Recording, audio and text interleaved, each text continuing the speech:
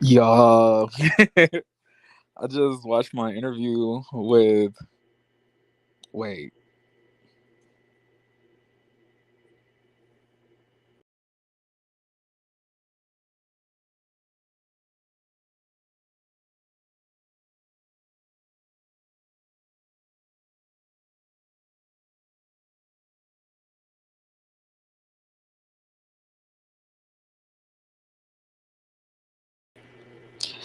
Who, child?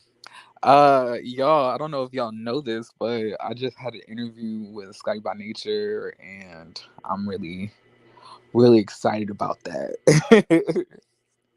like, I just never thought that I would be able to have somebody on that level or have somebody who has that big of their own fan base, reach out to me and tell me that they like my content and they like who I am. That feels really good. Like it really does. Oh, Jesus. Oh, I'm in a good mood. Anyway, how how y'all doing, Jeff? Did y'all ever go watch that Sally documentary that I told y'all to go watch so y'all could watch my review? Y'all gotta Us as black people, we gotta start watching more documentaries. Y'all be watching way too much Love and Marriage Huntsville. It's time to watch some documentaries. Let's learn some things. Hey Bridgetta. Hey Jerry. Hey Ajoba. Hey Ellen. Hey Monique. Hey Leah. My God, y'all. Hell nah. I'm trying to tell you it's a really good documentary. Like Netflix has amazing documentaries. Like they have another documentary. It's called Orgasm Incorporated, and it's really good. Like their documentaries are so well put together. I can't say I watch astronomy documentaries.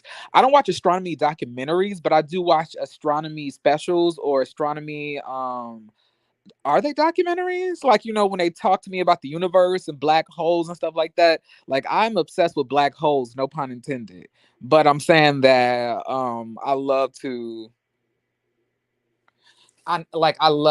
talk about the universe, about what's going on scientifically, quasar stars and everything else like that. Like I really am. Actually, my boyfriend, he watches a lot of that stuff with me now.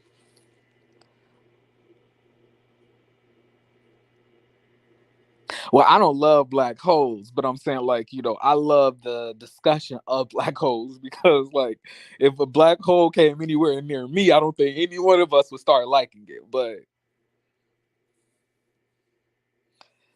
it's just so mysterious. I would just want to know more. I want to know more about it. I forgot Sally, who her name is Sally McNeil. Sally McNeil was a female bodybuilder who was arrested and charged with second degree murder of her husband, Ray McNeil.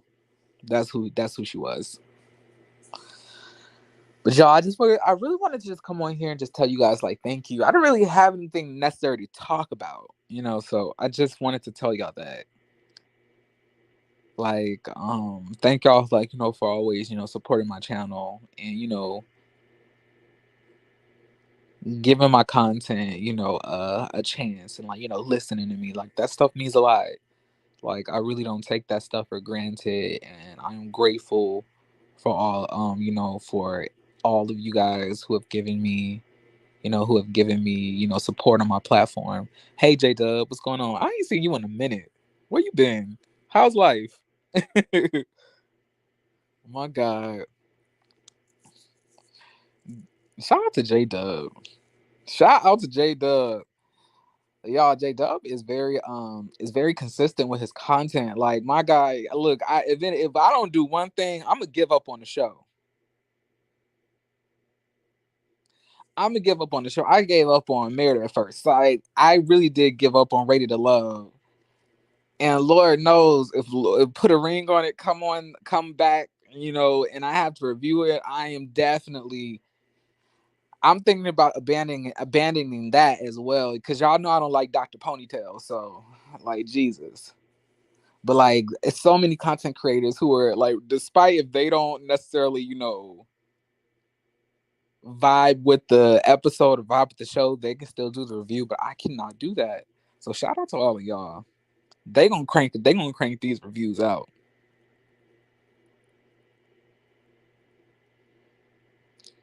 Oh, I almost started to watch it. Then I remember Love is Blind reunion. Is Love and Blind like wait, Love is Blind has another season? Wait, I'm so confused. Since when did didn't they just stop didn't they just end the last season? Like, with Deepti and the weird motherfucker?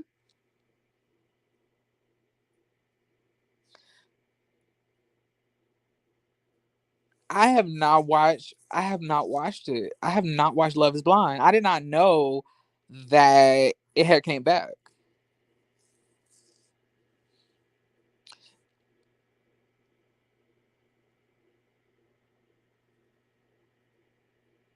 Oh, I did not see the I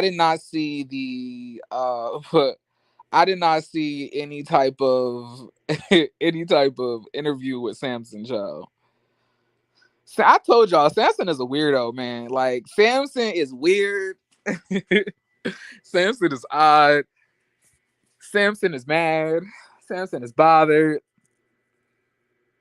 Samson needs help. And is Kojo even gay? Wait, is Kojo gay?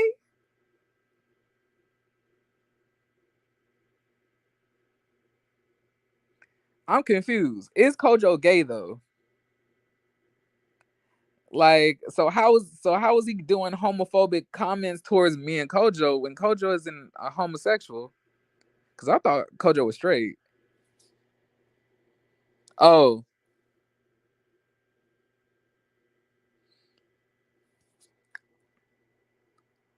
Samson is just mad because I pulled that fake ass spiritual yoga bullshit card that he likes to do. Because truth be told, like that motherfucker is verbally abusive. He's mentally abusive, especially when you critique him and tell him some shit that he don't like. And I just made that a point to bring up. I can't help it that these niggas get upset, but truth be told, I hope all of y'all who might be coming on ready to love, I hope y'all ready for me this next season because I will be actively reviewing it. And not dare bitch.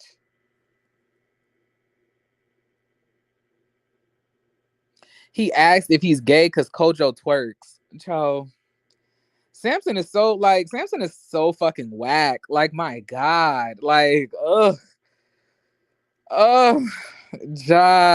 Like I cannot. He is whack. He is like he emits little dick energy. He emits little dick energy. He cannot help it. Like he just mad because he wants to come across as like this debonair motherfucking renaissance man. And all in actuality, he just a weird ass creep nigga who go to church. That's really it. Like a bitch ass nigga, like go away. Like leave people alone. Keep my name out your mouth. Keep my name out of your motherfucking mouth. Cause last time I checked, you the one who's in hoochie daddy shorts hitting yoga poses in the desert, bitch. If anybody gay is you, so nigga, like this nigga in hoochie daddy shorts doing a downward dog, trying to talk about me being gay. I'm done. I can't. Never married, never had kids. Like nobody wants that infected ass bloodline, little bitch ass nigga. Kojo is Ghanaian and shakes his ass to all kinds of African heavens. So Samson remarks qualifies as anti-black as well in my book. And on top of that, like, well, I ain't gonna hold you. The like Kojo's dancing is kind of cringe. It is. I'm not gonna lie. I don't think it's gay, but I'm just saying it was. It was. I said this in the past, like watching, going to his Instagram page and seeing him like dance. and gyrate. I was like, yikes, this is kind of awkward, but let him live his life. I wasn't thinking that he was gay. That's OD. Like that's disrespectful. But what else? But bitch, what? What is going on? Like last time I checked, bitch, I don't live next to no base. Well, like, why is jets flying around my house? Michael hopped up like, bitch, did you hear that? Yeah, Michael, that was I. Anyway, child, I'm glad I didn't hear. I'm glad I wasn't there. But then again, like, I'm busy and I got stuff going. So I don't have my whole life to sit around and talk about, ready to love. So unfortunately for Samson, he doesn't have much going on in his life. That nigga say that he's a motivational speaker, whatever the fuck that means. He might be one of them niggas that be doing all of that motivational speaking on YouTube, that you put on when you working out. It's your life. And you gotta wait, hold on. Let me see if I have some uplifting music. Let me see. Let me see if I can make my own motivational speech real quick. Let me see. I don't know. Let me see if I can. Let me do a sat piano.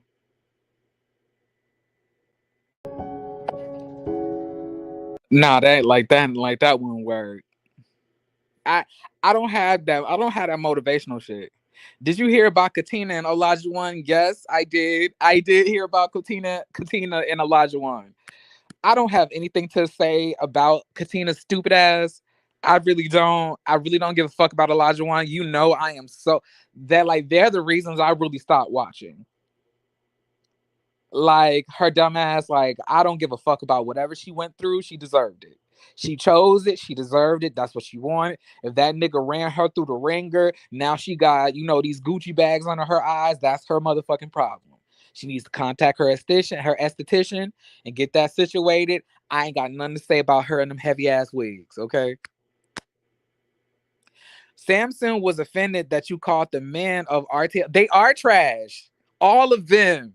All of them. What are you talking about? They are all trash. Like, what you mad at me, but y'all trash. Like you are. If you gotta lie to a woman, if you gotta play around, if none of y'all really want to settle down, if none of y'all are really ready for love, and the whole show is called Ready to Love, then you niggas are trash. Now, if you was on a like, if y'all wasn't on the show and y'all was just living y'all lives and just dating the way that y'all wanted to, that's different. Y'all may not be trash. But in the grand scope of the show and what you guys represent and what y'all have showcased, you niggas are trash. All of y'all. Period. And the only one that was not trash was Swayze. Period. Let's be real. Because truth be told, how many of you niggas chose one of the women off the show? None of y'all. Because y'all came on here to up the count of hoes in y'all DMs. And to get attention and to fuck bitches. That's really it. Y'all didn't want any of the women on the show, which made y'all even more trash. Like, child, fuck these niggas. Fuck these niggas. I ain't got look. Just for that, I'm gonna be on their ass next season, child. Just for that. Narcissist Samson said you don't call a human being trash. You also don't tell a woman that that nobody wanted her and that you were her only saving grace and the only person that really thought she was worth something. But that's exactly what the fuck you told Sharice. And let me check. Something that's not worth something that nobody likes, and something that everybody else, passes on. Shit sound like trash to me. So we both called somebody trash. You called a woman the trash, and I called all you niggas trashes. Except the difference is I'm not speaking down or trying to tear down a black woman. You are. So go ahead. Like Samson verbally can't go like these, like I child. Ugh.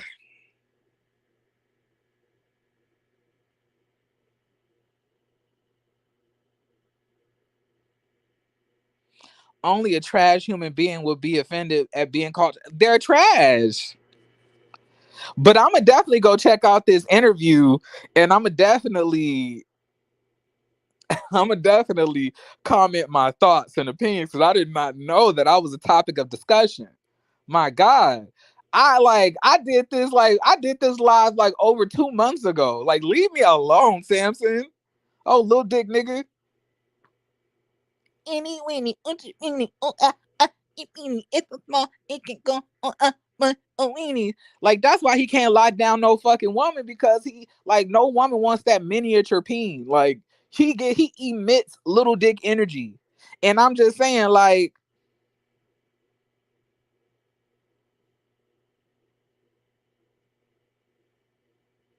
wait, Ellen, you missed it. Jeremy and I bet on the 100 150 on the verdict. Yeah, we did.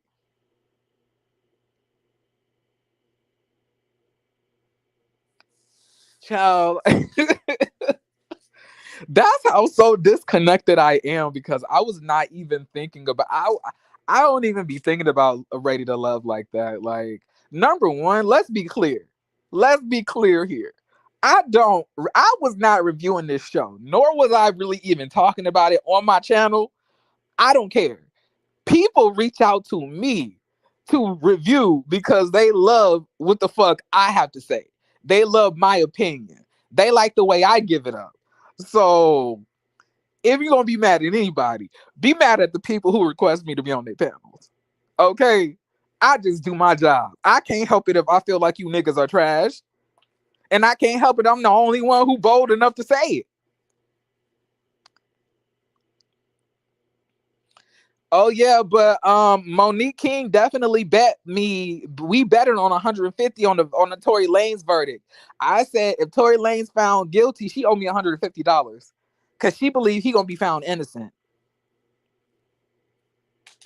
And I was like, that nigga going to jail. That nigga is he gonna be found guilty, or he gonna cop a plea deal. He gonna be found guilty, or he gonna cop a plea deal. But you know what I'm really happy about though? I'm happy about the fact that we are both able to see the trial start on November the 28th, because you already know that it's been Tory who kept on pushing the dates back. He kept on pushing the court date back and back and back and back. And then he hops online and says, y'all, when y'all find the truth, I can't wait for the truth to be heard. I can't wait for the truth to be heard. Well, if you want the truth to be heard, why the fuck are you pushing the date back more and more and more and more? Every time that the dates needed to be pushed back is because Tory Lanez and his lawyers requested a pushback of the dates. And if I wanted to hurry up and clear my name, and if I wanted to hurry up and get this out, get this out of the way, and I knew I was gonna be found innocent, what the fuck am I pushing dates back for? Why am I holding this off?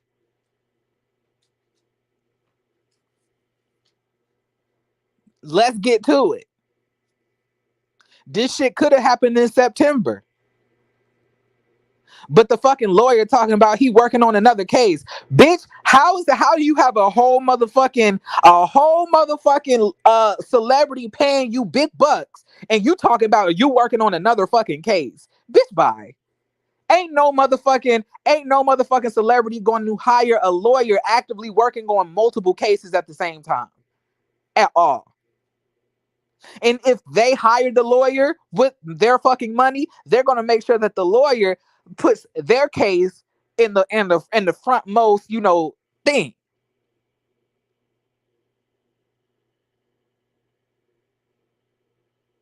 Oh, so will you be reviewing the trial coverage, or will you do one live at the end?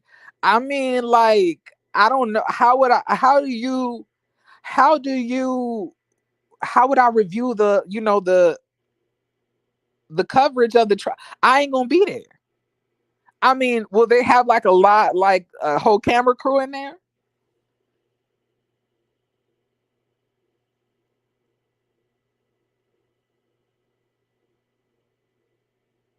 I was like, that nigga is guilty. It's so weird that the people really do think that this man is innocent. Like, no, like nothing about his actions proved to be innocent. Like, This nigga is definitely like, guilty. And he knows he is, which is why he continuously pushes the date back. Because he's just trying to hold off going to prison as long as he can. Like, y'all crazy if y'all don't believe that nigga guilty. And what motherfucking celebrity is going to hire a lawyer that's working on another case actively while their case needs to be worked on, and they could potentially get locked up for 25 years. No motherfucking lawyer is going to do, no fucking celebrity is going to pay for a lawyer actively working on another case.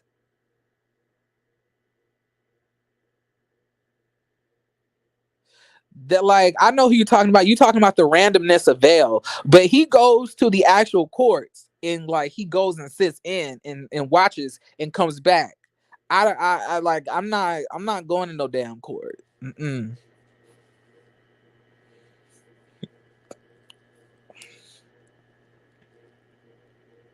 I love randomness of Vail. His channel is so fucking entertaining to me. I was watching it, like I watched his coverage of the Tim Norman trial.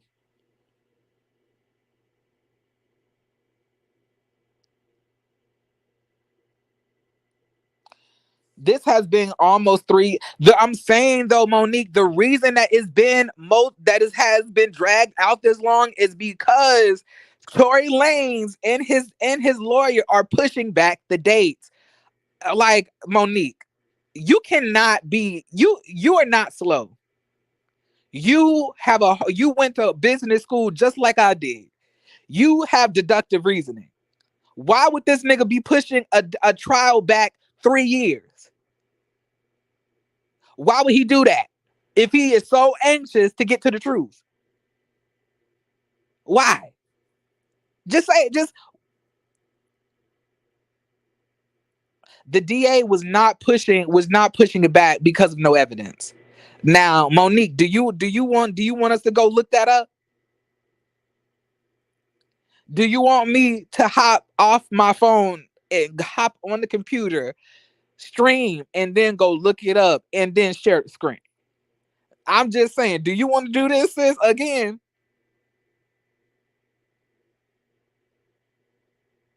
Now, maybe the district attorney may have been pushing it back because they were also probably handling another trial. I added the no evidence. See, you just be lying. See, that's why I can't trust you. That's why I can't trust you, Monique. I'm saying that Tory Lane's trial, and on top of that, lawyers are on retainer, y'all.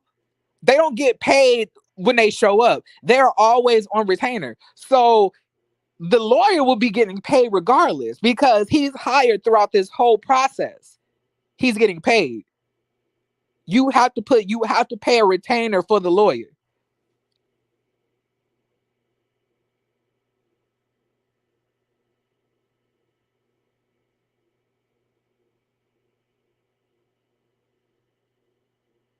You think he did it, Jay? If y'all don't think that nigga did it, y'all are insane. If y'all don't think that nigga did it, y'all crazy. I don't get it. You know, but when he found guilty, don't y'all motherfuckers talk about the justice system let him down. That nigga don't that nigga isn't even a US citizen. He shouldn't even be in the fucking criminal justice system. Damn it.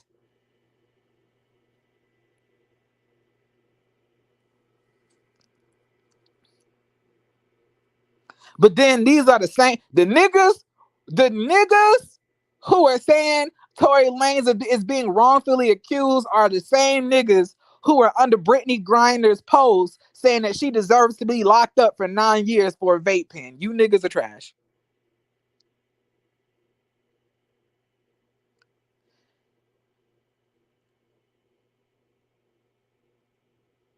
When he's found not guilty, I don't want to hear a freaking word about the system failing black women. Okay, Monique, all right. Okay, sis. That nigga guilty and he going to jail. Because Somebody shot Megan. Regardless on whatever you niggas think, she was shot. There's bullet fragments in her fucking foot. A gun that was in the possession of Tory Lanez fired outside of the vehicle towards Megan and in the direction of her feet, coincidentally. There were three people in the car. One of them was a security guard who claims he didn't shoot nobody. And then the other one was Kelsey, who claims she didn't shoot nobody. Tory Lanez also said Kelsey didn't shoot nobody. But Megan was still shot. The gun didn't shoot itself. Even if the car door was closed and the gun went off, the bullet would have to go through a car door, then hit the ground. And that would no way cause any injuries to Megan. So somebody had to point that gun in the direction of an open door inside of a vehicle outside to shoot this woman.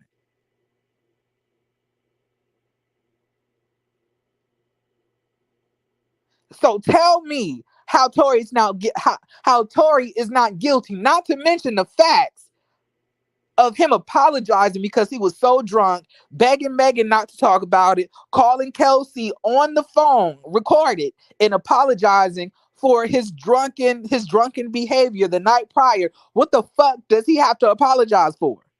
Fucking two bitches at the same time. Like, I'm over this. Y'all, if y'all choose to believe this nigga is not guilty, it's because y'all just are not, y'all don't like black women. And some of y'all could be black women but not like black women. That's fine. But that nigga guilty. That nigga is going he going to jail. Or he gonna get fined. I think he gonna get found guilty and he gonna serve about 5 years. And I'm saying, like, how in the world, with all of these circumstances, are we somehow feeling that Tory is not guilty? Like, how? How did a gun shot randomly exit a vehicle towards Megan in her vicinity at her feet? How? And apparently nobody shot it. This gun, she was never shot, but there's bullet fragments. Explain it. Y'all cannot explain that shit. Cause this nigga guilty.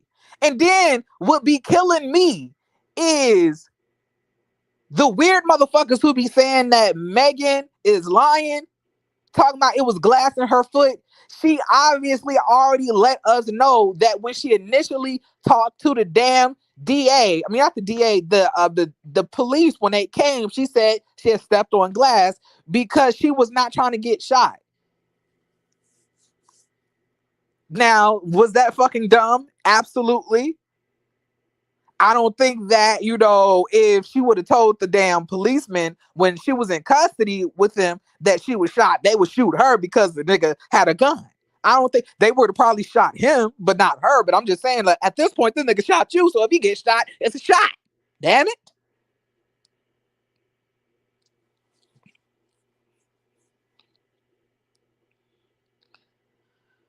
Like, y'all, like, I'm just saying, like, I really do feel that I'm the only smart person in the room when other people are telling me that Tory Lanez is innocent. I feel like I'm watching a whole bunch of hood niggas who didn't even graduate high school try to deduce the criminal justice system and how things work in the court of law. Dude, you niggas don't even like to read. You niggas barely even talk. I'm not talking about none of y'all in the comments, but I'm just talking about like the hood niggas who are going up for Tory. You niggas don't read. You niggas y'all niggas don't even watch court shows. But y'all feel like y'all know how this all worked out.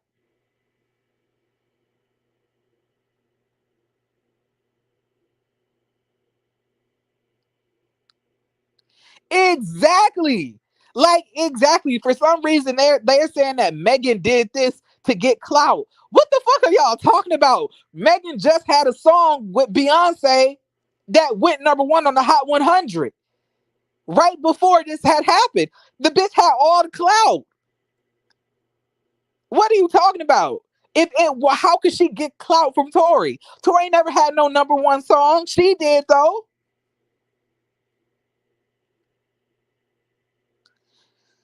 And like it just makes me feel that black people are crabs in a bucket. They just love you and like they love you when you down, but as soon as you escape the environment that they're a part of, they're gonna hate you for no fucking reason.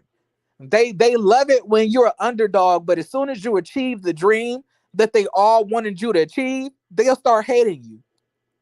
Megan has not done nothing to nobody. That lady don't talk bad about people. She don't start issues with people. She minds her business. You don't hear her beefing with nobody except the baby and Kelsey. But like you don't hear her in no drama. Like the girl don't bother nobody. Why do y'all hate this girl so much? And it reminds me of the same type of hate that Chloe Bailey gets. Why do y'all attack that girl on social media because she want to be fucking sexy? But then y'all go to these fucking rapper baby mama bitches, and then y'all like they motherfucking post, and these hoes are just in lingerie and see-through outfits. But why fucking Chloe gotta be fully dressed? Y'all just I can't fucking look, don't get me started on the fucking black community. Okay? Because truth be told, I already done told y'all we have a lot of self-hate that we have to deal with. That really is the force that pushes a lot of hate that people get.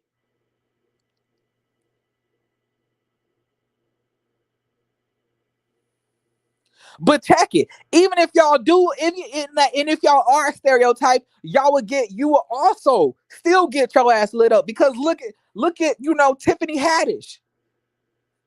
She was always on brand with being a stereotype, and she used to always get ate up too. She ain't that funny. This and that. This and that. Now I don't like Tiffany Haddish, and I don't fuck with her because she is a stereotype. Now that's just me. But I'm saying that when she was a stereotype, she was getting, put it like she was getting ate up too. Y'all can't do anything without getting criticized and dog walked. That's why Beyonce don't talk to you bitches. And I'm happy that she doesn't. I wish Nicki Minaj would do the same thing.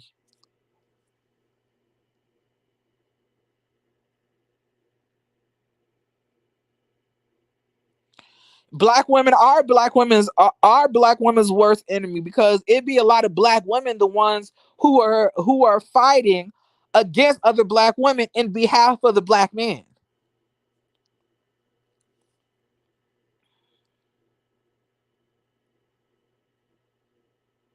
It's the closeted gay black men that attack black women the most. Well, I don't know about closeted black men. I don't know anything about that, but I do think black men attack black women the most. I do. And I believe because there are so many women who want a love interest and who are male identified, they align with the beliefs of the black men when they're attacking black women. But like I don't know if I would say closeted black men attack who's the closeted black men who are attacking black women. Can you like name some for me?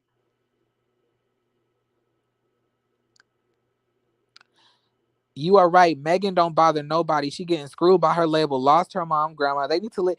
And then they keep on saying like she out here asking like begging for sympathy. How is she begging for sympathy? Like y'all want her to just act like her mama didn't die? Meanwhile, you bitches are crying over Takeoff who don't even know y'all. What? I fucking hate y'all.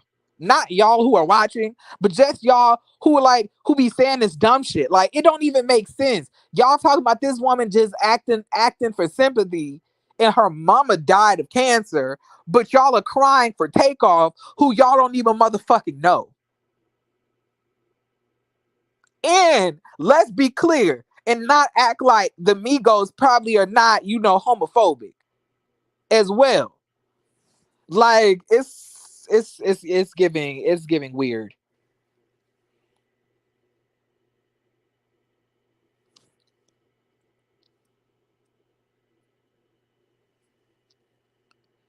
I don't know why y'all shocked at Drake. Drake has always been petty with women. And he's definitely abused women in the past. And it's been women who came forward and said that he's put his hands on them. Johnny Blaze was one of them, but she ended up recanting her testimony. And all of this is alleged. I can't confirm or deny any of that. So I don't know if he is a woman beater or not. I can't confirm that, but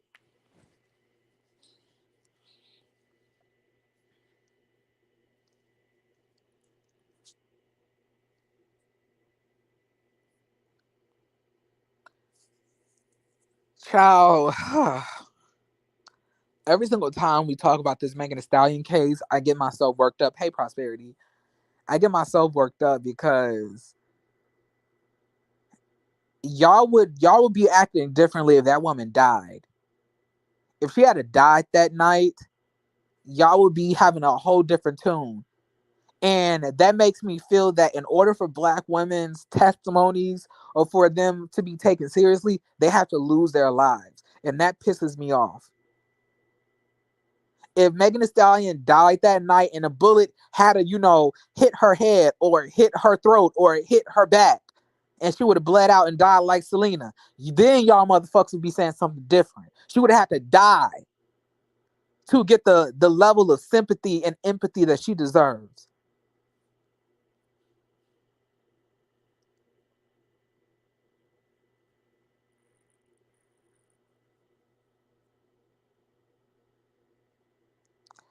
Martell is a closeted black man that abuses black women. I don't know if Martell is closeted or not. I can't. I think that you saying that closeted black men are the ones who attack black women the most. Just say straight men who display bitch ass tendencies. But you can't claim people are closeted if you don't know if that's the case. Like you can't assume somebody's sexuality. I mean, you can assume it, but you can't say it as if it's a concrete fact. Unless you know men that he slept with behind the scenes and they came to you and said something that's different, then I can understand. But if you're just guessing or like assuming that he's gay and then saying closeted, gay black men are the ones who hate black women and disrespect them, then you're adding into the gay black men don't like black women. And if these niggas are not a part of our community, please don't make them a part of our community to to perpetuate a narrative that does not exist.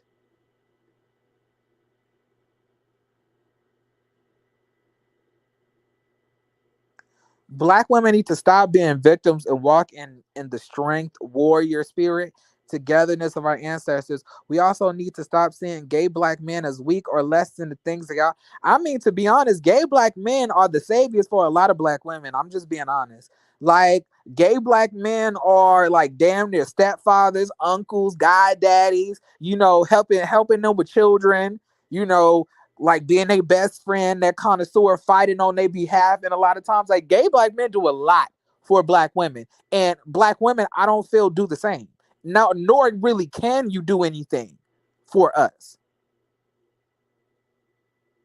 But we are always able to do things for y'all. Some black women even be fucking their gay best friends and be having babies with them.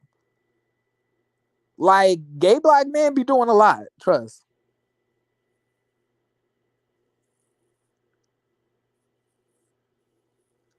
Like, I just want us to stop acting like gay black men are not, are not assets to the movement of black women. Like, you can even, like, if you even go throughout YouTube and even look at the shows that we watch, you literally see black women getting, praised by gay black men. Like we're always fighting on behalf of black women. I don't understand that whole movement, but black women are definitely not fighting on behalf of gay black men. Number one, most black women feel like there's a gay agenda out here.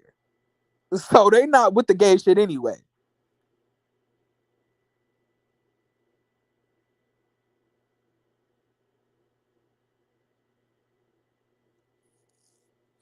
Like, I always hear about, and then if you go, like, for example, go to Little Nas X. Go to Little Nas X post on social media. Go look in the shade room. All you'll see down the line are black women saying, "Ew, Jesus needs to come back." Everything else. Then go to a post where you see a woman who's black, dressed scantily clad, and you see the gay black men in the comment like, "Yes, sis, word, bitch. Yes, you better do that shit, sis. My sis is killing it." Like, it's apparent. Like, what? Like, what are you talking about? You're not going to convince me that black women support gay black men like that. I'm not saying that there's none that don't. It obviously is, but I'm saying the majority does not. And y'all are not fighting on our behalf. Y'all are not fighting on our behalf. Y'all are not fighting for gay rights. Like, cut it out. Like, cut it the fuck out. Like, please. I'm not. Y'all, I'm not about to be gaslit.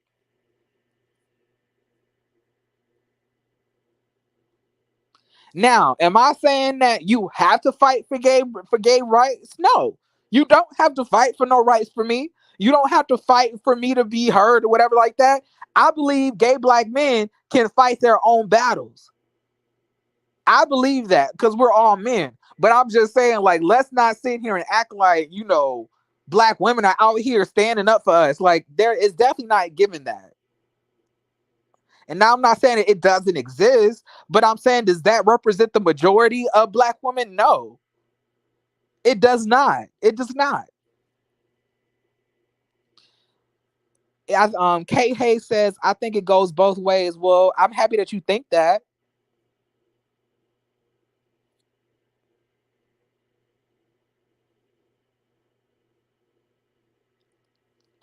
Megan should not be getting this treatment. We should be supporting her as a woman. Yes, we should.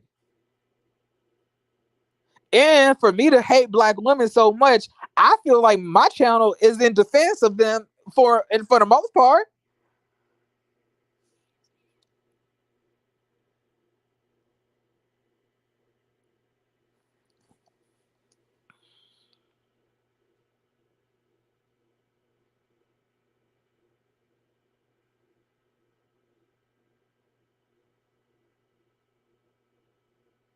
I never, I never hear no heterosexual black man saying that.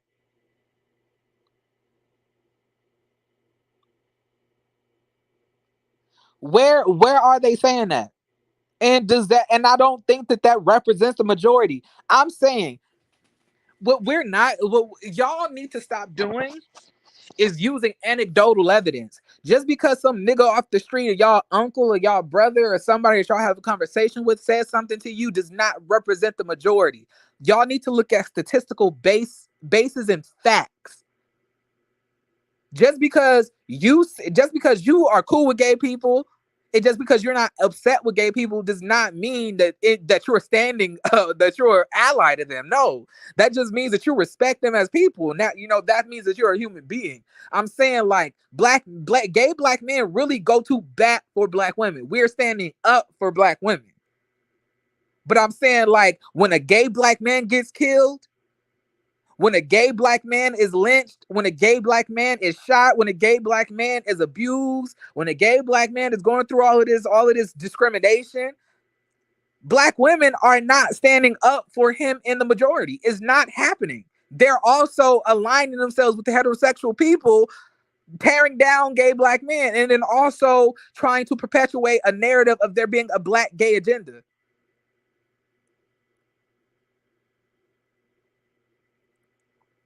But I just want to reiterate, you guys not hating black gay men does not equate to you standing up for the rights and standing up and, fighting for gay black men. That's not the same thing. For example, I can respect, like, for example, if there's a woman outside getting her ass beat, I respect her. I respect that lady. But does that mean I went outside and fought for her? No, just because I have respect and I don't look at her as beneath me does not mean I'm fighting for her. Now, if I leave my house, go out there and fight the nigga who was hitting on her, that's me fighting for her. Those are two different things. You guys don't have an issue with gay black men. Y'all don't have any hate towards gay black men, but y'all are not fighting for gay black men. But gay black men are fighting for black women a lot of times because number one, we see how heterosexual black men are treating y'all. And then let's not act like black women are even fighting for each other. A lot, I feel like it's split in half, honestly. And I appreciate you for that, Donna.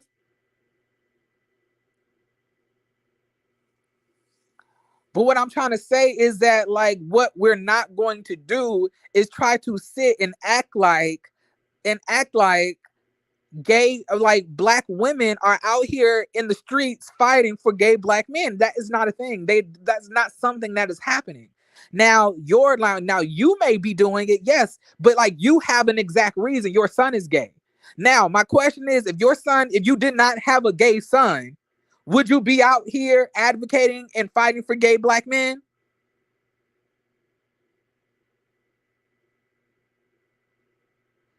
Gay black men, I feel like black women and gay black men both experience they do. They do. We both do.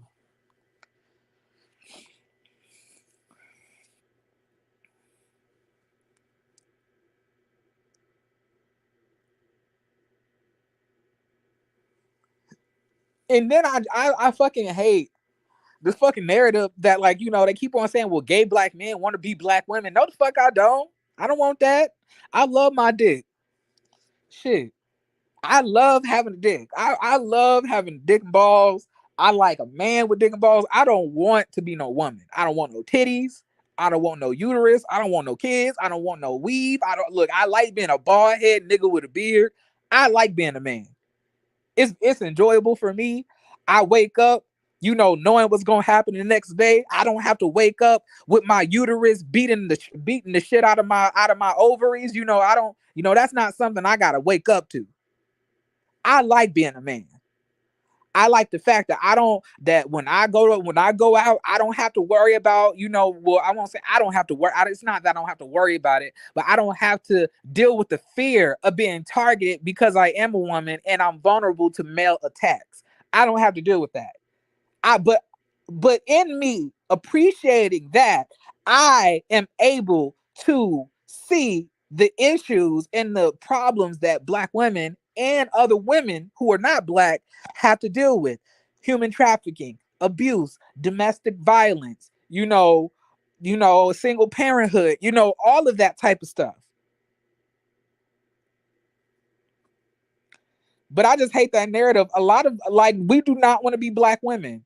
Now, some probably do, but I'm saying that for the majority, we don't. And like in us as niggas, we date niggas who look like niggas. Like I'm trying to tell you, no man that I've dated had a wig, or anything else of the sort. All my niggas look like niggas, and I look like a nigga. Now my voice sometimes it can be higher or deeper depending on my excitement level.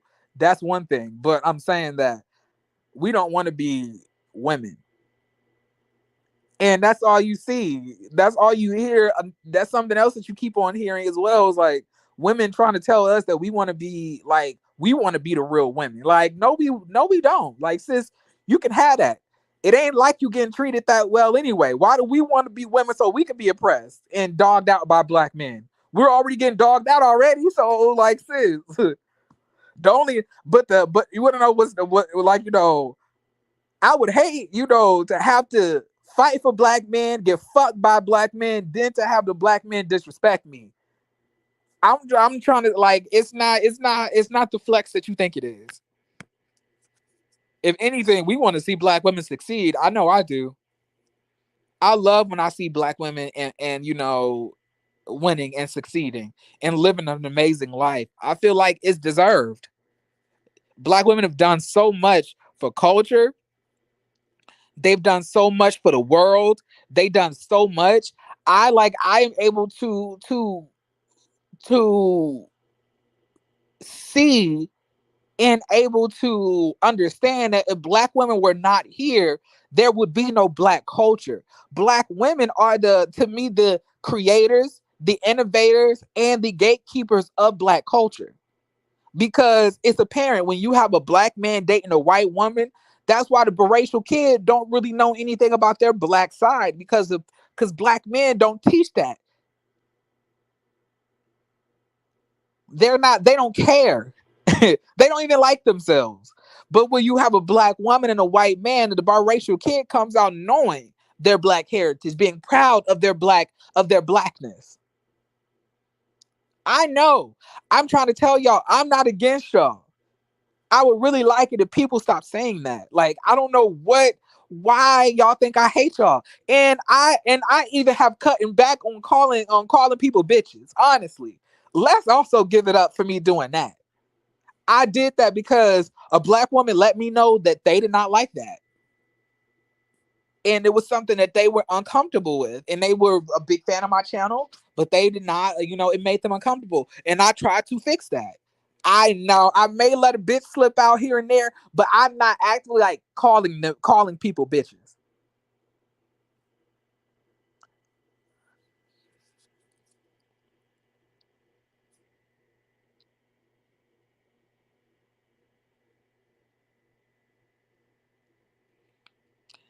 Well, I appreciate that, Donna.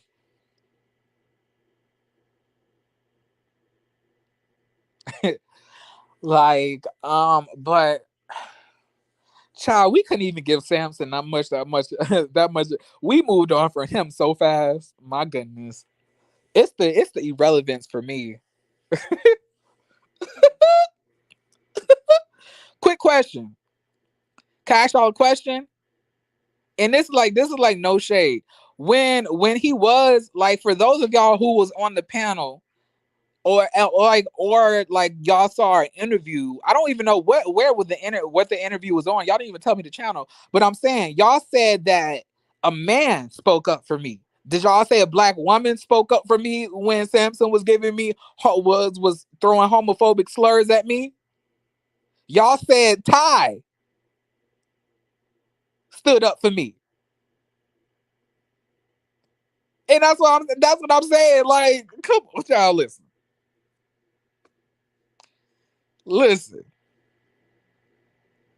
listen.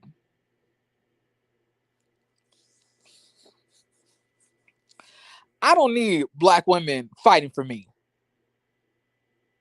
I just need them to not corral and join in bitches who hate me. That's it.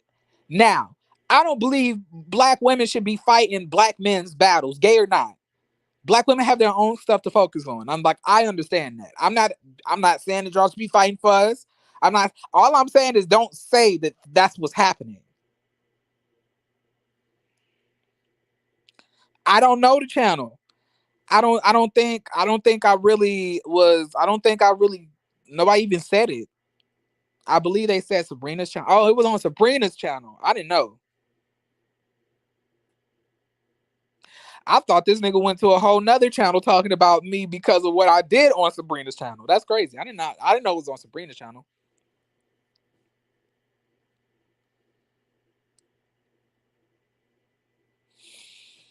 Who in the hell is Samson? You don't watch Ready to Love, so you wouldn't know who he is. He's a Ready to Love contestant.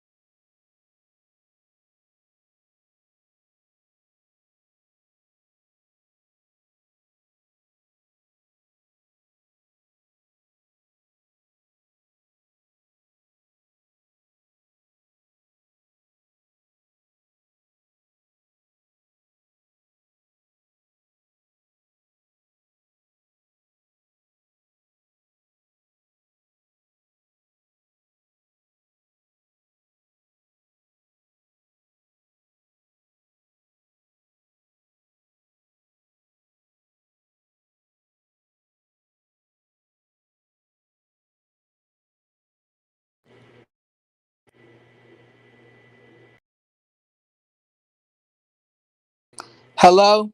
Okay, my bad, y'all. My boyfriend just called. He said that his transmission went out. He was asking me if I could take him by Walmart to pick up his groceries later on the night. So I'm gonna be doing that. But yeah,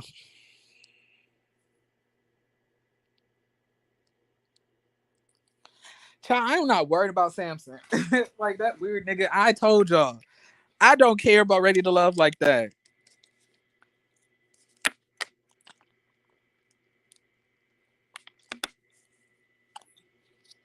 I don't.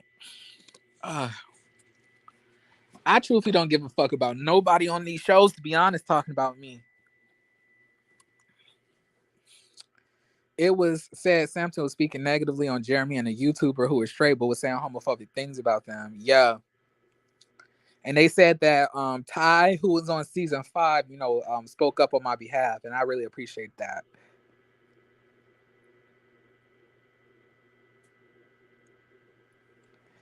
Yes, I love hearing you say boyfriend. Thank you. Ciao. I'm trying to get used to saying it.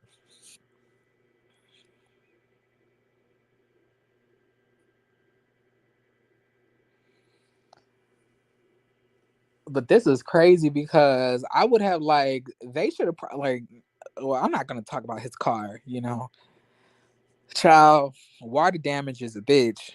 Monique King. Oh wow. I don't even know who that is, but they better watch it.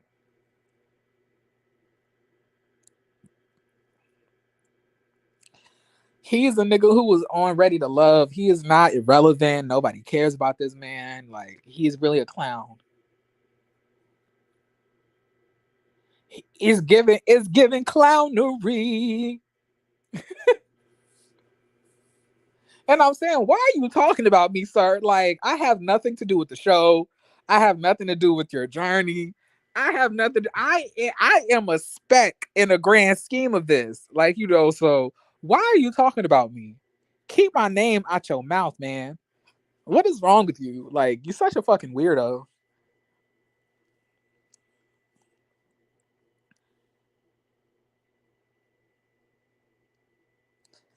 He has a 1990 something gold or champagne Lexus. Cherie said you can't get it from an auction. Does that mean that it's a good car? Or it's just old as shit? Which, like, what does that mean?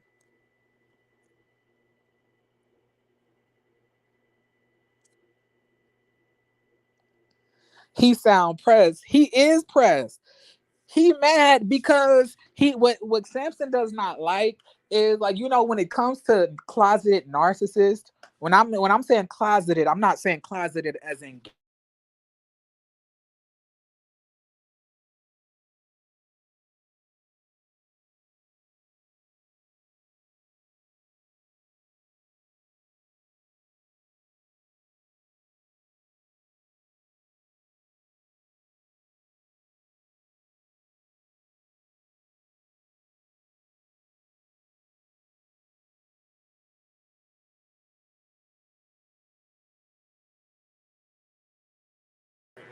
Okay, y'all, my bad. He just called me back and just said that his friend is gonna be doing it because she lives in the city where the Walmart that he ordered the groceries are, at. So he's gonna be doing it that way.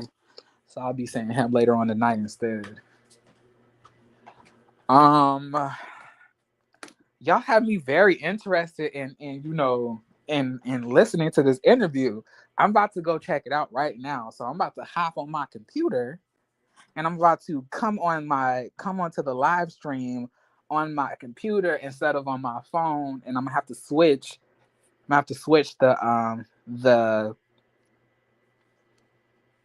icons in a second. Give me 1 second, because I'm interested to hear what a bitch gotta say about Jeremy.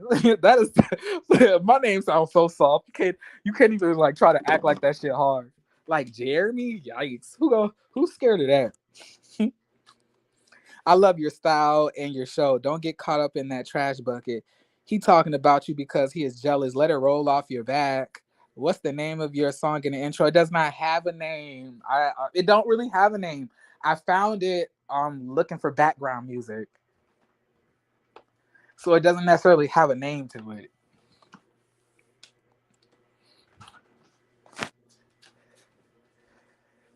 Like, but trust me, I understand that it's very addictive because it was addictive for me too. I was like, when I found when I found the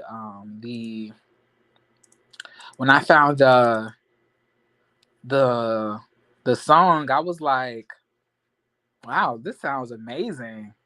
Like, let me like this is gonna, but it's so crazy because like my style of reviewing things and my style of speaking is so chaotic. Like I am peaceful, and when I can come across peaceful or whatever, but for the most part I'm very chaotic. So like that soft ass music is so odd because it's nothing that's gonna be when you get in here. Give me 1 second, y'all.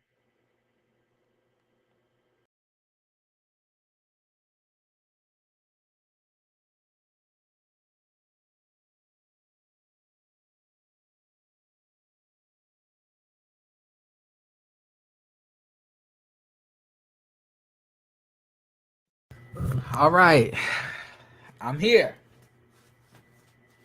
You're here. I. All right, so now I'm about to go check out this interview. I want to check the comments first and see what other people said because I didn't know that I was a topic of discussion. So I might as well, get up out the bed. Let me see. Let me type it in on YouTube. Ciao. Ciao. Who knew? That's how you know the words be penetrating their soul, man. They be mad. Oh, I can't argue with you. You mad.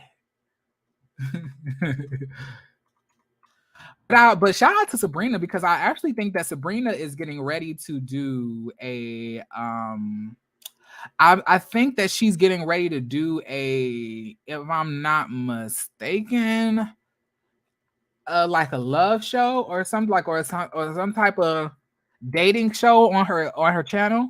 At least that's what I think it's alluding to. She was asking she was on her channel. Oh, wow.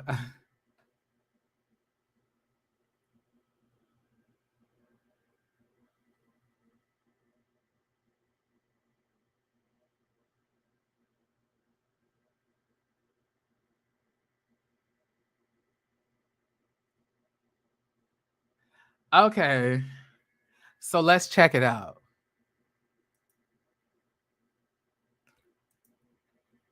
Okay. Give me a second, y'all. Let me put a shirt on.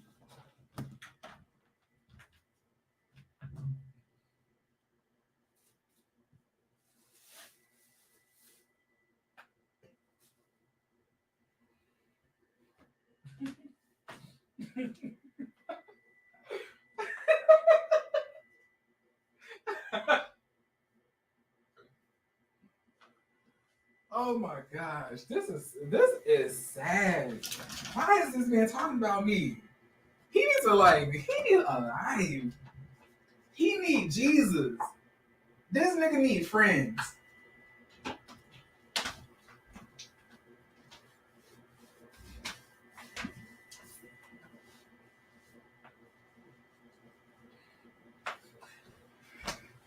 Okay, so what we're about to do now, okay, we're about to pull up the video because I see it on her channel. I like it has my it has my name in it. This is crazy.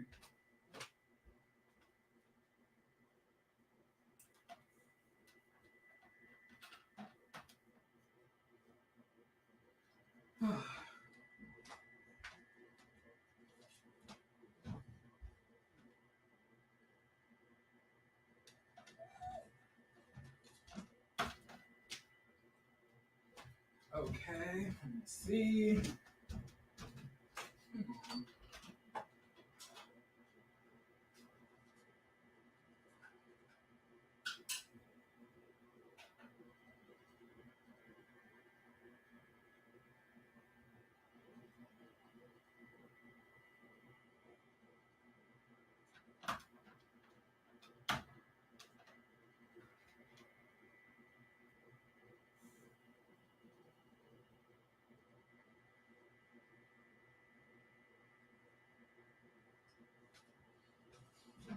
All right.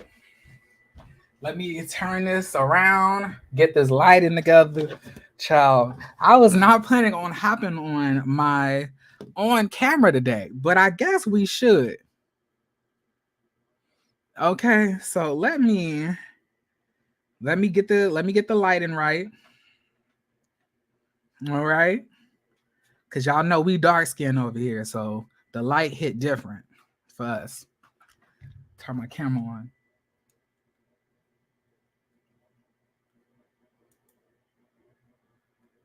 All right, wait.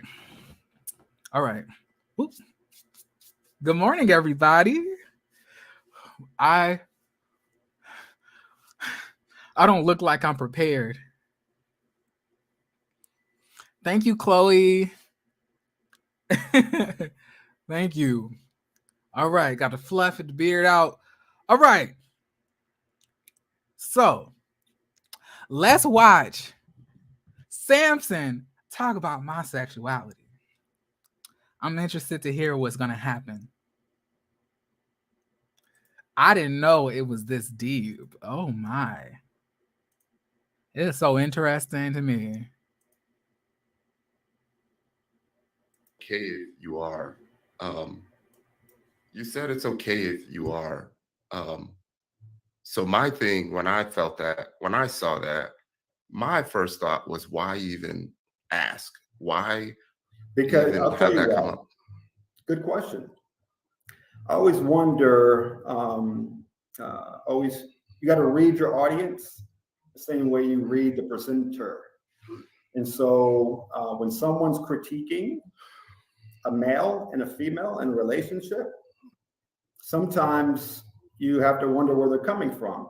If a male doesn't like females, right, and a male prefers dating males, then maybe his thought process on me dating a female may. Let's also recount that he's calling men, you know, but he's not. But he's calling he's calling women females. Like, let's put that out there. When they're calling you females, they're already putting you in a specific category. You're gonna, like, because they're not calling you women, they're calling you females. All right. So I just want to put it out there. Very well could be off or obtuse or hard for me to understand. So that's just me wondering sometimes, like, if you're a man and you're going out with another man, and you're critiquing a man and a woman, it could still be fair, but it helps me understand the presenter. You should always understand your audience and the presenter. So that was just me trying to understand. If you're trying to critique, I just want to understand where you're coming from, because a lot of times men that date other men have problems dating women, right? And so their thought processes are different. So He sometimes you said, just got to ask some questions to understand where they're coming from. He did not get offended at all. We chatted afterwards. There was nothing that he. well, it's not the fact that, I was not offended. It's the fact that I was on somebody's channel. Not only that, but I'm a rough nigga. So I understand that, niggas like you are the type, when pressed, to bring up people's sexuality. So I'm not going to make that a thing or to shift the focus on you asking my sexuality, because that's point blank. That's point. It's mood. It's not necessary. So I'm going to move on from that because it wasn't important, and I'm gonna get into what we actually needed to discuss and what you came on the panel to talk about. You didn't come on the panel to talk about me sucking dick. You came on the panel to talk about you playing hoes on this show. That's what we came to talk about. So of course we're gonna have a conversation after that because you came on to the damn channel, which is her channel, not my channel. And we're trying to figure out at this point, why are you making the decisions and saying the things that you are on the show? So the whole, are you gay stuff, I just shrugged that off. That was a dumbass question, yes. But, I wasn't going to like blow that up. It was inappropriate to ask because that has nothing to do with me. I'm not on Ready to Love. Nigga, you are. But let's continue. He was offended by. So I really hope that you're not getting offended. It seems like you're getting bothered with the response. So, I mean, are you upset about that? I'm not upset. Okay. All I'm saying is, I have family members, my godson, people that are close to me. And I just feel like there are certain platforms, certain areas where it shouldn't be brought up, right? It seems like you are trying to identify how you should treat him based on the sexual preference, right? That's what it's sounding like. And I don't think that's right. I feel like a relationship is a relationship, no matter who you're with, right? If you can keep it real, if you can be accountable and have integrity, then it doesn't matter, right? I agree. And I'm only saying that because it wasn't the first time, right? You've also brought it up one time with us before. Yeah. With Jeremy. Yeah, and I felt some type of way about that as well because I didn't think it was called for. I didn't think his approach would have been any different. It didn't seem like his sexuality changed what he was thinking or feeling about you. Like, I have a lot of respect for Ty, because although I liked him on the season that he was on, and because I necessarily never had like an issue with him, I was still able to call him out in the past about the way he had spoken to I forgot her name, Carrie. Her name was Carrie on the season. And I was saying like how you were calling her assertive or aggressive. Me and him were able to have a conversation and us, move on from that, respectful, exchange, where he told me what he was thinking, why he believed that, and we move on. And then, it was that. But like, never once, bringing, my sexuality into anything, because in the grand scheme of things, I'm able to see something from an outside perspective. For example, if you have two parties who are at war with one another, right? And then you have a third party who has nothing to do with anything, the two parties who are fighting each other, right, are not going to be able to recall the truth in the whole grand scheme of things because their opinions may be biased, or they may have personal feelings that may get in to what's going on. So the third party is there to basically recount the truth and to say this person did this wrong, that person did this wrong. And I feel like it's the same thing here. I feel like a lot of times when it comes to heterosexual men, when it comes to talking about the Ready to Love dating show, they're putting themselves in, the person's shoes, as in the males, and they're also recalling their own issues and their own faults that they probably made. And they try to make excuses for the men on the show, right? Because they either did the same thing, they don't want to come across as a hypocrite, and they just want to give somebody the benefit of the doubt. Whereas me, because I don't hold those same issues, I'm able to look at things from an outside perspective and take things in objectively and put them out objectively. None of this is subjective when it comes to me because I have no personal ties to anybody or to a situation similar to what they are going through. So I'm just saying that makes it even more apparent. So to sit and try to say that my sexuality therefore could have influenced or subjugated my thought process to being a little bit off is ridiculous. But I'm just move on. Like, Samson wants to be the smartest one in the room, But Samson, bitch, I went to college. So, and I have an extensive vocabulary. So you cannot outsmart me, you know, and out-talk me. You think that you can do that to people because you come across with this very passive-aggressive tone, but it's really nasty. And that's why nobody wants to pass on your seed. That's why every single time your seed has touched a woman's uterus, it rejects because you're not meant to replicate in this world because you're trash. But I'm gonna move on. You or your journey. We were just talking about what we saw from you on the show. So, like you, I have family that have this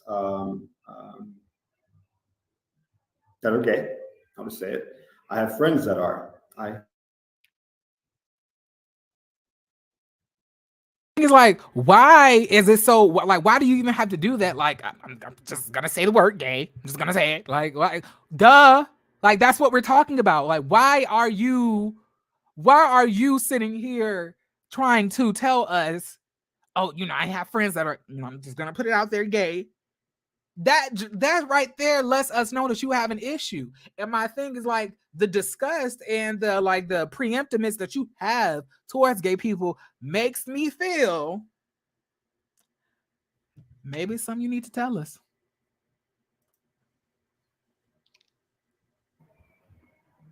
Yeah, you back. Are you there? Yeah, I'm here. Yeah, so like you, I also have people that walk in those shoes, and they know exactly where I stand. I have very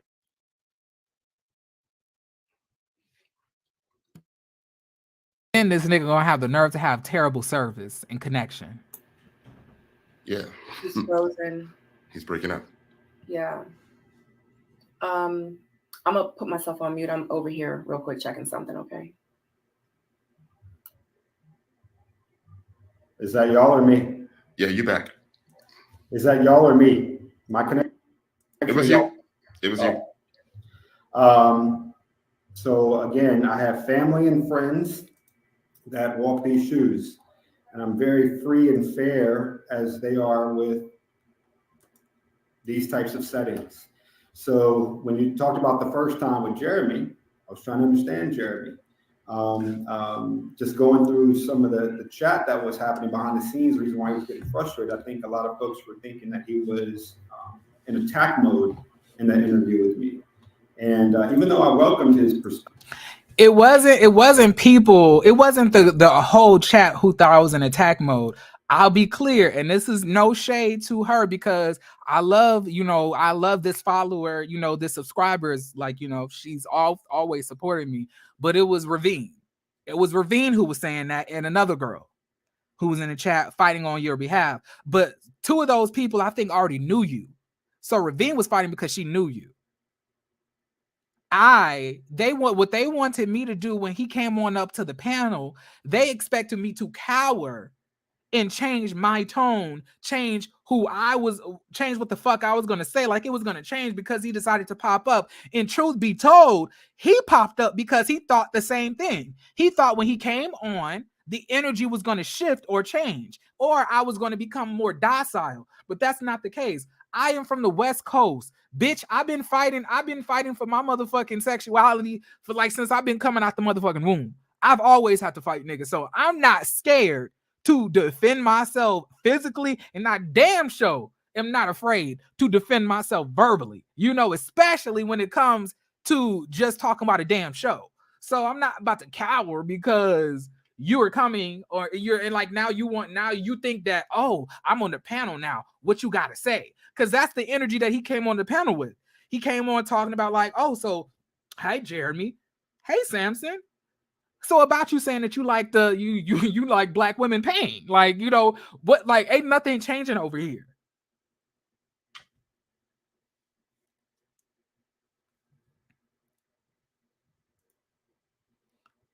perspectives, we all notice him getting very, you know, defensive. And so I was just trying to understand where he was coming from, you know, and again, it's just me trying to understand where he was coming from with his lines of question. It didn't seem like he was trying to understand my responses. It's almost like he wanted to catch something. I know he's young, but what concerned me, Ty, what concerned me about Jeremy. Other thing, you have to, like, with people like this, you have to be able to see that what they're trying to do is play your intelligence and also be patronizing as well. Why even bring up my age? What does my age have to do with anything? And then to lie and try to make it seem that I was being more aggressive or more angry and not trying to hear your perspective. I was trying to hear his perspective, but the shit that he was saying was not making no damn sense. He was skating around answers and just saying any damn thing. And not only that, on that panel, he insulted not only my intelligence, but Sabrina's as well. Because he was saying, you know, everybody else was able to comprehend it except for you and like in her. And I was like, no, majority of the people felt the same way. And if you go on social media, it says the same thing. They looked at you crazy when you said that. So don't make it seem like it was just me or Sabrina and we're lacking some type of comprehension skills that we can't comprehend the shit that you're saying. I hear what you're saying. I'm comprehending what you're saying. I just don't agree with that dumb shit. So, child, this is crazy. Jeremy, is that prior to me, I don't like this man saying my name. I don't like this man speaking on me. I don't like this. I don't like him talking about me. I don't like him speaking on me. I don't like him saying my name. Hearing the way he says my name, I don't like it. I don't like him. I don't see it for Samson. I never saw it for Samson. I've been calling it out from the beginning that this like ultra light skinned mixed biracial man thinks that he's God's gift to America, but all he has is probably a little dick, a nasty attitude, and an abusive nature. And he's mad. He's mad. All I want is for him to keep my name out of his mouth. Honestly. That's it. That's all I want. I just need him to stop saying Jeremy. Like, it's first and foremost, it's Jeremy Speaks TV. But anyway, that's joining your live that night. He mentioned that the men on my season were trash. And then he mentioned, with you listening, the men in all the seasons, previous Radio Love seasons, were trash. So it bothered me that he said that in front of you, with you on a panel with him. And he said it about me and my 9 other fellas that are on the. I think I was going to sit here and try to call them friends, but he can't even say that accurately because the men on the cast don't really fuck with him like that. What the fuck is your last name anyway? Daruvala? Like, I can't. Anyway, hold on. I'm about to, like, I want to rewind. You know what I want to do? I want to pause on this. We're going to go to this interview. Well, it wasn't even an interview. It was a review that he had that he so happened to pop in on, right? Talking like, you know, coming in here, you know, thinking that he was going to check something, but you know, nothing changes. So give me 1 second, y'all. Give me 1 second.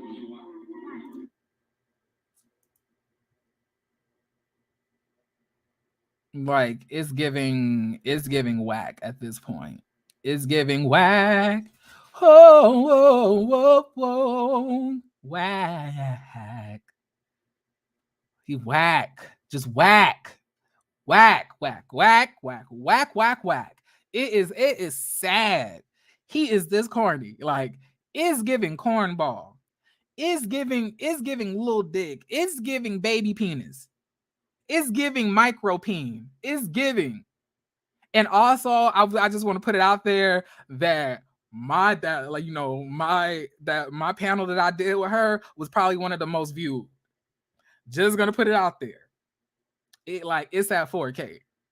Just putting it out there. You know, it stick like grits. It stick like grits. It stick like grits. Okay. All right.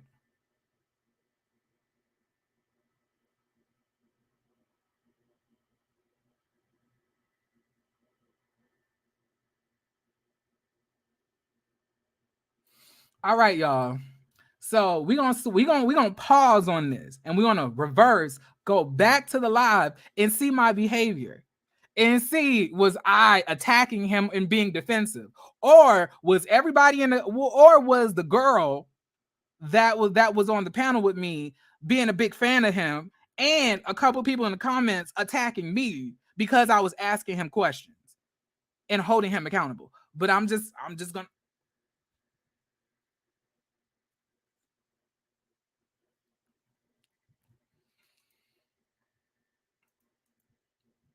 All right. Child, listen. Oh my God, my beard is looking crazy.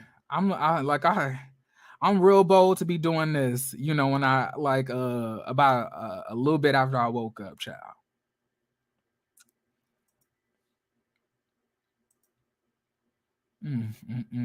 This is funny.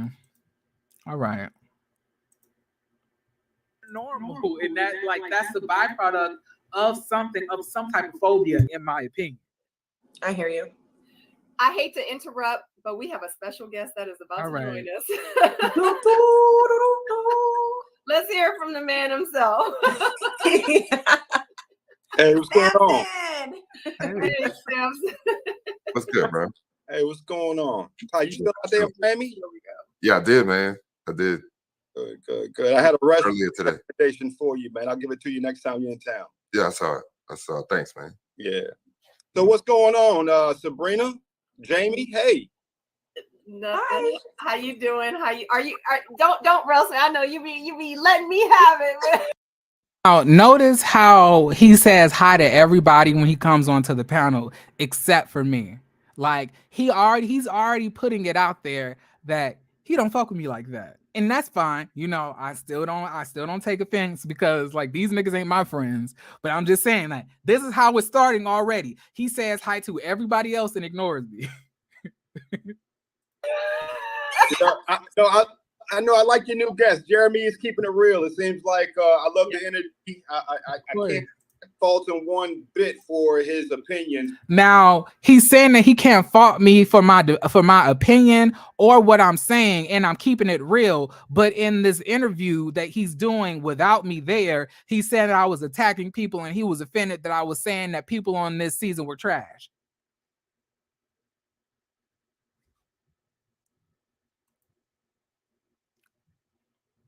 It's giving upset. It's giving upset. And now he comes onto the panel. He ignores me. He greets everybody else except for me. And then he proceeds to talk about me as if, I'm not there. But see, the professional in me, the human being that I am, I did not take offense. But did he take offense as this went on? Let's see. Because there are guys that are out there that fear approaching a woman. I'm from the South. We weren't raised like that. So every woman that I've ever been with, I approached. So this is not about approaching a woman. This is about pursuing someone after that approach has been made. If a woman does not want to be bothered by a man, why continue to pursue her? There's a difference between persistence and consistency. Well, I guess my question is, I feel like those those are similar words, saying some things that could be a little bit confusing. So my question is, you said that you're not going to chase after no woman and everything else like that. My thing is this: so a woman has to every single time give you interest first before you go after them. And I'm saying, what did you mean by that? Because were you saying that they have to let you know that they're feeling you first before you go over there and talk to them? Because we're talking about this in the grand scheme of dating, not making life partners yet, because this is all the dating phase. So I'm saying, what were you meaning by that? Because to me, it sounds like you're saying, unless she shows me interest first, I'm not about to even try, because I'm not about to have her, making a clown out of me. I'm empty. Let me get a refill real quick. That's what I need. I need to fill my cup. Go ahead. Y'all go ahead. You want me to pause on? I'm gonna take my phone with me.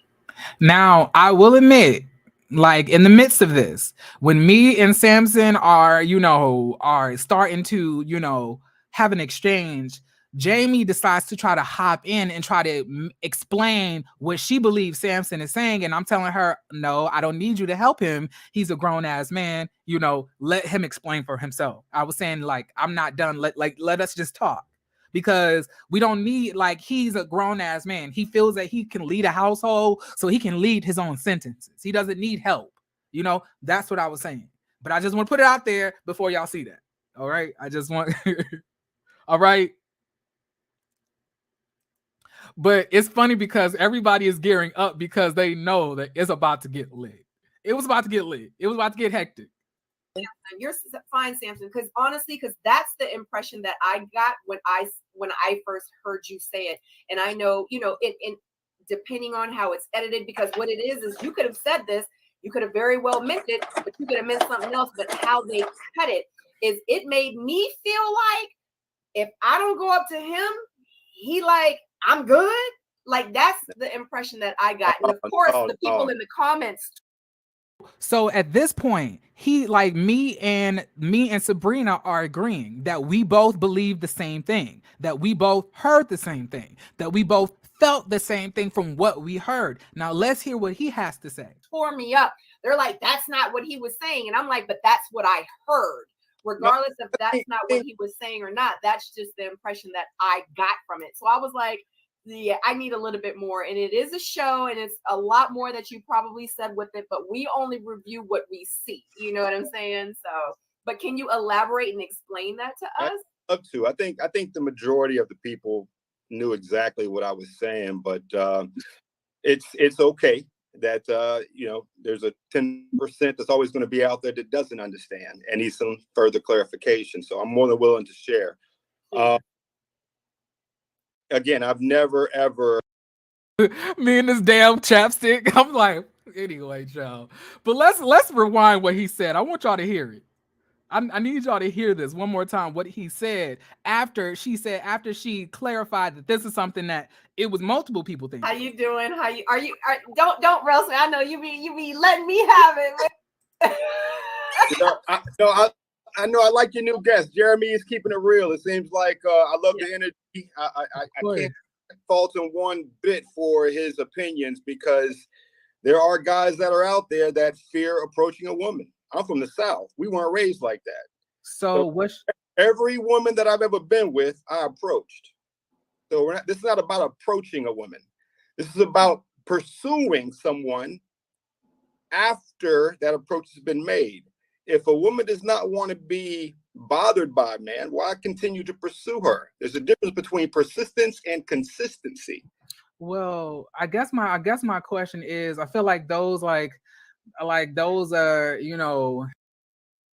the interest first. I heard, regardless if that's not what he was saying or not, that's just the impression that I got from it. So I was like, yeah, I need a little bit more. And it is a show, and it's a lot more that you probably said with it, but we only review what we see. You know what I'm saying? So, but can you elaborate and explain that to us? Up to, I think the majority of the people knew exactly what I was saying, but it's okay that there's a 10% that's always going to be out there that doesn't understand and needs some further clarification. So I'm more than willing to share. Wait, did y'all hear that? So he said that majority were able to understand what he's saying, and maybe a small 10% did not, and they're the ones who might need further clarification to, like, understand what he's saying. So basically he's trying to say that we lack comprehension skills. We're not able to comprehend with the majority, that we're slower than everybody else, and that we need further explanation. Are y'all seeing how this is already starting out? Are y'all seeing that? Because he is already starting to insult my intelligence, and not only my intelligence, but Sabrina's intelligence. But I don't know if Sabrina was catching it. I don't know. Like, but me, I'm fast. I know an insult when I hear one. I was able to hear him giving us insults. So then the next thing that happens is I correct him. Wait, oops, my bad, y'all. Child, listen. Y'all already know I'm not good when it comes to this. This Precious, too. precious.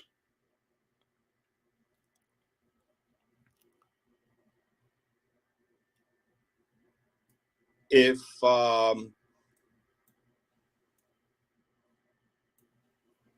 again, I've never ever me first. It's real simple. What makes her tick? Knew Interest first. I heard. Knew exactly what I was saying, but it's okay that you know, there's a 10% that's always going to be out there that doesn't understand and needs some further clarification. So I'm more than willing to share. Again, I've never ever been with anyone in a committed long-term relationship that I didn't approach. And you learn interest through first exchanges, eye contact. You learn interest and the desire to pursue through the introduction of that first communication. You learn whether or not you want to continue to pursue if conversations are meaningful, if they have substance, and it goes both ways. You learn if you want to continue to pursue and spend time with someone if she's sharing things beyond just the surface level communications that happen on first, second, and third dates, like her passions, her family, what makes her tick, or those same questions. Do y'all feel at any point right now that my energy was crazy, defensive, disrespectful? I am not doing any of these things. I am listening to him. I am taking what he's saying right now and I'm absorbing it and I'm analyzing it to try to understand him better. That's what I'm doing. For you, like, the interest is developed in eye contact as well as that physical chemistry that you get when having those established conversations upon the onset. I love the exchange. One of my degrees is in psychology. And so when I say I'm not going to pursue a woman that doesn't pursue me first, it's real simple. It has nothing to do with approach. But if she's not giving me the time of day that's showing me that she's truly interested in getting to know me, why continue to pursue something like that? So, okay, so let's pause. So let's pause on the whole, like, talking about the family thing. I'm talking about, the whole introduction of us getting to talk, so I'm saying that. So you're in a club, right? Let's set a setting. So you're in a club, right? Okay. And you find this woman attractive. Are you waiting for her to lock eyes with you and try to give you some type of hint that she's interested before you go and approach her? What if she never really looks in your direction? Would you not then approach her because she hasn't confirmed that she's interested in you first? Bro, what do you think, man? I don't know. That's what I'm asking. Come on, man. I mean, you like men. You like men. And this is where at this point is where I felt that it was disrespectful. Like, I asked a genuine question.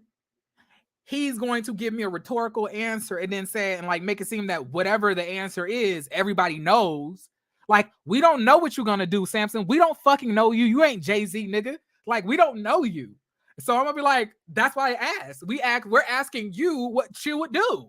Don't tell me what I would do, and then to ask me why, what sexuality I am, which is very odd. Or women? I like both. Okay. Well, see,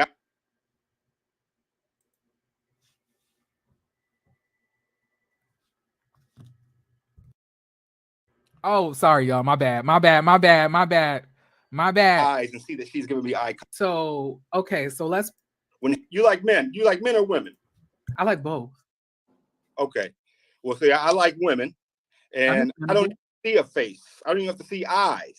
I can be looking at the back of her and approach her and offer her a drink and say hello. I don't have to lock eyes and see that she's giving me eye contact. I mean, like, but when you said that you need to see like the interest first before you approach them, I thought that's what you meant. So, like, then what's the interest considered? listen to me. You gotta listen to me, brother. It has nothing to do with the approach. The interest is through the conversation. You could tell, and then you could see, then like y'all look minutes, in the upper right corner. She's just finishing his sentences like the pursuit. This is no shade to her, you know. I got no issue with her, but I'm just saying, like, I had already started to peep at this point that she was starting to echo his sentiments that didn't make a lick of fucking sense. And I'm trying to focus on what he's saying so I could understand. And he's not really saying anything. He's not really answering anything. So I'm saying, like, we're just going around, we're just tiptoeing around the answer and around the question. And then you hear what he said, like, are you listening? I was like, yeah, I am. I'm trying to listen. I'm listening. We're like, what? I haven't heard you answer the question.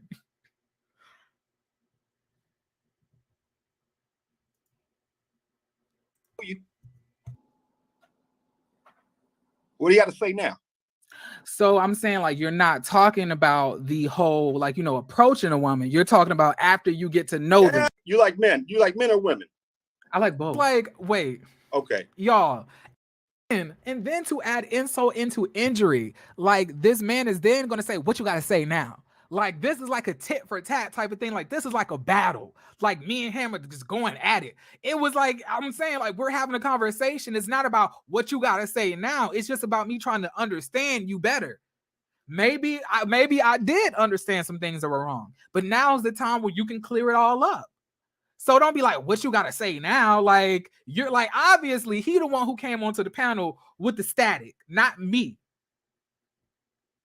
But like I said, like, I refuse to get disrespected. You're not going to disrespect me. So regardless, I'm gonna, like, if I have to do it professionally or if I have to do it, you know, disrespectfully, I'm going to get my respect. So, well, see, I like women, and I don't see a face. I don't even have to see eyes. I can be look at the back of her and approach her and offer her a drink and say hello. I don't have to lock eyes and see that she's giving me eye contact. I mean, like, but when you said that you need to see like the interest first before you approach them, I thought that's what you meant. So, like, then what's the interest considered? listen to me. Listen to me, brother. It has nothing to do with the approach. The interest is through the conversation. You could tell upon the first 5 minutes if a lady is interested in getting to know you. What do you got to say now?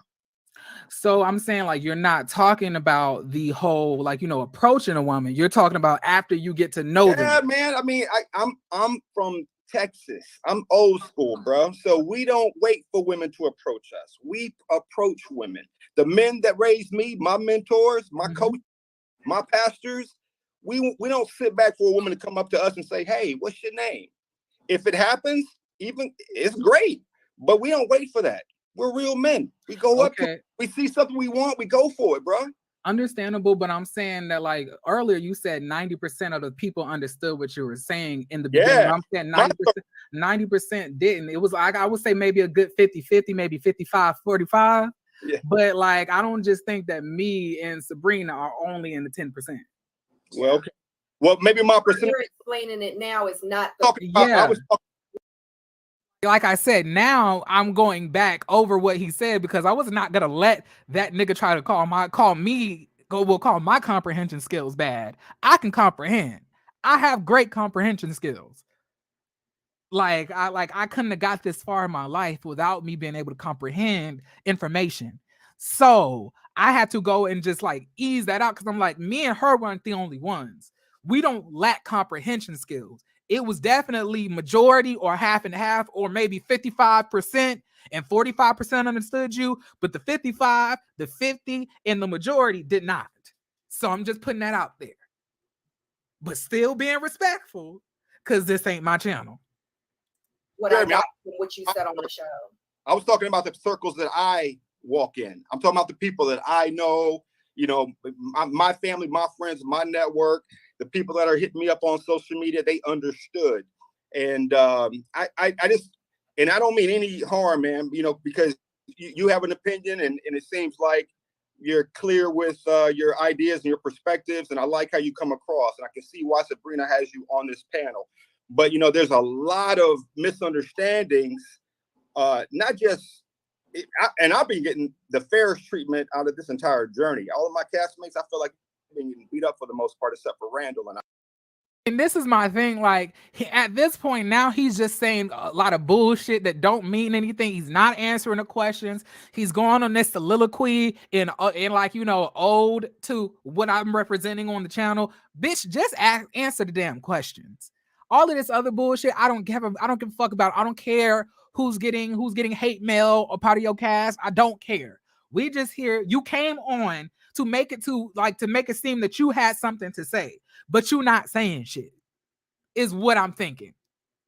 This is what I'm thinking. Mind y'all, I still have to be respectful because this ain't my channel.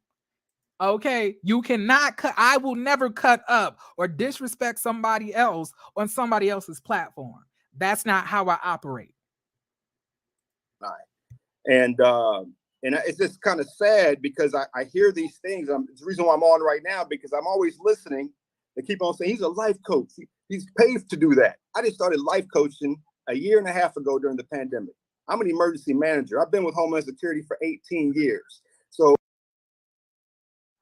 now watch this, y'all. Go to the comment section. I'm going to zoom in on the comment section, okay? I'm going to zoom in on the comment section so y'all can see what I was seeing that night around the time that he had asked me these questions. I'm sorry.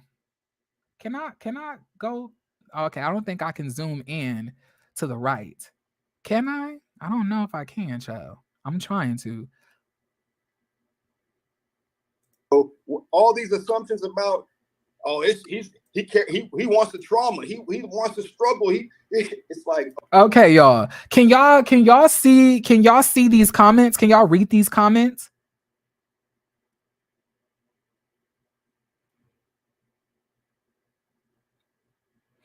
Can y'all see these comments? Let me know. Can y'all read what they're saying?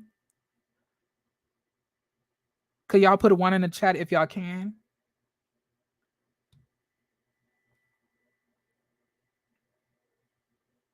A little. Okay, so I'm gonna read y'all what the comments are saying. They saying it came out of your mouth. Jeremy is asking for clarity on what he initially asked. Correct. Guess I'm the 10% too. This is Crazy Homebody Girl, and I think Crazy Homebody Girl is in here. So how you doing, girl? How you doing, girl? He's saying he will not continue to pursue a woman if she is not interested. Jeremy, this is Auntie Eva. I understand what Samson is saying. That's Tracy. What does Jeremy's sexual preference have to do with mutual attraction? Child, the tables have turned. I like the Samson from the show. Harpo, who is this man? Like, majority of the comments were not aligning with what he said in the interview. That's in the other window that we're gonna go back to. Like, nobody was fighting on his behalf besides 2 or 3 people. Like, because it was nothing to fight on his behalf about. I wasn't disrespecting him. I'm not going to blatantly or openly disrespect somebody if they have not done anything to me. Now, if I'm reviewing and I'm roasting that ass, that's different. I'm reviewing the show, but I'm not going to come to you and disrespect you and I don't know you. But he came on disrespecting me. Oh my God. Okay. Only if they knew I was only in this thing for 18 months. Well, I was attributing that because you said that you were a life coach. You didn't mention the Homeland Security. At least I don't think you did. But that also brings me into the next question. So when you did being beat up for the most part, except for Randall and I. And it's just kind of sad because I hear these things. It's the reason why I'm on right now, because I'm always listening. They keep on saying he's a life coach. He's paid to do that. I just started life coaching a year and a half ago during the pandemic. I'm an emergency manager. I've been with Homeland Security for 18 years. So all these assumptions about, he wants the trauma. He wants to struggle. It's like, oh my God. Okay. Only if they knew I was only in this thing for 18 months. He's bringing up the fact that we all said that, well, it wasn't it was a lot of people in the social media that was saying that. I didn't even say this portion. Like, they were saying that maybe it's because he's a motivational speaker and he likes to attract people that has pain and he likes to try to fix people. That had nothing to do with me. Now, what, now when he's trying to lay it out there that he was only doing it for 18 months, bitch, I ain't know that. That's not what you said on the show. That's not what you represented. You didn't say that. You said that you were a motivational speaker. You didn't say that you were a manager for Homeland Security. You didn't say that. Well, I was attributing that because you said that you were a life coach. You didn't mention the Homeland Security. At least I don't think you did. But that also brings me into the next question. So when you did say, I like a woman who has some struggle and she's overcome some struggle. Like, so what did you mean? What do you mean by that? First of all, I never said I want a woman that struggles. I didn't say that. I said, you said you like a woman who's had some struggle, who's overcome some struggle. That's what you said. Yeah. So have you read Michelle Obama's book, Becoming? Once again, all I'm doing is correcting him. Now he's going so far to put things in my mouth and misconstrue what I said, and I'm just correcting it at this point. I'm saying I didn't say that you like women struggling. I said you said that you like a woman who's had a struggle, who's had a story of triumph. That's what you said. That is what you said. That, like, I'm not making that. I'm not putting that in your mouth. You said it. You said it. Me? Yeah. Okay. Have you do you know Oprah Winfrey's story? Yeah. Well, okay, what about Tina Turner? What about Viola Davis? Yeah. Okay, so these are all powerful, strong, resilient Black women, right? Mm-hmm. Okay, we wouldn't be talking right now if Oprah Winfrey wasn't approached by Will Packer to present this show, right? Mm-hmm. Okay, so it's real simple to understand this. I don't want a silver spoon woman. I don't want a woman that hasn't made it on her own, right? Okay, so I truly applaud people that have been through something and came out the other side stronger, better. Now listen, here's the catch of that nobody on this panel even knows about. And I want you to hear me clearly. I haven't had any traumatic experiences in my life. Losing my father was the most sad experience, the saddest experience, not the most sad, the saddest experience I've ever had. 10 going on 11, car accident. Never had a chance to say goodbye. Me and my siblings, four of them, remained 5. So that's the most traumatic thing that I've been through. The picking up cans story that and again, I don't blame editing at all, because editing did a great job capturing me and who I am with who I was in front of this entire journey for me. So I'm happy about production. I'm happy about editing. I have no complaints with what production did. So I want to tell you this. So hold on before you interrupt. The cans was just talking about my work ethic and how it was established. You know what I'm saying? How I like people to share. I open up and be vulnerable with my stories and my past. Look right here. Now look right here. You see it already. They're already calling this man defensive, not me. They're saying Lord Samson is defensive. Jeremy is just wanting clarity like we do.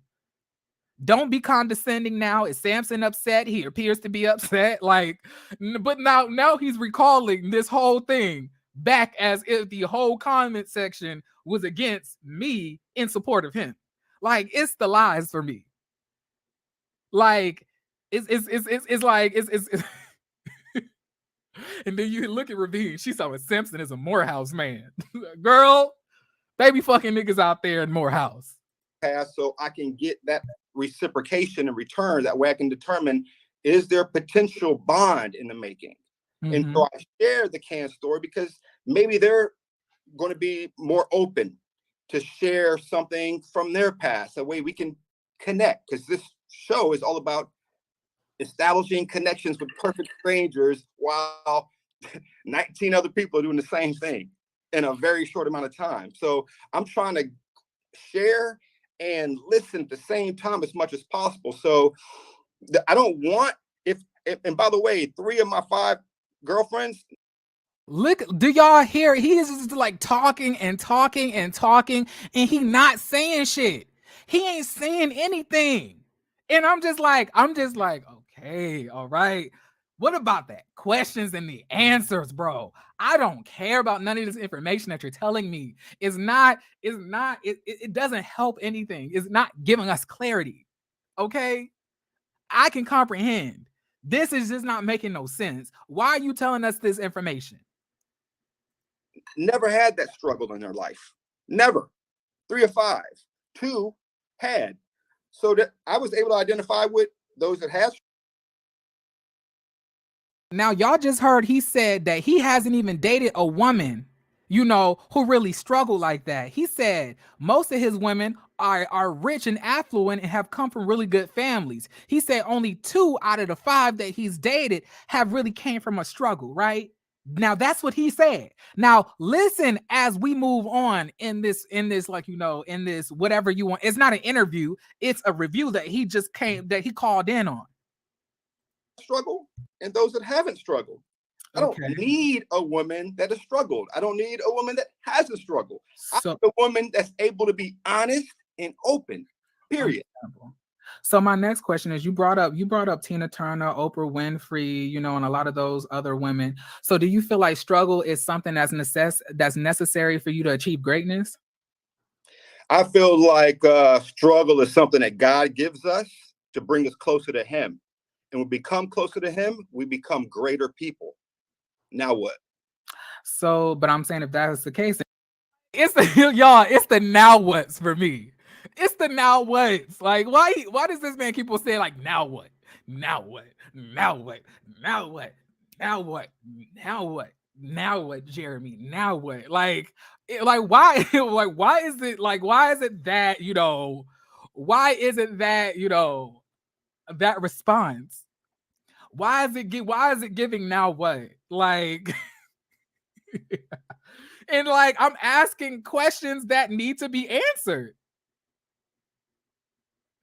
Well, I want y'all to know that Jamie was not over shit. Jamie agreed with him. Jamie was able to see his perspective, and they started flirting later on. What y'all are seeing, maybe Ty was blank staring, but she is listening to every word that he's saying, and she's hanging on every word. She agrees. So and every single woman you said has struggled, right? No, I just got you telling you 3 out of 5 of my girlfriends. But I'm saying just said God gives us all struggle. God gives us all struggle. But it's not for us to complain through it. So now I'm saying that, okay, you said that you wanted a woman who struggles. You said you wanted a woman who's able to bypass the struggle and to become triumphant. You like to hear the story of struggle to triumphancy. That's, cool.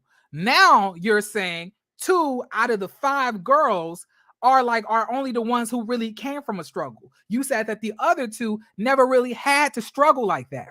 Now you're trying to say that God gives us all struggling, that we're all struggling in some type of way. But you just said that the 3 women that you were dating never had to struggle. So struggle is not universal. So you're saying that in order for a Black woman to achieve success, they need to struggle.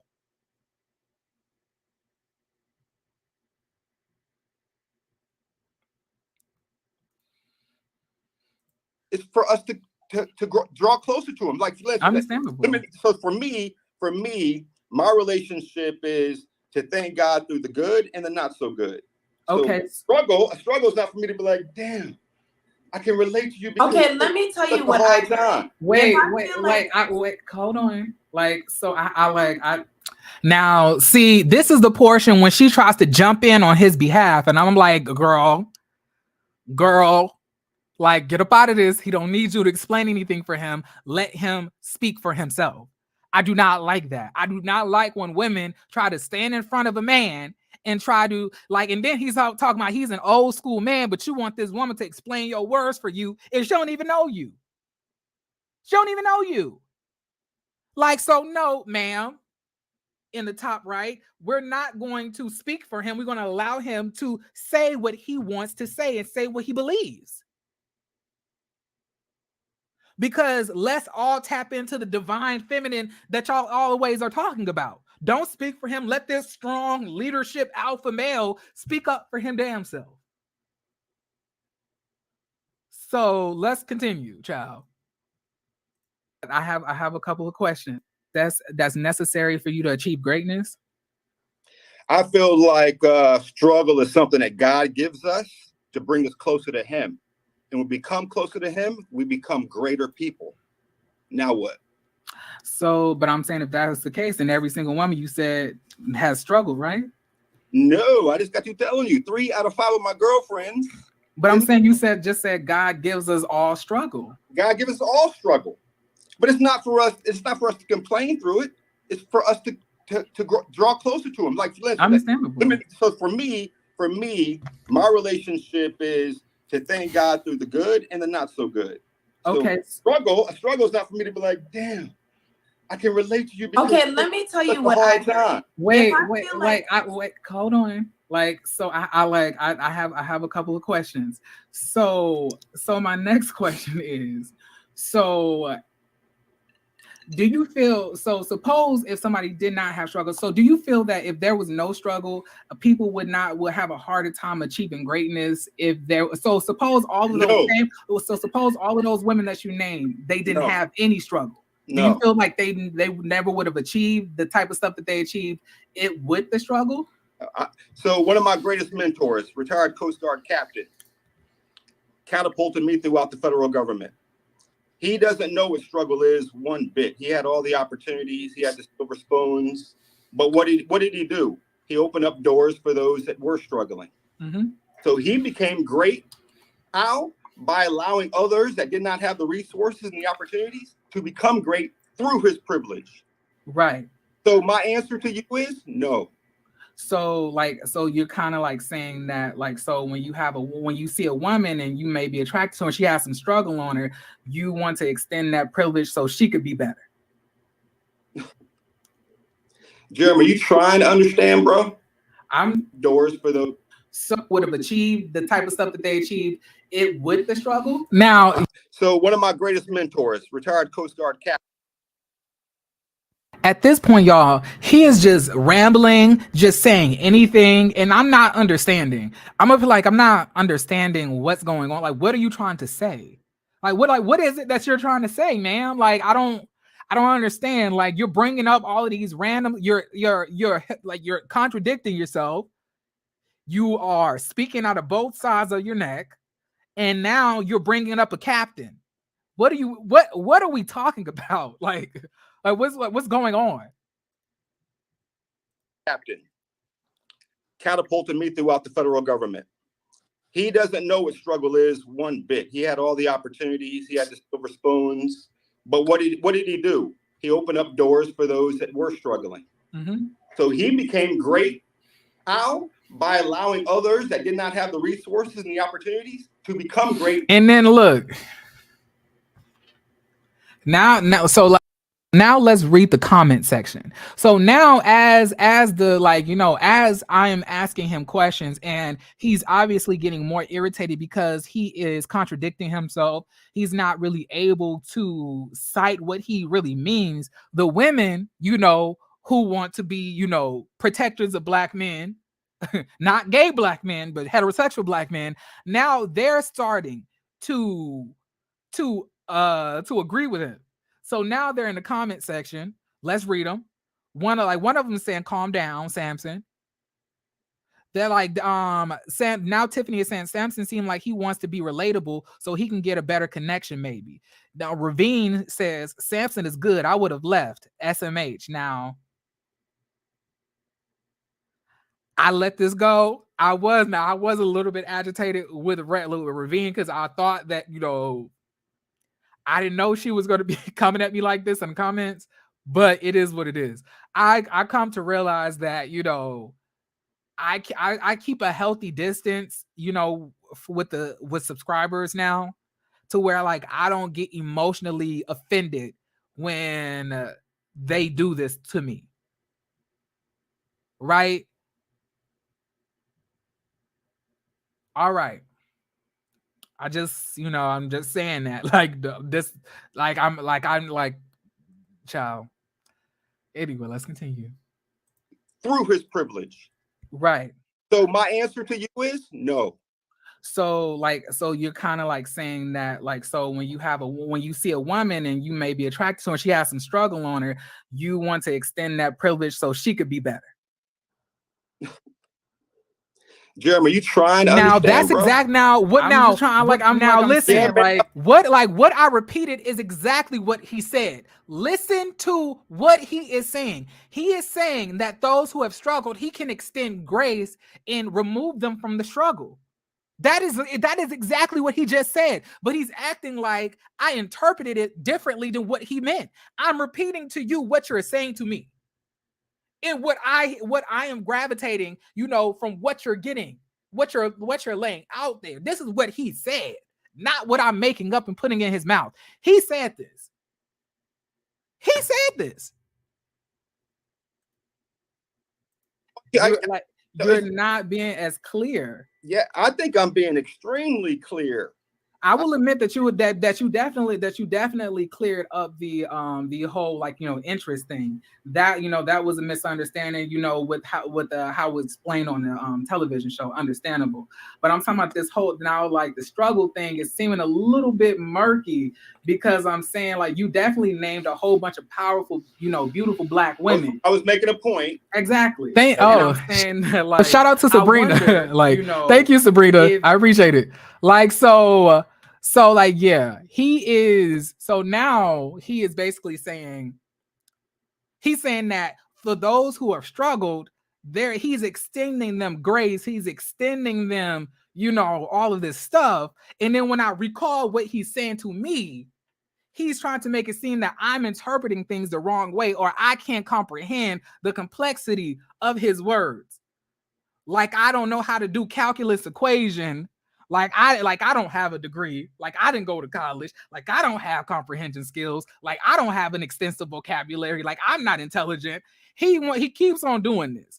Mind you, in the beginning, he insulted me and Sabrina's intelligence when he said we represented a small 10%, or basically just the two of us who didn't understand and comprehend what he said with like the majority. So he said the majority is able to comprehend and understand except you two. And those of y'all who was ever in school, if majority can read and you can't, doesn't that make you special ed? Y'all do not put Sabrina in this. Don't be asking Sabrina questions about this. This has nothing to necessarily do with her. I'm just saying that at this point, he is contradicting himself. So it's very I'm just and mind you, I'm still being respectful. I'm not being defensive. I have nothing to be defensive about. I'm not on the show. I'm just asking questions. So me being defensive, it's not really, it's not a thing. I don't have anything to be defensive about. Even if he had his own personal perspective that was completely different from mine, that doesn't do anything for me. So I have nothing to defend. What am I defending? You know what I'm saying? So I have nothing to be defensive about. He came on with the defensive energy. And he did the same thing in that little clip of the interview that they had. He was already being defensive after Tyrone asked him the question. He began to get defensive. Are you offended over it? No, nigga, but it sounds like that you're offended that I'm asking about it. What are you talking about? Child, I'm so mad that y'all let me know that this man has lied on me. Once again, that they would have achieved all of these things without the struggle. And I gave you another point with my mentor, who was just the opposite. Look at Ravine. She's Jeremy is no Kojo. Y'all, I forgot all the stuff that she had said. I didn't see all of this. So now I'm seeing this. I love everybody. But it's crazy. And then you said they didn't have any struggle, so they opened the door for everybody who did have struggle to take part, take advantage of that privilege, right? But remember, his greatness, the reason why he was able to open these doors is what he was able to do on his own through his privilege. No struggle whatsoever. So that's two different dynamics. Okay. I get both points. Yeah. I don't know how to be more clear here. I gave you two different spectrums. He's talking about he don't know how to be more clear. I completely understand. He don't know how to be more. truth be told, nobody on this motherfucking panel, maybe besides Jamie, understood what this nigga was saying. Nobody. He was not being clear. But let's continue, child. So at this point, I don't know if the pick me women all corral together. Now this is when they pop in the comment section, because obviously Samson is getting agitated because he's saying things that does not make sense. He's saying things that are contradicting himself. He's going on these long, extended, scenarios, bringing up Greek gods and bringing up, captains of ships and shit. Like when we're sitting here talking about what you did on Ready to Love. So at this point, nobody understands what he's talking about. But I think that at this point, we just all want it to be over. We just all want to get to the end of this. Whatever this is, we just want this to end with him. So I was like, child, it's whatever. Both, but I'm saying that I like, in regards to the whole dating thing, like I'm saying, like I feel like it's maybe a little bit of contradiction there, because like, when you said, God gives everybody struggle, but then you said 3 out of the 5 girlfriends never struggled, but then you say you don't, like if you do struggle, you just don't complain about it, but then you want them to be open about the struggle and open up about their overcoming the struggle, which could be a form of complaining, like I went through this and this and that, but I found depending on who you talk to. Yeah. I figured if I open up to you and had you open up to now listen to how I literally laid out all of the inconsistencies that he laid out just within a 5 to 10 minute span. Like he literally contradicted himself over 4 or 5 times. But I'm the only one catching this. Well, I don't know if I'm the only one catching this, but I'm the only one that, that was like, kind of vocally like saying, well, this does not make sense because what you just said is not aligning. But I guess they want, like, the people in the comments wanted me to just be like, okay, Samson, whatever you say, like that's what they wanted me to do. But I was saying that it's not making sense and we're still confused. Like we're still confused. We need more clarity. He came in trying to add clarity and like it's even more foggy than before. To me about your struggle, I figured it would probably come across in a complaint form. I'm sorry. Disregard, man. I guess a good follow-up question, Sam. Like in regards to the look at how he tried to disrespect me. He tried to throw a shot at me, and I was like, "Come again, like, sir. This is sir. I don't know. You don't look. This is not the smoke that you want. Verbally, you can't. You're not equipped to go at it with me. You can't even explain your own actions, let alone try to read me. So he throws out his shot about me complaining about my own struggle, and then I was like, "Come again, sir." The whole dating thing, like I'm saying, like you. And now whoever's in the comment section, now, Tiffany is calling me combative. Now I'm combative while he's disrespecting me. And these are the pick me bitches that I be trying to tell y'all about that end up getting with fuck niggas and end up getting abused. But then we always got to come to their rescue. But when motherfuckers are out here trying to tell y'all to look at these red flags that these men are showing y'all are trying to tell us that what I'm saying is not, sir, ma'am, I'm a whole fucking man. I can comprehend what a whole man is telling me. What he's saying is bullshit. But the people in the comment section now are calling me combative because I'm holding him accountable for the shit that he's saying to me that he popped on the panel that he was not a part of to talk about. I'm now combative. So now the pick-me's are disrespecting me and fighting me in support of him. Because they see that he's getting flustered by the questions. Right? And when you have pick-me's, their immediate response is to defend and deflect from the person who has the heat on them. So they're going to defend Samson and then lie on me. So in order to lie on me, they're going to say I'm combative. I have not been combative at all. This man is disrespecting me multiple times. And I'm still like, being professional, because once again, it ain't my channel. And you have to respect people's platforms. And Sabrina has worked very hard to build a platform, like, separate from Ready to Love, that she's able to do this on. Like, this takes a lot of consistency, a lot of work, a lot of time. And I respect that. So I'm not going to disrespect somebody on somebody else's platform. That's not what we're going to do. You respect people, you respect people's houses when you go there. Do you understand what I'm saying?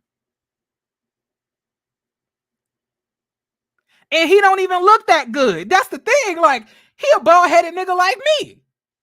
Except this nigga got a snapback on. And at the age of 48, nigga, if you don't go put on a fitted, the fuck you got on a snapback for? That shit look like a damn skyscraper.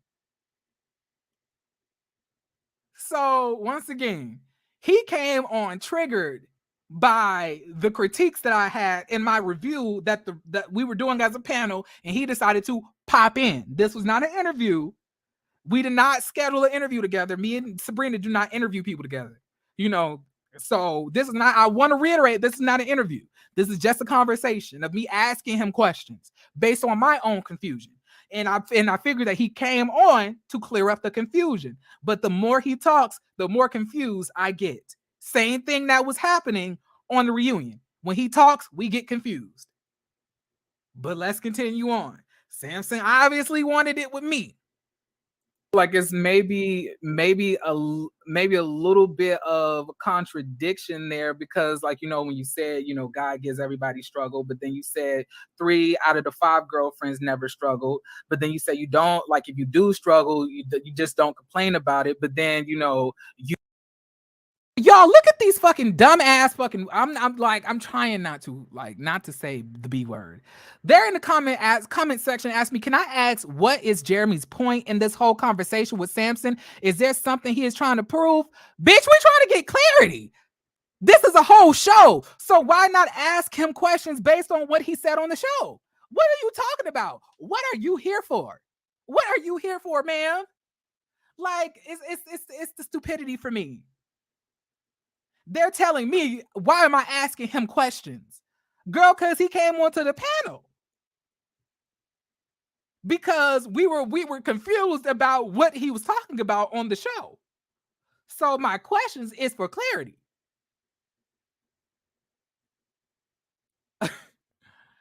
I cannot, y'all. And then these are the same women, after they get with a fuck nigga, after they get with a nigga that ain't shit, they're gonna try to sit here and say, like, I didn't know. Bitch, yes you did. Jeremy tried to tell you and you said he was combative. When niggas try to tell y'all what y'all don't want to hear, you disrespect them. That's what the truth is. They didn't like what I was saying because they already had their own mindset of who Samson was. And they didn't care what Samson said. They were going to justify it. So I'm sitting here trying to put these women onto game and trying to show them the inconsistencies, because regardless if I'm gay or not, I can, like, gay niggas can peep game the best. Gay niggas, bi niggas can peep game the best, because in the gay community, if I'm dating another man, they cannot give me the same type of lies that they give a woman, because we're both men. We both understand how the game works. You cannot play a man like with the way that you play a woman. That's not the same type of game that you're running. You have to lie way better. Your lies have to be way more believable. You have to do a whole lot more to get over on a whole man, because we're both men. We both have the same instincts. We both have the same mindsets initially when it comes to getting what you want, lying about it, and then covering stuff up. We both do that. You have to lie to me way better than a heterosexual man to get over on me. And the lies were just so apparent. I'm trying to say, like, look, y'all, this is easy to point out, but the women are telling me I don't know what I'm talking about. All right, sis. All right, go ahead, sis. Go ahead. Date away. But when these niggas start blacking y'all eyes, tearing up y'all houses, and abusing y'all uteruses, don't come to me.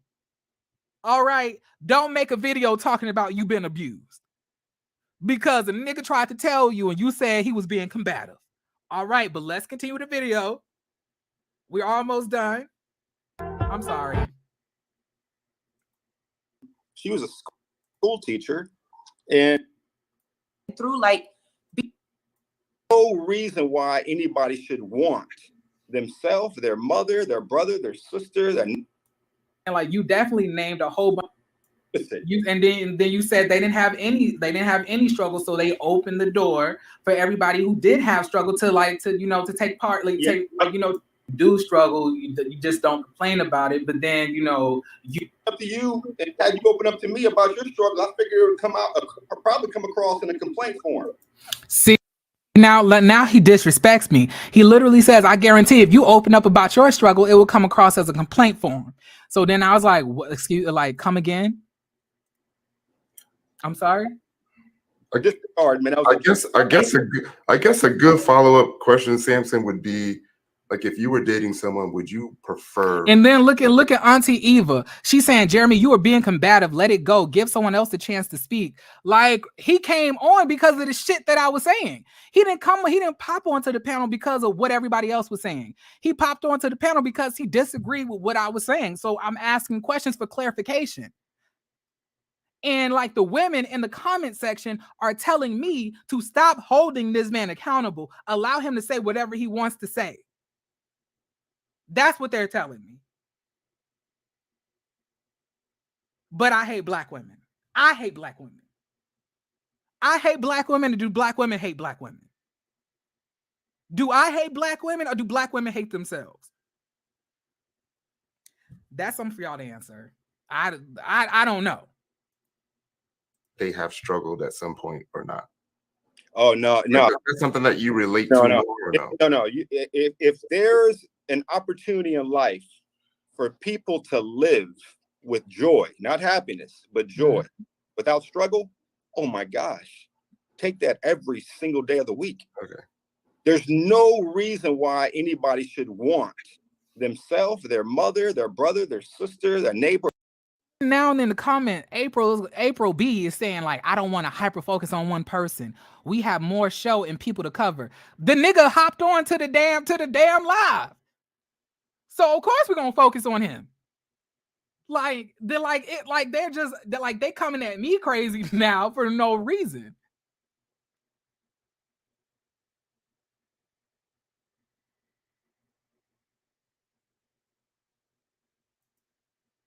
For a stranger to struggle.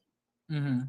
This came down to a piece of a 30-minute conversation. Y'all heard 15 seconds. And then Lady Z is gonna say, why is Jeremy challenging him? This is a turn off. Bitch, I ain't trying to turn you on. Like, what you talking about? Like, I'm not here to crank your pussy up. Like, at the end of the day, I'm here to get these questions answered. He hopped on, so I want to know. Like, they're saying, like, why is Jeremy trying to challenge him? Why would I not try to challenge him and ask him clarifications about what he's saying? Why would I not do that? Like, I'm trying to tell you. Black women want to make it seem that they're smarter than everybody else.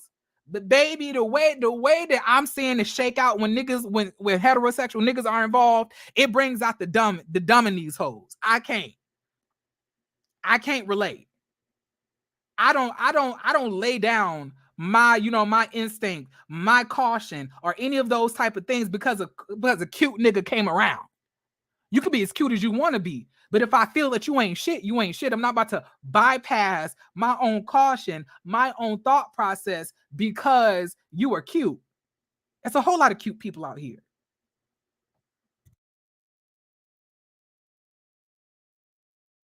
For 20 seconds. That was all about relating to one another. If you notice the dynamic that Sharice had in that scene with me, it was relating.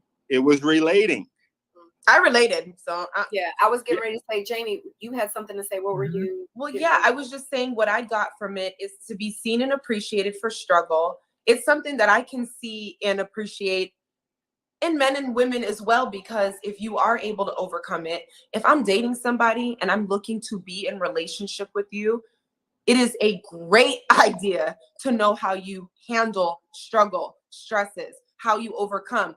I need to understand that. Does he lock himself in a room? Can he get over it? Does he stuff it down? Does he like to talk?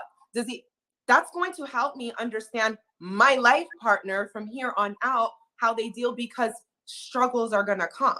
And I believe that in every life, there is a polarity that we're offered. And we order up the struggle that we deal with in our life. And we order it up to see it and to create the contrast, knowing how abundant we are. So the struggles, depending on how you look at it, only become characteristics and colorful nuances to your life that make you who you are. So why not share it? Why not appreciate somebody for it? To me, it sounded really simple. It was such a conversation about relating. It's the kind of conversations that I have. And I like to share those things because for people to see me, who I am, where I'm at, and to know some of the things that I've been through, like, be inspired, celebrate me, be excited to know you can do, like, what's the point if we're not being inspiring and sharing and giving and walking alongside somebody with something hard? Like, you know, I started my first podcast before podcasts were a thing, and I had Blog Talk Radio. And my whole thing was about entrepreneurship, but I wanted to know about the struggle, because the way you overcome struggle says so much about your story, where you're headed, where you're going, who you're going to aspire, how hard you're going to get. So there's so many more beautiful things to it rather than just, oh, I want somebody that got some bags on their back. Like, what? There's like so much more to it. And that's what I got from the conversation. And I appreciated it. Think about how a lot of our talk show, like, no offense to this lady, whoever, I forgot, you know, her name is Jamie. I don't have any issue with her, you know, but that's why I was not interested in hearing what she had to say, because I already knew it was just going to echo everything that he said already. And we didn't need that. We didn't need somebody else repeating the same stuff that he's saying. We didn't need that. We need to understand why he believes what he believes in and his point of view. I didn't need to hear the same things that he said on the show repeated just from a different gender. So I was not interested in hearing what she had to say. And there's no disrespect to her, but I'm just saying that in that, I already knew what was going to happen when she spoke, you know, when she got her chance to speak. So I can't. Hey, another round. How you doing? Child, I can't. Hosts, you know, introduce their guests that became something from nothing. I love it. I think about the radio show hosts do the same thing. I like how people like to be inspired by sharing how, hey, listen, I didn't have all the opportunities, but I made it. I love those types of conversations. And by the way, Jeremy, I had girlfriends that gave me an opportunity, and I couldn't relate to their struggle one bit at all. You know, because, you know, one thing that the show didn't depict well, at least not yet, is that I came up pretty well, you know, even though my mother taught us work ethic. The picking up the cans thing is we had money in the bank, you know. My mom refused to touch because she said this is going to go towards college education. My dad, when he passed, he's working for NASA before. Yeah, as an electrical engineer working on shuttles. Oh my God, all of this information I don't care about. He was a school teacher. And can we please just get to the good parts? Like, I can't with these long biographies about his life and about his fucking mom. I don't care. Child, listen. What the fuck you did on this show? They gave me a chance. And so I'm not going to look at finances when I'm deciding on love. I'm just not going to look at it. I'm looking at the heart. I'm looking at the head. And the finances, I got that covered. So I don't need a woman to bring that to the table. Yeah, I don't ever think that, you know, we thought that you needed any woman, like, you know, for any financial stuff. So I guess my last question is, like, so point blank period, you're saying that struggle is not necessary to date you? Not at all. Okay. Not at all. Then that was really the whole thing about it. Like, it kind of came across on the show like I need a little bit of struggle in here. And that was the end of it for me. That was the end of it for me. I was done. Like that, like, so really, like, it continues, and he's still on the panel, and we continue like reviewing and talking and stuff like that. And then, like, you know, the flirting between him and Jamie. But I'm saying that, like, at this point, I finished. So it's not like as this went on, I started attacking him. I was being defensive. Like this, like all of that was a lie. That was all. This was our whole exchange, which y'all just saw. The whole exchange me and this man had. Now let's go to the other video and listen to what he said I was doing. Because I would never attack nobody on somebody else's platform, nor disrespect anybody on somebody else's platform like that. Like, especially when you've done nothing to me. I don't have any reason as to why I should feel a way. You know, like if you feel the way that you feel, that's what it is. Like I said what I believed as we were doing a review, and he popped on himself because he wanted to clear his own name. It had nothing to do with me. Nothing. And if you decide that you come on to clear your name, I'm going to ask questions. Sounds very straightforward to me.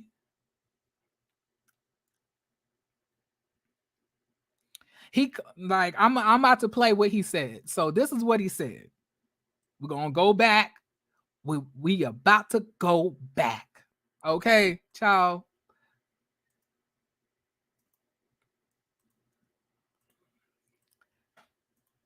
The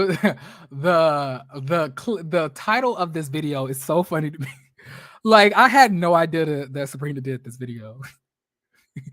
Samson addresses bringing up Jeremy Speaks sexuality when he was on our panel. That is so that is so straightforward. That is so straightforward to me. You said it's okay if you are. So my thing, when I saw that, my first thought was, why even ask? Why? Because I'll tell you why. Good question. I always wonder, you got to read your audience the same way you read the presenter. And so when someone's critiquing a male and a female in a relationship, sometimes you have to wonder where they're coming from. If a male doesn't like females, right, and a male prefers dating males, then maybe his thought process on me dating a female may very well could be off or obtuse or hard for me to understand. So that's just me wondering sometimes, like, if you're a man and you're going out with another man and you're critiquing a man and a woman, it could still be fair, but it helps me understand the presenter. You should always understand your audience and the presenter. So that was just me trying to understand. If you're trying to critique, I just want to understand where you're coming from, because a lot of times men that date other, I mean, it's not Jamie, but wait, so Jay, so they're also saying that he had even called Kojo's sexuality into question. That's what they're saying. So he also brought up, you know, Kojo, and he said Kojo be twerking. That's what the people are saying that he said. I guess we're going to hear it as this video goes on. But they said that this is also on Sabrina's channel. So after we get done, you know, analyzing all of this, if y'all want to go check that, like, check out the video and go watch it in totality, I'll make sure I drop the link to the actual interview in the chat as well, so y'all can see all of the stuff that he was saying. Also, if y'all want to go, if y'all could do this for me, any moderators, go to Sabrina Soul's channel and then go take the link for the interview that Samson did and drop it in the chat. That'll be really nice as well. And that's exactly what I was going to say anyway. Like, I already told y'all, I fuck trans men, I fuck women, I fuck studs, I fuck niggas. Like, you know, I've had almost everything. So yeah, I don't know what to tell you. Men had problems dating women, right? And so their thought processes are different. So sometimes you just got to ask some questions to understand where they're coming from. He did not get offended at all. You know, we chatted afterwards. You know, there was nothing that he was offended by. So I really hope that you're not getting offended. It seems like you're getting bothered with the response. So, I mean, are you upset about that? I'm not upset. Okay. All I'm saying is, I mean, I have family members, you know, my godson, you know what I mean? People that are close to me. And I just feel like there are certain platforms, certain areas where it shouldn't be brought up, right? It seems like you are trying to identify how you should treat him based on the sexual preference, right? That's what it's sounding like. And I don't think that's right. I feel like a relationship is a relationship, no matter who you're with, right? If you can keep it real, if you can be accountable and have integrity, then it doesn't matter, right? I agree. And I'm only saying that because it wasn't the first time, right? You've also brought it up one With time Jeremy. with us before. Yeah. With Jeremy. Yeah. And I felt some type of way about that as well, because I didn't think it was called for. I didn't This nigga think stop saying my name. his approach would have been any different. It didn't seem like his sexuality changed what he was thinking or feeling about you or your journey. We were just talking about what we saw from you on the show. So like you, I have family that have this, that are gay. I'll just say it. I have friends that are.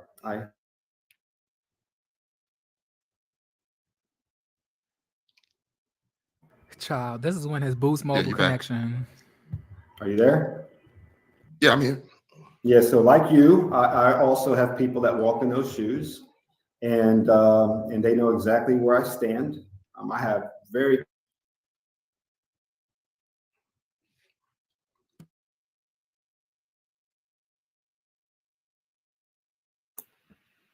Yeah.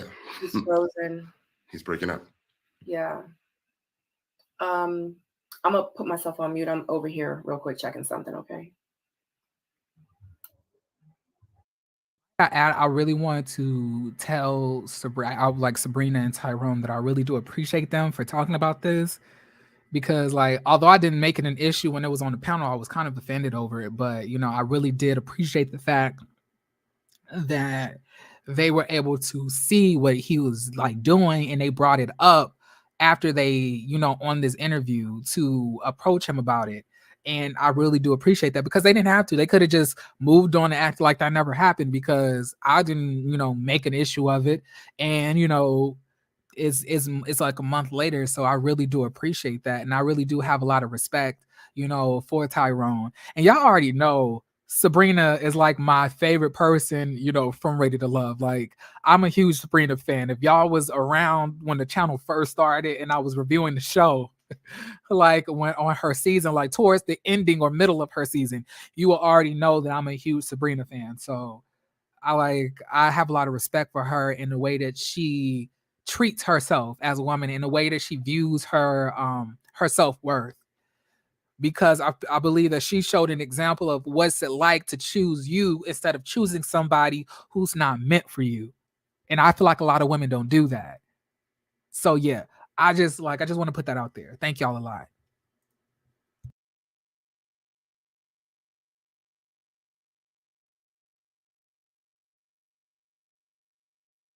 Then he mentioned.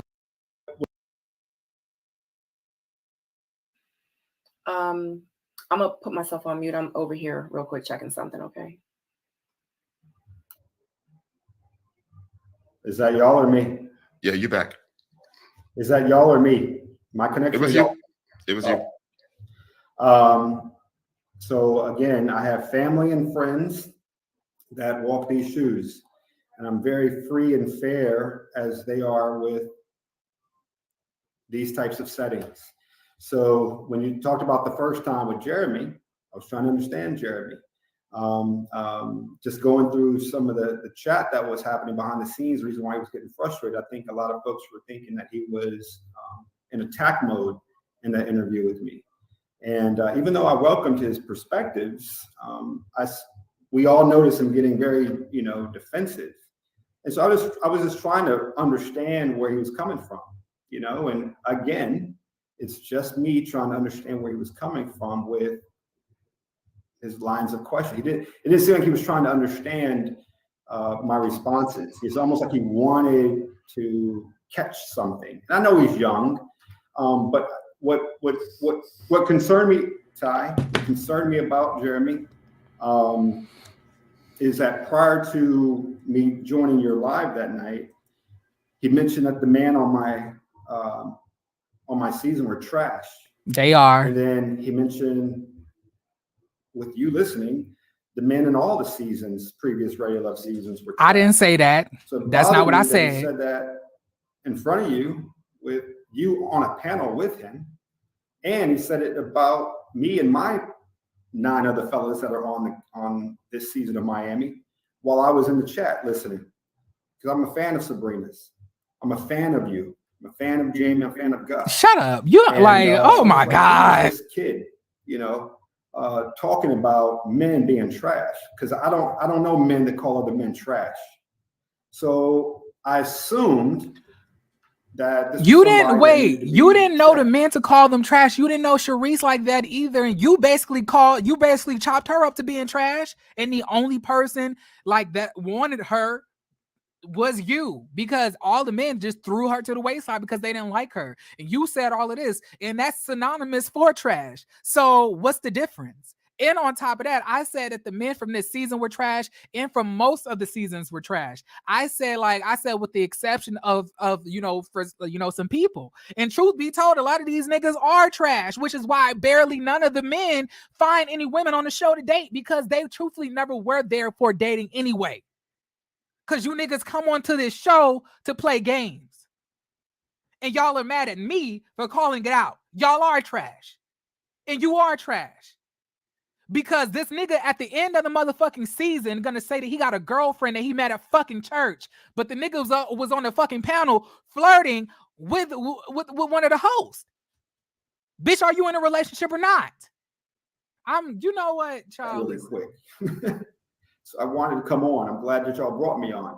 I answered his questions. I'm still frank, still friendly with the guy. But I was curious because I assumed that he has had problems with men in the dating world, the way he was coming off with his questions with me. And so it was no surprise that he says he dates men and women. It was no surprise to me. My assumption was correct. And I can see why some of the don't assume shit about me. Don't talk about me. Don't assume a damn thing.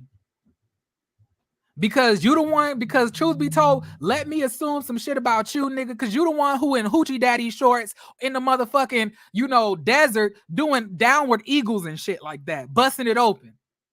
So can I assume some shit about you based on what the fuck I believe? Oh, turtle dick, nigga. A lot of men have problems with men because they date men. I'm just still going to say it. It's the truth. Whether you want to admit it or not, I'm hearing this from my own gay friends, so, and they're not really close friends, but I know I lived in Atlanta. I lived in DC. I lived in some major cities throughout the US. Now he's saying that he has gay friends who told him that the reason they date men is because they have an issue dating women, and this is something that's being told. What fucking gay man is saying that? What gay man is saying that the reason that they're dating men are because they can't date women?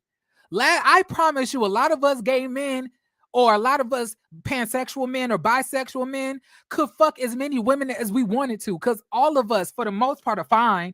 And scientifically and statistically, our dicks are bigger than y'all's anyway, than the heterosexual counterparts. Which is why, if y'all peep our porn, the gay porn, you see a whole bunch of big dick niggas, because dicks run bigger when you gay.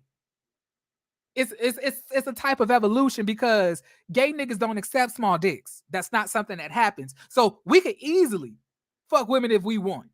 And I have. I don't have no issue with that. Women are always telling me that I'm handsome. So if I wanted to eat some cat right now, I could arrange that. but I got a man. I got a very large perspective on this. I gotta jump in real quick. Yeah. I mean, you said yourself there's a low percentage of finding love. Everyone has problems with relationships. Everybody. No matter your sexual preference, right? Yeah, it's not about sexual preference. So, like you mentioned, and I'm just trying to be clear as much as we can. So you mentioned that you felt some type of way about him, and it sounded like you felt you needed to check him. And your way of checking him is questioning his sexual preference. No, no, not at all. My way of checking him, like I told Sabrina offline, weeks ago, I didn't like the fact that he mentioned men as trash. That was the main reason why I came on, and I was going to talk about it, but I didn't want to open up hello to Sabrina's soulmates with why you calling us trash. I was ready to go in, but I tempered myself, and I was just like, you know what? Yeah, I'm not gonna check the dude. I'm just gonna say let's go with your questions. And we started talking about struggle. He wanted me to clarify struggle. He wanted me to clarify, pursue a woman, that doesn't pursue me first, and he got that understanding. And so he got his questions answered, but I made sure that I bit my tongue on the purpose of me coming in, and it had nothing to do with his sexuality. Me disrespecting anyone for their sexual preference is only if you knew how many people I have associated with, or have hired, have promoted, have consulted me, and there's nothing close to it. So I can understand you can't discriminate against people in the professional world. That's illegal. Never am I looking down. You can't discriminate against people in the professional world because that's illegal, and any company that allows you to do that will get sued. That's, so that's the reason why you saying what you're saying. But truth be told, my nigga, like at the end of the day, it don't matter. It don't matter. Me sucking dick ain't got nothing to do with me seeing that you're trash. Like both of those things can be true. But anyway, child, I guess. Let me continue this. Upon anybody that's different than me. Well, since you had brought up the Kojo thing, it seemed like it was a repeat of the checking. Like you said it yourself, Kojo, are you questioning me because you had mentioned something about Kojo had mentioned something about your constant praise of Black women. And Kojo mentioned something about, yes, there are things that I could question you about, but I'm not going to go there. And you seem to feel slighted by that. Now, whatever he had to say about Kojo, I don't know. I thought it was going to be in this video, but I think it's another one. Oh my God, this is so interesting.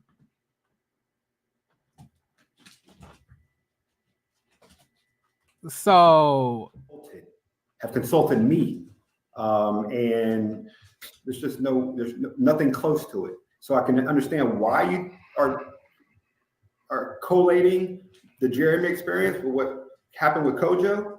Never am I looking down upon anybody that's different than me. Well, since you had brought up the Kojo thing, it seemed like it was a repeat of the checking. Like you said it yourself, Kojo, are you questioning me because you had mentioned something about Kojo had mentioned something about your constant praise of Black women, and Kojo mentioned something about, yes, there are things that I could question you about, but I'm not going to go there. And you seem to feel slighted by that. That didn't bother me at all. No, I remember the whole thing about you were clearly bothered, Samson. I don't think that anyone within the realm of reviewing reality TV can truly understand, me beyond TV until you get to know me, man. Right. We understand that, which is why he said, I'm not going to go there. He said there are things I could question, but I'm not going to go there. As he shouldn't. He's an intelligent guy. It seemed like you were bothered by What that. you gonna do if he you're did? no Like, immediate- why is he the- talking like this? Like, No. what are you going to do if he did go there, sir? Like, he is talking to like he's smart. He know he shouldn't. Like, girl, what would you have done? Girl, what would you have done? Get me, I'm done. I'm over it. I don't like this nigga. I'm not doing this no more. I'm over it. I'm cool. Child, listen. He talking like we scared or something. Of course, like he's smart. Of course he didn't. Bitch, what you gonna do? Call Homeland Security on us? Get us deported? Like he emits, like, y'all, like, dead ass, like he emits little dick energy. Like, my goodness. What are you doing, Michael? You want to say hi? You want to say hi to the people? You want to say hi? You want to say hi? This are like, these are dogs that we actually fuck with, not these dogs that be coming on, that be coming on to the damn show. This is my dog, Michael. No, don't lick me. Don't do that. We black. All right. All right. No, Michael. I cannot pick you up right now. No. All right. Child. A fucking mess. A fucking mess. I can't. A fucking mess. A mess, y'all. It's a mess. It's giving, like, it's giving a mess. It's definitely giving mess. It's giving insecure. It's giving, trash. It's giving trash box. Trash ass,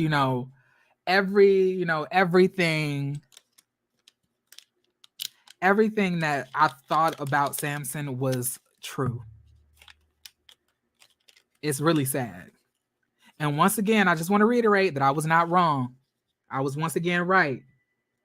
But if like suppose if I didn't pressure this man, if I didn't challenge what he was saying, black women would just be in the comment section, like hyping this nigga up like he is some type of savior.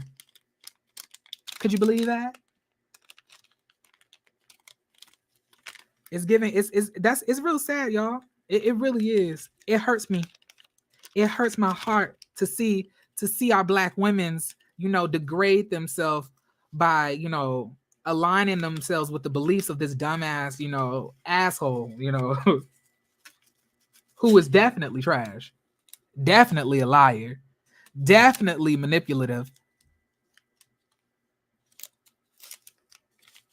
I was right about everybody on the season. I was right about everybody. I called it from the beginning. I knew none of these women were going to be in no relationships with the men from the show, at least. I knew that the niggas were gonna just play games. And that's why I don't like, truth be told, that's why I don't like watching the show. Because it's not like these motherfuckers are even gonna be together anyway. It's all like they play around on the show, and then these niggas don't even talk to each other after the shit wraps.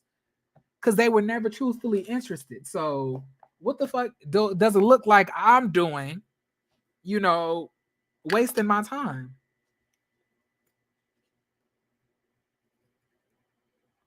Not you breaking down right now. Oh yeah, child, listen, it's my off day. I gotta get myself together. I gotta get myself right. What's up, Ravine? How you doing, sis? Child, we were talking about we were watching the interview portion where Samson was talking about me, or where they asked him a question about me, and he started to spout out homophobic statements. Thank you, Ravine. I appreciate that, sir. Child, listen, you was fighting, baby, like she was windmilling for Samson, but Samson is out here like Go, girl, you need to call him. Go talk to him because he is out here cutting up. Child, listen. He out here trying to call Kojo. He said Kojo out here twerking. I'm fucking dead. Samson sucks. I know now. Samson sucks. I know now. But how come, when people try to, when men, try to warn y'all that the man is trash, y'all don't listen.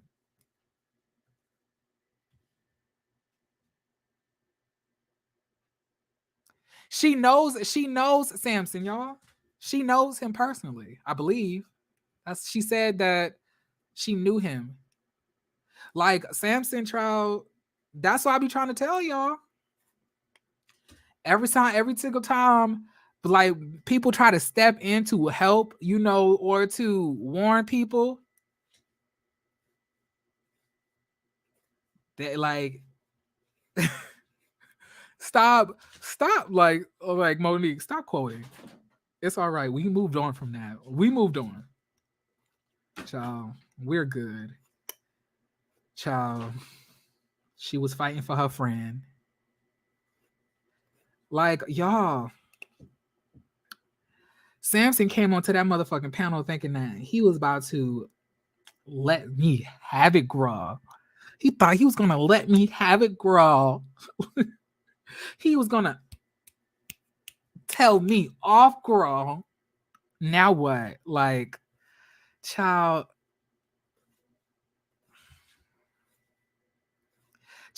Ravine was talking to me.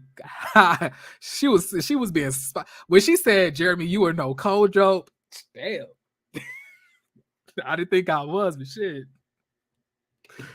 Child, listen. Child, when y'all gonna learn? Y'all gonna learn to listen to me. Y'all gonna learn one day, one of these days, child.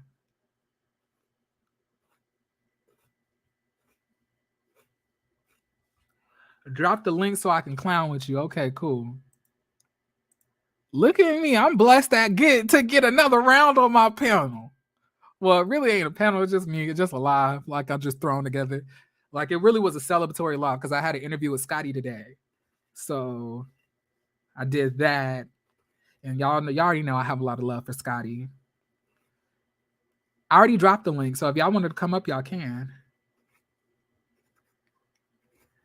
I'm trying to, give me 1 second. I'm trying to grind this, this earth. Kojo is cool. Why he coming for him? I'm cool too. Why the nigga was coming for me? The fuck? I didn't say that, Jeremy. You wasn't Kojo. Yes, you did say that. You did say that, Ravine. I don't think you remember. We you came late, but what we did, because of what he was saying, what Samson was saying in the interview that he did with Tyrone and Sabrina, and how he was lying on me, we went back and we watched the panel that I was a part of. And baby, you was definitely talking. You definitely said that. but I'm glad you could see now. You don't have to cam up, child. The only reason I cam up is so that y'all can see my reaction. I was defending you too. Yes, you were, Shayla said. I appreciate that. But like I said, like I've learned not to take stuff that, that much stuff personally on here. So I'm not upset or anything. I understand. I love you the same, Ravine. You don't have to. Don't feel awkward or anything. I already knew I was going to get the last laugh anyway.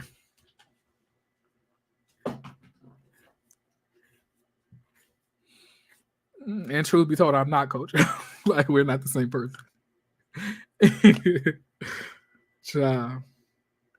Monique King could be your could be on your mod tip. You just started early for tonight. What are you talking about? I love you, Jeremy. Thank you. I appreciate that, Ravine. I really do. Who y'all? I might have to cam down for a minute while, I roll this up and seal it. I'll be. Could you please get off me? Thank you. JB says, well, you can come up too if you want and talk to people about what you feel about Ready to Love. I just like you like I just want I love me some JB says what. Cause Monique says she on her brown liquor and might be tipsy drunk depending on the day. I don't do drunk lives, but I do kind of come on lives a little bit, high. That ain't gonna hurt nobody, right? Being a little high.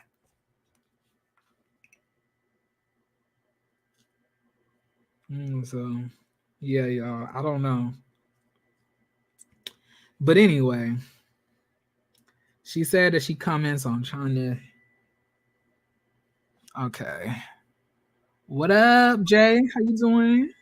What up, my boo? I miss you. I miss you too. I saw that you had I think you had met up, with I think it was Sean and Kojo. I seen it on y'all look like y'all had a really good time. Yeah, we had a thing down in Atlanta where you said you wasn't going. I read this the other day. Oh yeah, I was like, oh no, like the way I couldn't control my wholeness would be insane.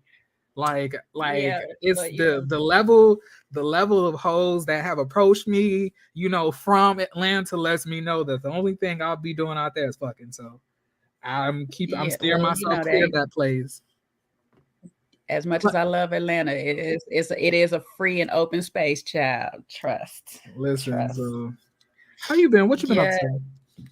I've been just watching these daggone interviews, watching people make a fool of themselves, namely one person only, really for the most part, because everybody, is either genuinely what we seen on TV or better than what we seen so far. So the only one I've been watching to make a fool on and making his rounds is Samson. And I'm just like, bro, this is what you get for jumping on these panels all before the season. First of all, trying to do early damage control. Right. Trying to get us over before stuff even took place.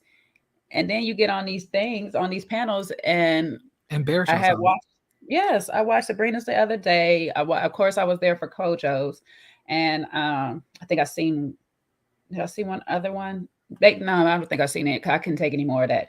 But he's certain things he's repeating verbatim. And then other stuff, he's up here just like going off the whim. And I'm like, he got telltale signs when he's telling the truth and when he's lying. But when it's come to talking about other people, he tells most of the truth there. When it comes to him, he can't tell the truth.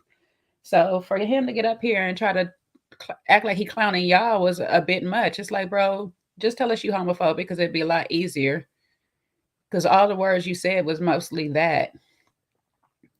And you're trying to clown Kojo for twerking to make it seem like he must be dating men because he twerks. Like, there's straight men, there's gay men that don't twerk. That's a whole African dance tradition. Like, that's our heritage. But he's a part of that biracial, Hispanic thing. So he's not really a part of our community like that. And whether he like it, because I'm pretty sure he lurking right now, whether he like it or not, he comes off as that white guy that sit here and be like, I'm not racist, I got a black friend. It's like, bro. It's giving... Go ahead. No, I was just gonna say it's kind of like everybody has somebody in their family that's something. So I don't even know why you got to even make a statement like that. Like. And I called it. I said that he's the type that if you come to him, with no trauma, he's the type to traumatize you. He would down talk you. He would talk bad about you. He would demean you. And I said, I knew it. I be trying to tell these girls, y'all need to listen to y'all friends. Y'all need to listen. I'm like, I try to now y'all gonna be in a relationship with this nigga and he gonna tell you to get in the motherfucking bedroom and cook him a meal. Bitch, ain't no kitchen in the bedroom, but he gonna make you do it. It's just disrespectful. Just disrespectful. So like I say, you would definitely not know Kojo, and I was like, he's better. I don't know, because at some point I ended up watching most of Sabrina's live with that interview with him, and at some point he threw me up in there talking about, oh, that's the reason. This is the reason why he came at Kojo like that, because he thought he was going to be representing me, Sean, and Seaway. he says her name wrong or whatever. And it's just like, first of all, why would Kojo be representing us on his platform? Exactly. Like that shit don't even make sense. Like we can all represent each other. We have our own fucking panels. Like he's a fucking clown, little dick nigga. Like I cannot stand that nigga. Like he's a weirdo. I've been called that shit. Like he followed me after that panel. Mm-hmm. And then like my friend died about a few days later and he unfollowed me after that. But he followed me so I could follow him so he could unfollow me so it looked like I was following him. I believe that's what he tried to do. Oh, that's so weird. That's so weird. And then he's even on under one of my like, posts, basically saying like, oh, thank you for your service, like trying to thank me for my services and shit. And the only thing, like I said, I'm not really starstruck when it comes to, ready to love people. I don't look at them as celebrities. I just feel like they're just regular niggas like me or regular like fucking women that just happen to get on the show about dating. There is nobody is special. You know what I'm saying? Like it ain't like they had, Beyonce on this bitch. Right. So it was very odd to me. Like, hold on, let me see something. Child. It's like not to take away from anything from none of these people, but it's like we're not here because of any of your singing skills or whatnot. Now we can find out about you through the show, that all your wonderful other talents that you may have, and it may blow up your career. But right now, you just like, hell, if I want to put up all the videos and things that I've been up in, y'all see. Here he is right here. Right after that panel where I disrespected him, I was trying to attack him. I was doing all of this stuff. He added me on Instagram and then started commenting under like my stuff. And let's click to see if I'm clicking on the wrong person. The nigga who out here doing yoga and walking around in motherfucking like Daisy Dukes, trying to sit here and tell me that I'm gay or that somebody else is gay because a child, listen, whatever. But he not bothered. He not bothered enough by y'all to say any of these things. It's giving weirdo. It's giving very much that. Like so. But I could care less, honestly. And just for that, I'm going to be definitely reviewing this next season that's going to be coming out on January. And I'm gonna do it the old school way, the unadulterated, unfiltered, a lot of profanity type of way. So, in honor and commemoration on the fuck nigga that is Samson. Since he laid down this precedent of me being aggressive, combative, I'm going to follow that and I'm going to continue that on in the reviews. Oh, jeez. This nigga in a damn Native American head garment with booty shorts. First of all, he ain't even supposed to be wearing it. Didn't they just? But he might, he might be Native American. We don't know what this nigga is. We just know that he's just not black. He's definitely biracial. I thought the nigga was half Mexican. Well, he say Persian and black. Or black. I just don't know his need to be so pro-black. Like, what is your issue? Because he doesn't feel that he's that black anyway. The way Jeremy used to drag Sabrina 2.0, baby. Oh my God. I used to be in her ass. She needed it. Oh, wait, y'all remember Paul? Y'all remember the drags I did with Paul? P.O. Oh my God, y'all. Let's recall some of this stuff. Hold on. Let's play a little. I never did this. Memory lane. I never, reacted to my own shit that I be saying because truth be told, a lot of the shit that I be saying, I don't even be remembering like that. But I just know that it was one review where I really lit Paul's ass up. Like it was bad. I actually felt so bad about it the next day. Ooh. Because I felt that I did I feel like I did the most. I was like, I shouldn't have did this. Let me see. I think it's this. I think it's this video. Oh nah, it wasn't this one. It was the one before it, I believe. Child, but like, let me see. Let's see. It had to be one of these. Keep the tears in. Save the tears for your pillow, and like let's keep it real dry. When we I've told you about talking about us 40 somethings. Like we didn't give y'all Bad Boy Records, Tupac, and they have been consistent. No, it wasn't this one either. What video did I do? Did I delete the video? If you feel bad, you might have woke up. No, I didn't. It's somewhere. It has to be this one. Yep, it's this one right here. Y'all, this is how now Paul is basically saying, saying some shit that we really don't even care about. I don't really want to get into this. So Carmen interrupts and says, and just to let y'all know, Paul was up there making. Wait about the Kia. That's why I'm saying we don't give a fuck about it, because we all know it's full of shit, right? We don't have to hear bullshit twice, okay? Kind of stinks. But anyway, now Carmen is interrupting him like, but no, my beard has grown so much. You said that that the Kia and your date, when you went on a date with the Kia, that you really didn't enjoy yourself, that she wasn't attractive, that she wasn't your type of chick, that you don't have to force yourself, to be attracted to somebody. And as soon as she was saying all of this shit, I ain't never seen a man shrink so motherfucking much. He was looking like his nostrils was flaring so much. I thought that Carmen was going to actually disappear in one of those nostrils. Okay. So then, and did y'all see the way the Kia was looking at him? The Kia was looking at him like Maya Harris, or Kamala Harris.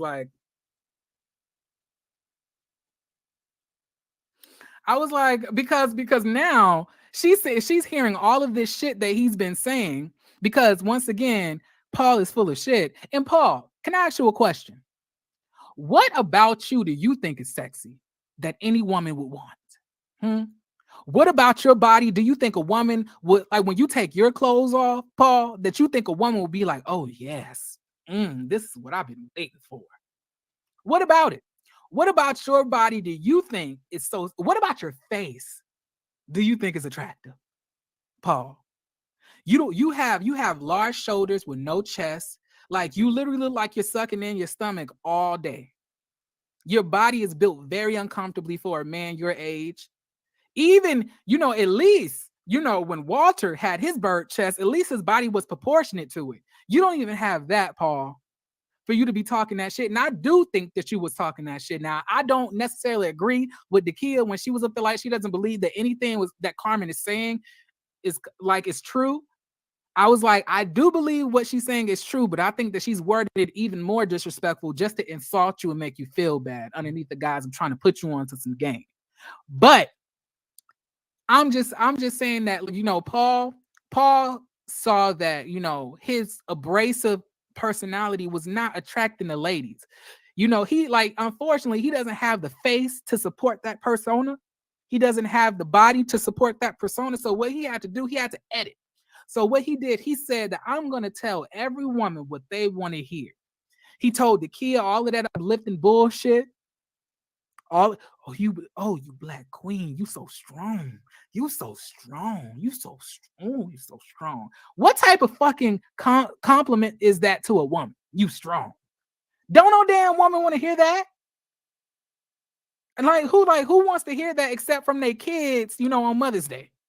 My mama love, when I tell her how strong of a woman she is on Mother's Day. That that's the type of shit that she like. But I'm saying, what man who's attracted to a woman, that's the only thing that they telling her. Any man would be, crazy not to want you. But you waited until the third to last episode to finally give the kid the chance, against all of these other women. You sat here and played in everybody's face, Paul, entertaining all these young women, Don't no damn young woman want you, Paul. You don't have money like that. You don't have a fun personality. You not lit. You not turned up. You not good looking. You don't have body. Like, what about you do you feel can pull a young, hot, vibrant thing or an older, vibrant thing? You don't deserve any of those things. See, you deserve Ethel that's at the casino slot machine smoking Newports. That's your type of woman. Honestly. And just because you put on a motherfucking suit that you don't even bother, ironing, don't mean shit, Paul. We see through you. How dare you? And then you're gonna fucking sit here and play in our face. You just want to sit here and get to the end. But see, the thing is, when it comes to Carmen is very strategic. Because she sees that basically Paul decided not to choose her. He's been blowing smoke up the kid's ass. She said, I'm gonna knock two birds out with one stone. I'm gonna make sure that neither one of you motherfuckers make it to the finale, and neither one of y'all, ends up choosing one another, and y'all just self-eliminate or both leave this fucking show. So she blew up Paul's spot, got to badmouth, the kid in the process, and then make him look extremely bad. It was all too much. It was all so well, so well planned. I was like, that's some New York type shit. I've been telling y'all that I think that Carmen came on this bitch wanting to act like New York from Flavor of Love. That's what she really came on here trying to do. But yeah, she definitely blew up Paul's spot, had him looking fucking stupid. Paul, take your ass home. You are an embarrassment. You are a disgrace. You are worthless. Oh my God. Oh my God. Stop going on motherfucking YouTuber. Okay, listen, I think that's enough. It's the Ethel with the Newports for me. Oh my God. Like, I'm trying to they're like those Ready to Love reviews used to be. I've gotten way better when it comes to reviewing. I've gotten way more light. I don't go as hard as I used to. Like, them Ready to Love niggas used to literally drive me up the wall. I used to get so irritated. And when cause I love the kid.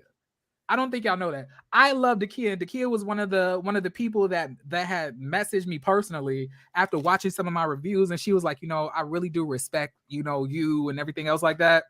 I really like your perspective, and regardless, on what you say, it's very real, and you're able to accurately see things for how they are. And I was like, baby, I really did like Dakia. Dakia was somebody I would fight for. When I found out Dakia was a cancer survivor, and she also was putting people through school, putting kids through school, also doing all of this stuff, I grew so much respect, because Dakia was not only being a light for herself, but she was being a light to other people when her life could have been gone. But she said, I'ma still give love and put love into the next generation. That shit meant a lot to me. And when I saw that this ugly ass nigga talking about, oh, she ugly, she ain't attractive, I was like, bitch, I know you not talking. Paul, look, let me not start going in. The key, I don't play. Two women I do not play about when it comes to this show is Dakia and Sabrina. One, Sabrina off a season, the DC season, not the Potomac season, but that Sabrina, you can throw that hoe to the wolves. But anyway, this Sabrina, the one that was in DC, is the one I don't play about, and neither is Dakia. I respect and have so much admiration for both of those women. I really do. But baby, I did not sometimes when I go back and watch some of the shit I said, I just it makes me cringe, I think being on the panels have helped you calm down just a little. Yeah, you agree that was kind of deep.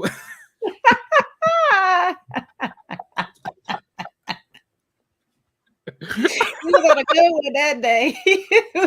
baby, and the crazy thing about it is the reviews used to be so detailed. I was able to recall all the details, and I was like, I'm definitely gonna get back into Ready to Love, and I'm gonna get back in to Put a Ring on It too. If they ever come back.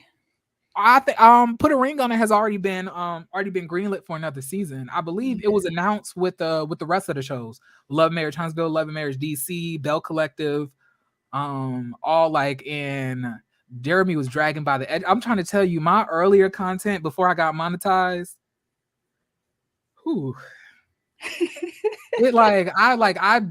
really have tried my best to be more respectful in what I believe and what I have to say. Like, I don't want to just be out here telling motherfuckers they worthless. That was too much. That's why I thought I had deleted it, because when I had hit that part, I was like, okay, that's too much. You don't have to say that. Listen, don't pick a fave until after the season is done. Then you could keep an even kill on it. I did not pick a fave though. It really was it was the ending of the season. It was you remember they had just came back from the house, and they had that meeting with everybody. Yeah, and then Carmen had blew up Paul's spot. Mm-hmm. I had already knew that none of these people besides Clifton and Joy were going to be anything.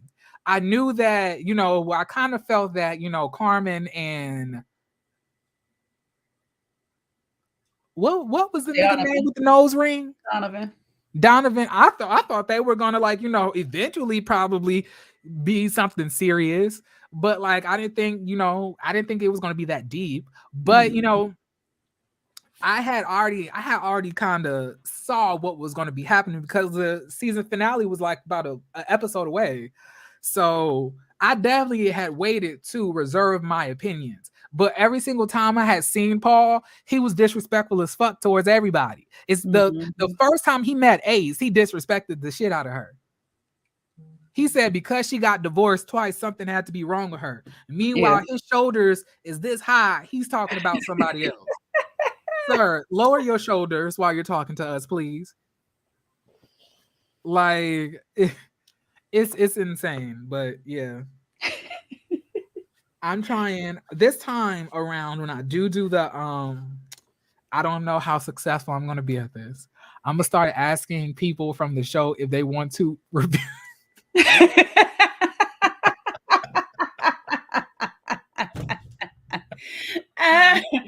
I'm gonna ask certain people from the show if they want to review with me. I haven't angered everybody. I think it would be people that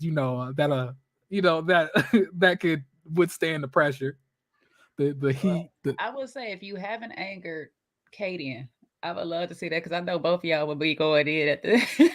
Oh nah! If you checked Ashley Aubrey's panel, I was eating Katie and ass up. I know, but I don't know. I said if you haven't angered her, because she might be okay with some of her energy, might be okay from how she come off in real life. She might not pay attention to half the shit. I ain't trying to go back and forth with Katie, and then she calls Swayze and try to whip my ass. That's some type of shit she'll do. She'll dial Swayze 911, and then Swayze will try to fight me outside. Nah. I'll fight you outside. That's the type of shit that Katie look like. Katie look like she the type that try to start an argument so you can fight her man. Well, since you feel that way, let me call my man and see what you got to say. Yep, that's her. Tell me I'm lying. And you could see that at the reunion. She was so happy that Swayze was getting ready to whoop somebody's ass. Actually, she was calming him down in that moment for a second. Child, Zoe kind of needed it though. When he got up to beat that man's ass, Katie was looking like, that's my nigga. That's the way she was looking.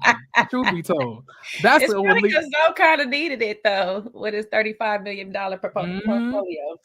Zoe is another nigga I didn't like either. I already knew that he was on that BS. I already knew that he was a liar, and I was like, why does he have all of this smoke for what's her name, Cherise? But he ain't got this same smoke for Swayze. Swayze's in front of you. Tell Swayze that he fake as fuck. Child, he jumped up and out of there and left. That nigga left. That nigga said, "I'm going to a whole new world." This nigga hit that nigga all of a sudden had a flight. It just so coincidentally happened when he took his shirt off. This nigga booked a flight immediately about the country. That chair booked the flight real quick. I gotta go. I got a flight right now. It's leaving in an hour. Like he was up here, like he was like this nigga was out the country. And like I ended up becoming like more immersed in the season as it got towards the end. When it comes to Ready to Love. And I kind of wish towards the end I would have stuck with it and reviewed the whole thing. But after that first episode, when I saw Calvin, I was like, girl. I was like, and then the women in the comments saying, "Oh, Calvin is so fine." I was like, now if I say something, I would be wrong. But if I'm trying to put you hoes onto game, y'all ain't gonna listen. You but it'd be killing me because black women be like, I wish somebody would have told me. I've been trying to tell you. They always say that, like, somebody should have told me. I was watching Erica De Niro's channel, and she was basically saying, like, when I don't know if you watch Love and Marriage Huntsville, but like she was saying that why come nobody warned Miss Van about Mark? And I was thinking, like, you can try to warn a woman all you want to. She don't give a shit until she experiences it herself. I could say whatever I could say something, but it ain't gonna help. Like, I've been trying to literally tell all of these women about these men on the show, and they telling me I don't know what the fuck I'm talking about. Then after the show wraps, everything that I say come to fruition. And they was up there like, I wish somebody said something. Jeremy did, and y'all called that nigga combative. I'm just trying to figure out why y'all trying to warn Miss Van's grown ass about a whole man that she's been around their family long enough to see. So I don't. She went down that road on her own accord. What was a warning? This ain't no stranger. This ain't somebody they just hooked her up a blind date with. I don't really know how long Miss Van did know that man. I don't think she knew him that long. And she knows Maurice. But she had met them recently because right before the show had came on, which was in I think like 2017, 2018. She had just started like working for Marceau and Tisha because Melody Martell basically built the company, like, showed with them, basically helped them, learn the whole practice and everything else, taught them everything that they knew. And then they hired the mom as like a secretary for them. Right. And I guess that's how she ended up meeting them. But this was around the same time that she had also dated Mark. So she had met them recently and then she had started dating him. Oh, okay. So this wasn't recent that they were dating. This was like, I know it was earlier, but I thought she was years. dating him after at least some time knowing Marceau. Because I'm like, you can be around Marceau enough to already get the hint. You ain't got to be around him that long. Yeah. What did you think when you saw Samson? I'm not Samson, but Calvin on the first episode. I thought he was nice looking, but I didn't get to see much more because he was gone in a flash. Did you think he would actually be interested in anybody there? He didn't give it to me like from off top. No. I think he observed the room and noticed that he didn't have nobody there himself. Exactly. He said he wasn't about to waste no time, not even his. Now, me personally, I will put him in the same category that I put Eric in from last season. Yeah, him and Eric.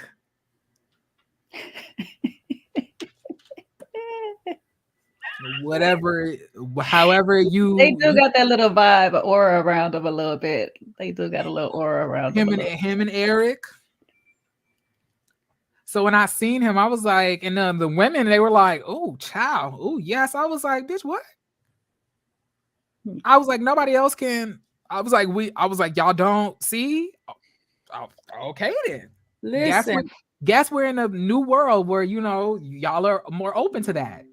Listen, we watch enough movies to know that the fine one either dies early or something else. So But they were not catching it though. They were like they weren't catching it. They were really like if you go to the comments, if you go like just let me see. If you type in Ready to Love Calvin, the women were ogling, like they were attracted to this man. And the truth be told, let's be real, a lot of women don't care if a man, I mean, if they don't know, they're not gonna cry about it. It's only when they find out. They do. I mean, but I feel like the women, like, how wasn't they able to see that? or to feel. I was like, it to me is very apparent. A But lot of people do not have that radar up. You know what I'm saying? Mine was totally off when I was young. I was attracted to every last one of them when because I we was young. fine. Like a lot of gay men are fine as fuck. White, black, it did not matter. I was attracted to them, every last one of them. Yeah. Tevin Campbell, Michael, what's his daggone name? Jeremy. Goddamn it, I got your name in my damn mouth. A lot of people do. A lot of people do actually. So it's all right. What's his damn name? Michael. George Michaels. That's what. God damn it! I was attracted to every. I'm telling my age, but I was attracted to every last one of them growing up. I was like shit. And it's so crazy when the radar hits, it's almost instant. I was like, you be like that nigga gay, or he did something with men at some point. He may not be gay, but I believe that he definitely has dibbled and dabbled, with the the booty holery of it all. that experimental phase in college. Yes. So I have a question for you. So are you going to be reviewing this next upcoming season of Ready to Love? Also, are you going to be more active on your channel? Yes, I'm getting my ass back on my channel. I need to start today because I was going to have something today, and then I messed around and got crazy busy this week and didn't make no thumbnail and nothing. So I might have an impromptu today just because I need to get back. If you do, I will definitely be there to support. Also, if you needed me, for any panel or anything else like that, you can always call me up to support. Y'all know I love to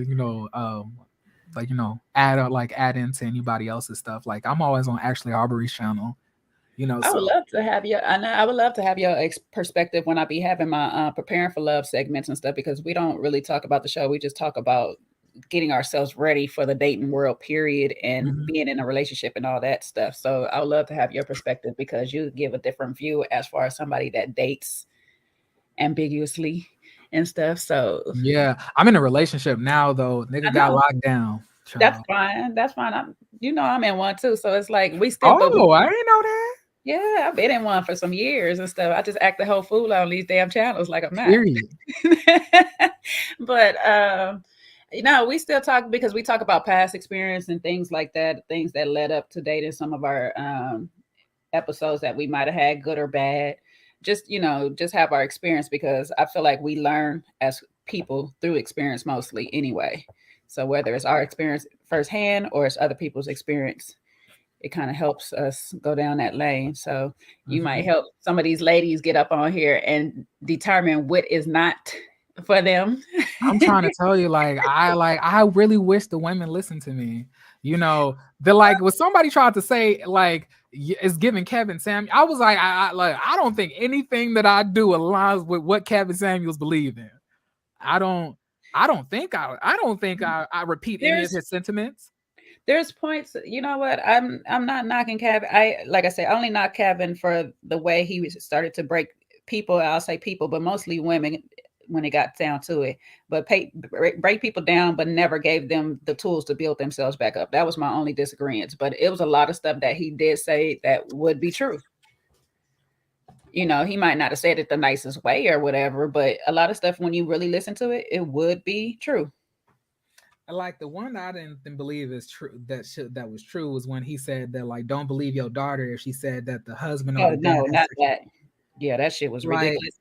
And I was after that, everything to me that he ever said was null and void. I was like, once you said some shit like that, I have to go back and second guess or not believe anything that you say. Yeah, he started going down a whole dark hole at the end, because then he went to that discipline, that domestic discipline and all that stuff like that. I'm like, you trying to have people in jail, so you working for the man now at this point. But he still never really answered why he was found in bed with that man without no clothes on. But guess we just gonna forget that he dead now. So right, rest in peace.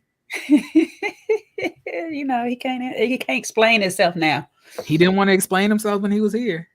That nigga told me, I'm gonna just laugh off these rumors, bitch. This is a whole photo. This is a whole picture of you in the bed with a man. What? This ain't a rumor. What? Explain this. Don't kiki it off. Wait, the video with a person laying in the background and he doing a live. Did you see that one? Yeah. Camera started swinging a little too far. He's sitting here telling y'all women. He's sitting here telling y'all women that y'all ain't good enough for y'all man, that he good enough. That's what I always felt it was. Listen, I'm gonna leave that man. I'm sorry, I'm in peace. Child. Rest in peace or whatever. I'm gonna leave that man. I'll leave that man alone. He not here to defend himself now, so we'll leave him alone. So, but yes, I'll be back on it. So I definitely be want to have it. I'm got to finish my rebranding because I got to change my channel. I'm rebranding it a bit, so I gotta do some re-ing up. What kind of baby you got over there? It's giving me a doodle. He is a can you stop it? He's a nuisance right now. My God. He does not take no for an answer. They never do. He want he will fight me to pet. Like he will he say I'm gonna beat your ass and you're gonna pet me afterwards. Like it's the disrespect for me. But like he is a golden retriever poodle mix. Okay. Yeah. So he is like half poodle, half golden retriever, or half toy poodle, half full standard golden retriever. Mm-hmm. So he's a mini. My little, could you please stop, Michael? Do I? Okay, that's what I thought. He is playing with me because I am on here and I cannot get that ass.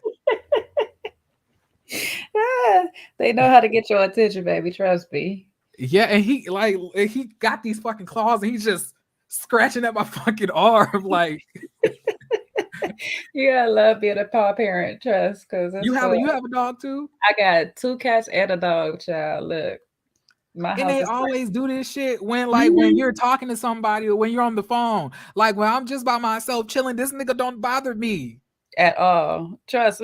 Anytime we had in panels, the cat come in at a certain hour screaming loud. So if y'all sound like I got a baby in the background, that's what it is. It's the cat screaming at me. Oh, the cats, I heard are mean. I heard they don't like you to touch them. No, this one here, he loves it. It's my girl cat, and it's her breed. Her breed is a calico, so most calicos don't care to be touched too much. But she softened up. She got hot spots, so if you touch her, she get kind of excited, so she don't like it too much. That's her problem. So wait, hot spots?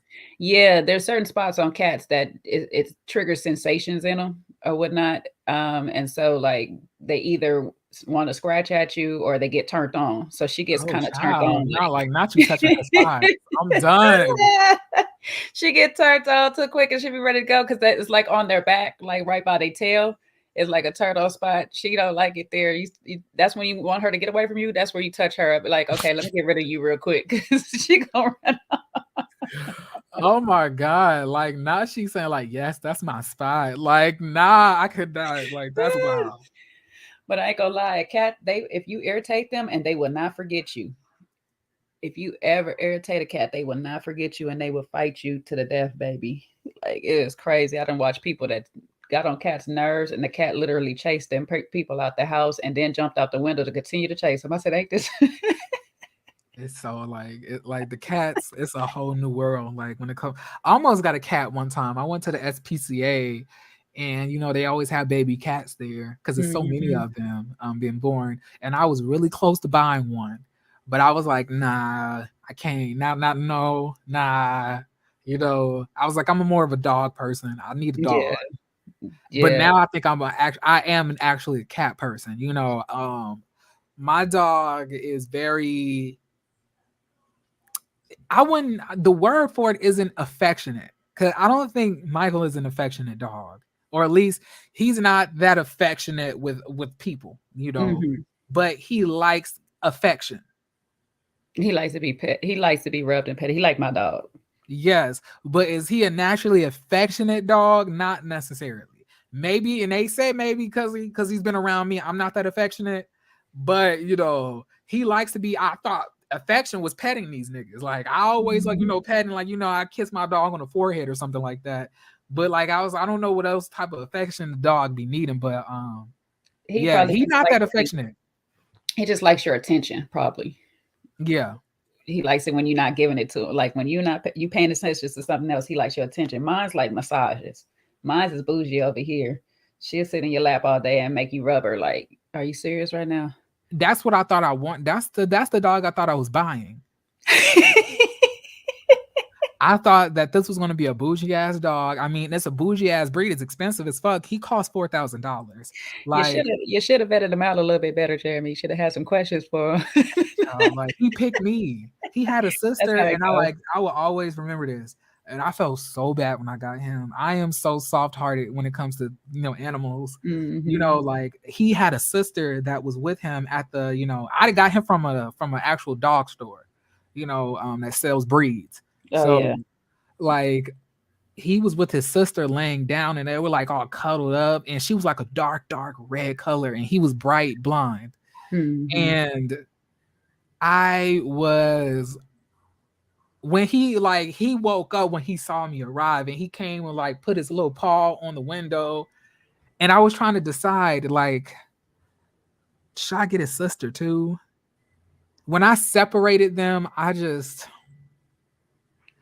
felt terrible. I felt like I was a part of like a slave trade, at this point, just ruining families.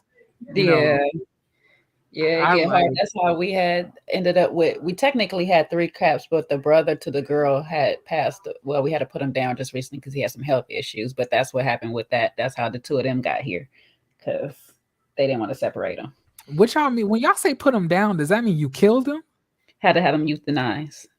What is that like when you get them euthanized? What do? Do they like break the neck, or like how did that work? No, they're supposed to. Well, I don't know technically what they do for sure. They're supposed to put them down like lethal injections, kind of. Well, not aggressive like that. They're supposed to just put them to sleep.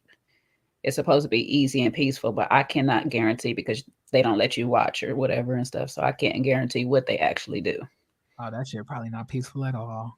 Yeah, it was a painful day or whatnot, but it was like either we continue to let him live and he lives in pain and agony, or we just go ahead and put him down. So it was like a hard decision either way. So it's just like, I could not do that. I remember Jeremy ruined a family, and Chef Don Don would have his grandbabies try. Like, I'm telling you, like, cause they talk about my friend Chef Don Don. He has like a litter of puppies. I think they're raising the puppies to sell them off. Not trafficking though. Ellen, damn it.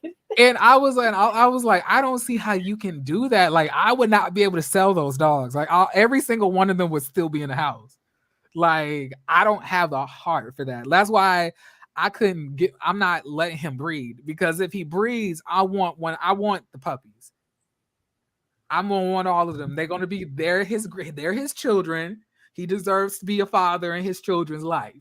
And me as a grandparent, you got a responsibility. Yes, I have a responsibility to protect these children.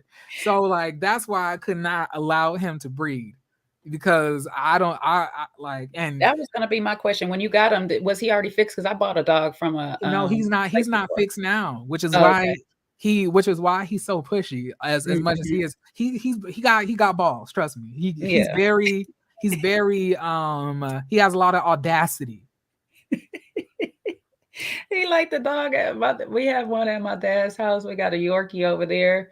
When I'm telling you, they're talking about going to get him fixed, which I feel is wrong now because he's older. He's like 3 now. But I'm like, why are you trying to get him fixed now? But he's so aggressive. I'm like, yeah, I just need to let him get some for real, because he grabs on the legs. And when I say he got a choke hold on your leg, like, bro, I said no. This is crossing boundaries at this point right now. Like, I'm feeling letting them have sex won't really do anything. Like, for the most part, after they do it, they'll be calmed down, but they'll get horny again. Yeah, but it's just like, let him go breed. Like, find him a little girlfriend. You can't just be letting these dogs be running out here just multiplying. Because no, you find a girl that because how it works, technically, you were it's kind of pimping your dog out in a way, but you would get paid as a boy for her to mate, and they get paid off the puppies. So Mhm. that would be just letting him go breed. So therefore it's killing like two birds at one stone. Like you're releasing his tension, but at the same time you're getting some conversation, and those people can have puppies if they want to keep them or do whatever they want to do with them. But it's just like, Is that something that y'all arrange doggy hookups? people do when they do the breeding and all that. Child, I am not arranging Michael no meet up to fuck. I'm not doing that. I am Come on now, not. how you gonna be this type of parent and then go try to condemn I your like child? no, he is not going to have no sex. What he will be doing is getting fixed. He gets fixed soon. Okay, Like well, I'm just trying to figure out how I want to get it done. My boyfriend said I need to stop, putting it off, and that I really am, I just don't want to chop his balls off. That's honestly really what it is. Like I just feel like what if somebody cut off my balls? Like I would feel completely upset about that. Like but I that's would. what I'm saying. If you're not gonna cut them off, then you need to go ahead and let him sow his royal oats from time to time. Like you can't just be. I don't know. Like I need to think about that. But like he is getting fixed. He is getting fixed. My boyfriend told me she was like, you really need to get your dog fixed. And that's what I'm gonna be doing. I'm gonna be getting him fixed. The balls will be chopped off. I just gotta decide, do I want to pay $150 for it or $750 for it? Because his vet is trying to tell me that the clinic will pay, will charge $750 for like the whole thing, Mhm. all it, because he'll be getting some numbing stuff. They'll make sure that he's comfortable. It's for his comfort. Now, if I take that nigga to the SPCA and they do it for like 90 to 150, this nigga gonna be hurting afterwards. Now they supposed to still provide you medicine and stuff like that because it's supposed to be antibiotics and all that. There are. What age is he? He is 1.5. Oh, okay. Yeah, you're gonna have to pay because he's over 6. I was gonna say 6 months and under, they're free. It's free because it's easier on them at that age. But I don't know what state you in. There are some places that probably do it for cheap, but they still supposed to offer you the meds and all that stuff like that. Of course, the vet is going to charge more because that's just their thing. But they have like places what charge you less. They don't do the same thing the vet do, really, to be honest. I'm gonna definitely get that situated soon. I feel like it's gonna be happening within like the next month or so. I'm gonna get him fixed. And I'm just gonna be sad because I know his personality is gonna change afterwards, and he's gonna be a whole new nigga. Like he's gonna Yeah. be. And although my dog is annoying and me and him are both alpha males, so it's always battles going on, But like I don't know how comfortable I'm gonna be with a personality shift because this is a dog that I've come to know. He's not gonna have such a strong. He'd probably be a little less aggressive if he's aggressive now. But you got to think about it too. When they do it, they say the dogs live longer. They live longer and healthier when they have that procedure done, male and female. So Yeah, and he's only human grade food. He has like this thing called the kitchen's choice, and it's like food Mhm. clusters. So that's what he eats. Cost a damn arm and a leg per bag, but I'm always buying these bags. He blows through them. He has I buy him. I buy this nigga everything. Everything. Most of my check go to him, honestly. Cause he my little homie, so I always want to make sure that he feels well taken care of, and I like to see when he plays with his toys and shit. trust. I'm trying to because mine is 11 now, so and she's getting up there, so I'm trying to mentally prepare myself in case the worst happens. So I'm just like, Yeah, I don't know. I'm trying to decide if I get another one after. I'm just like, I don't know. I don't know. I might need a break. I don't know. yeah, this whole dog thing, it's very hectic. Michael, stop! Oop, no, Damn Michael, it! on you. Michael just took off off camera. Yeah. Anytime I get up out this seat, look, nobody. He don't want to smoke with me. You gonna have to leave. You gonna have to leave the camera on for your own protection. He turned the camera off. He started attacking. Like he ain't dumb. Michael know better. He can't beat me up. Not It's the not a cat lot of face people today. that can. I'm a big nigga. But I want to get another dog at some point. I want when I move into my apartment next year in 2023. Well, the next apartment, like I want to move into a bigger space to where I can get a second dog that I can train, that he'll be able to train him up too, because when they have like a older dog to look up to, they follow along with what that dog is doing. Mhm. So I want him, like, he's trained for the most part, just he gets very excited, and mixed with the hormones and he ain't had none, and the aggression, the overexcitement, and almost like he loses his grips with reality. Like he completely the excitement just overtakes him. Like he can't even sustain himself. Mm-hmm. He got a teddy bear. Yes, Or a but pillow, he's yeah. already fucking damn near destroyed that bitch. He like, this blow up doll ain't working. I got him like, this is a true ring. Oh yeah. He got this 2 days ago. Look how he looking in the background. Look how he looking. He's a stalker. Look at it. Oh, my bad. Oh, I didn't see him looking. He'd be like, nigga, Right. give me my shit.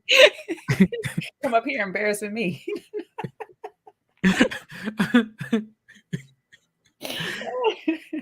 He got a whole personality, man. I love my dog. I really do. I can't, when he's not around, I don't like, although he be annoying as shit, like I can't. It get quiet and lonely. It feel weird. Yeah, huh? I remember when I came back home from visiting a friend, and he was still at my other friend's house that were babysitting him, and I had to spend the night without him. I was like, wow, his crate is gone. He's gone. I was like, this feels kind of lonely. Mm-hmm. I know I used to have mine go to either my parents' house from time to time when I go out, and then I come home and I don't get her right away in the house because I got hardwood floors, so you can hear her walking down the hallway too. So it just sounds crazy because I'm like, I don't hear the feet that I'm supposed to hear. I don't. It's so weird how you get so attached to them so quick, and it's just like. Yeah. And then they just love you and shit. That's that's the best part. Like they be really loving your ass. Like they sit he'll sit and just stare at me. And like I looked to see what the fuck that meant, because I was like, is this nigga planning something bad? Like, I have to make sure, because I don't want to have to fuck him up, So I went to go look that up, and it was like, it means that he's adoring you at that, like when they do that. I was like, well, nigga. They do that, they'll wink at you.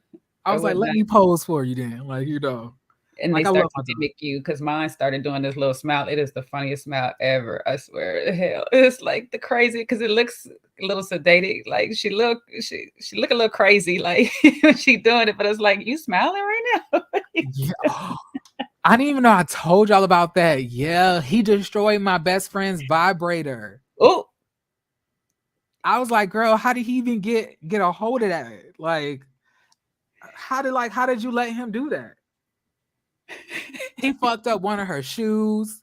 I had to well, I didn't have to. I cashed after like $120 to replace it all. But like I believe it was her fault, because if she had followed the instructions I gave her, I was like, do not leave that nigga alone in your room without you there. And I was like, if you're gonna let this nigga out the crate even while you there, make sure you keep an eye on him, because he's sneaky and he quiet. When quiet, just like kids, they get quiet.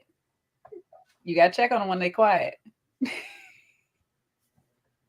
Could you please get from underneath this desk? Move. My God. Michael, stop. Bro. You done been online too long, okay? Yeah, I am gonna have to hop off here real soon. He's just sitting staring at me. Michael, no, you cannot. You're talking about him. That's why. Look. Michael, move. Parenting. Child, yes. He just don't take no for an answer. No, he think every time you swing is play. Look, he thinks that's play. Get down there. Not him putting his paws back up at you. I'm kind of he be throwing combos at me. He really he be like, stop, Look. bro. You gonna make me want to get another puppy because they are so fun when they're so young. Do I have to get my belt? I thought not. Oh God, y'all. But nah, for real though. It's damn. I've been on here for almost 4 hours. I just looked up. I'm like, what the hell you been talking about? Hell nah. Well, this ain't like me. This ain't like me. I barely have bandwidth to do this, but we've been talking about multiple topics. The first 15, 20 minutes was about the interview. Then they started talking to me about Samson. Mm-hmm. And they were telling me Samson had kind of brought me up, I guess, in the interview or something like that. And I was like, bitch, me? Mm-hmm. I was like, and so then I went to I was talking to them about how I felt about Samson. Then I actually let's go see what he said, child. And then when I was hearing, I was like, nah, he lying on me. Let's go actually see what I did do. Yeah, because when I popped up on another live, that's what I thought. You had an open live, but it ended up being you was talking about Love, Marriage, Huntsville and the other shows and stuff. But I thought that's what you were referring to in that live. So when you didn't, so I was like, let me not start nothing because maybe you know about it or don't know about it. I don't know. I don't know if you knew because I had happened to see it that same day when I popped on that live. That you had. I didn't even know and this had happened I guess days ago. I am so disconnected. I do not be giving a fuck like that. Yeah, because I didn't watch the Sabrina's live as it was happening with him. I watched that clip that she had posted. I guess about Kojo, and then the next one came up. It was with you, and I was like, oh, he was doing the most. Okay. And so I ended up watching the whole. Well, I watched half because I think I skipped the 47 mark where he started talking about you and Kojo, and then it was like it didn't end there though because it came back up towards the end of the whole thing again. So I was just like can you please leave me out of your mouth? Stop mentioning me. You do not know me like that, sir. I am not on the show. I am just a reviewer, and we only had one conversation. I have not reviewed this show on my channel. So the only time he really did probably hear me say anything is on that one review. Why are you so upset about that review? But the funny thing is, I remember you saying it on Aubrey's channel about the trash. So I'm like, you confusing when he said anything or whatever. And I don't know, maybe you did say it on Sabrina's channel too, but I was like, I know on Aubrey's channel, you had mentioned the men are trash and it wasn't even about them as a person. It was just their personalities. You were saying they weren't giving nothing for the ladies because you was kind of speaking on Randall and Mike for not being forward and not really saying anything, not giving much to the ladies and all this stuff like that. So I'm like, if you really was listening, it wasn't that the men were just trash coming on here. It was a reason behind it. They're trash for the show. Mm-hmm. It's not saying that you as a person you're terrible and you're trash, but I'm saying in the grand scheme of what this is as a show, you were trash. Yeah, you represent a trash bag. So I was just like, okay, but I don't know why he feels like he got to be the people's champ and be the representative of people, these grown ass people that didn't ask for it either. I just think he a weirdo. He makes me uncomfortable. The way he looks, that weird, creepy ass smile, it's just. He the type he can't fuck, and then he'll be like, well, it's the reason that the sex was bad is because of you. Mm-hmm. He the type to do that type of shit. You was talking all that mess earlier, so I couldn't perform the way I normally perform. Okay. It's sad that me and you can both literally hear it and see the same conversation. about this man's sex like it was your fault. Like you or totally dismiss it and really tell you that it's good, it's the best you ever had. I know I was doing it. I know what I could do to oh try. yeah, like oh yeah, I bet your life has changed. Your whole life has like it's definitely giving. He can't fuck. It's giving micro penis. I just know he ain't got no dick like that because all of these little shorts that I seen him wear on this on this Instagram page, no dick print in sight. But then again, let me stop because some men are showers, not and like some men are growers. So No, but I'm just saying it's that because I've had this happen one time where a dude just thought he was all that, and he like, you running now, huh? You running? I'm like, yeah, whatever you want to believe, sweetheart, because I'm not about to waste my time with you anymore. Like you done talked all this mess, and now I'm watching paint dry, and I wish you would just leave. And you take it forever. Like, I want you to go. Not he saying you running. Yes, when I was not answering the calls and all this stuff, he's like, "Oh, I got you running, like you scared." I'm like, if the D was good, I'll be chasing, not running. Okay, it's a difference, baby. You know, but whatever you want to say, but whatever make you sleep at night, you run with that story. I'm just mad that I gave it up to you. Like, I'm really, that's where I'm at right now. Like you want a coochie reversal. Right.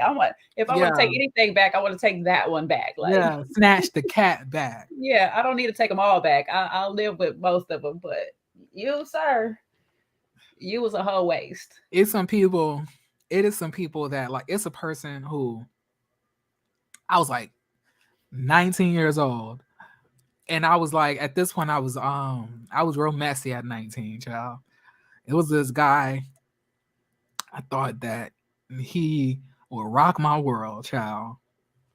I thought it would be amazing. I thought that he would show me a whole new life.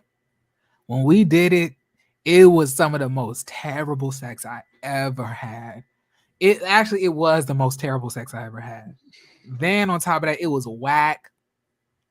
It was just a lot of things that like, and one person asked me about it, and I put that nigga on blast. I was just so uncouth, but I'm saying like I can relate. My goodness. Did he talk big trash before? Like he was gonna do all this and do all that? They always do. They still do that, and I've still had people disappoint me in the bedroom, but honestly, I'm intense. Mm-hmm. And and the when it comes to intimacy, I'm very intense. I require a lot. Mm-hmm. I give a lot, so I can understand some people not being able to hold composure, for X amount of time until I'm ready until I'm ready to finish. But like that nigga was like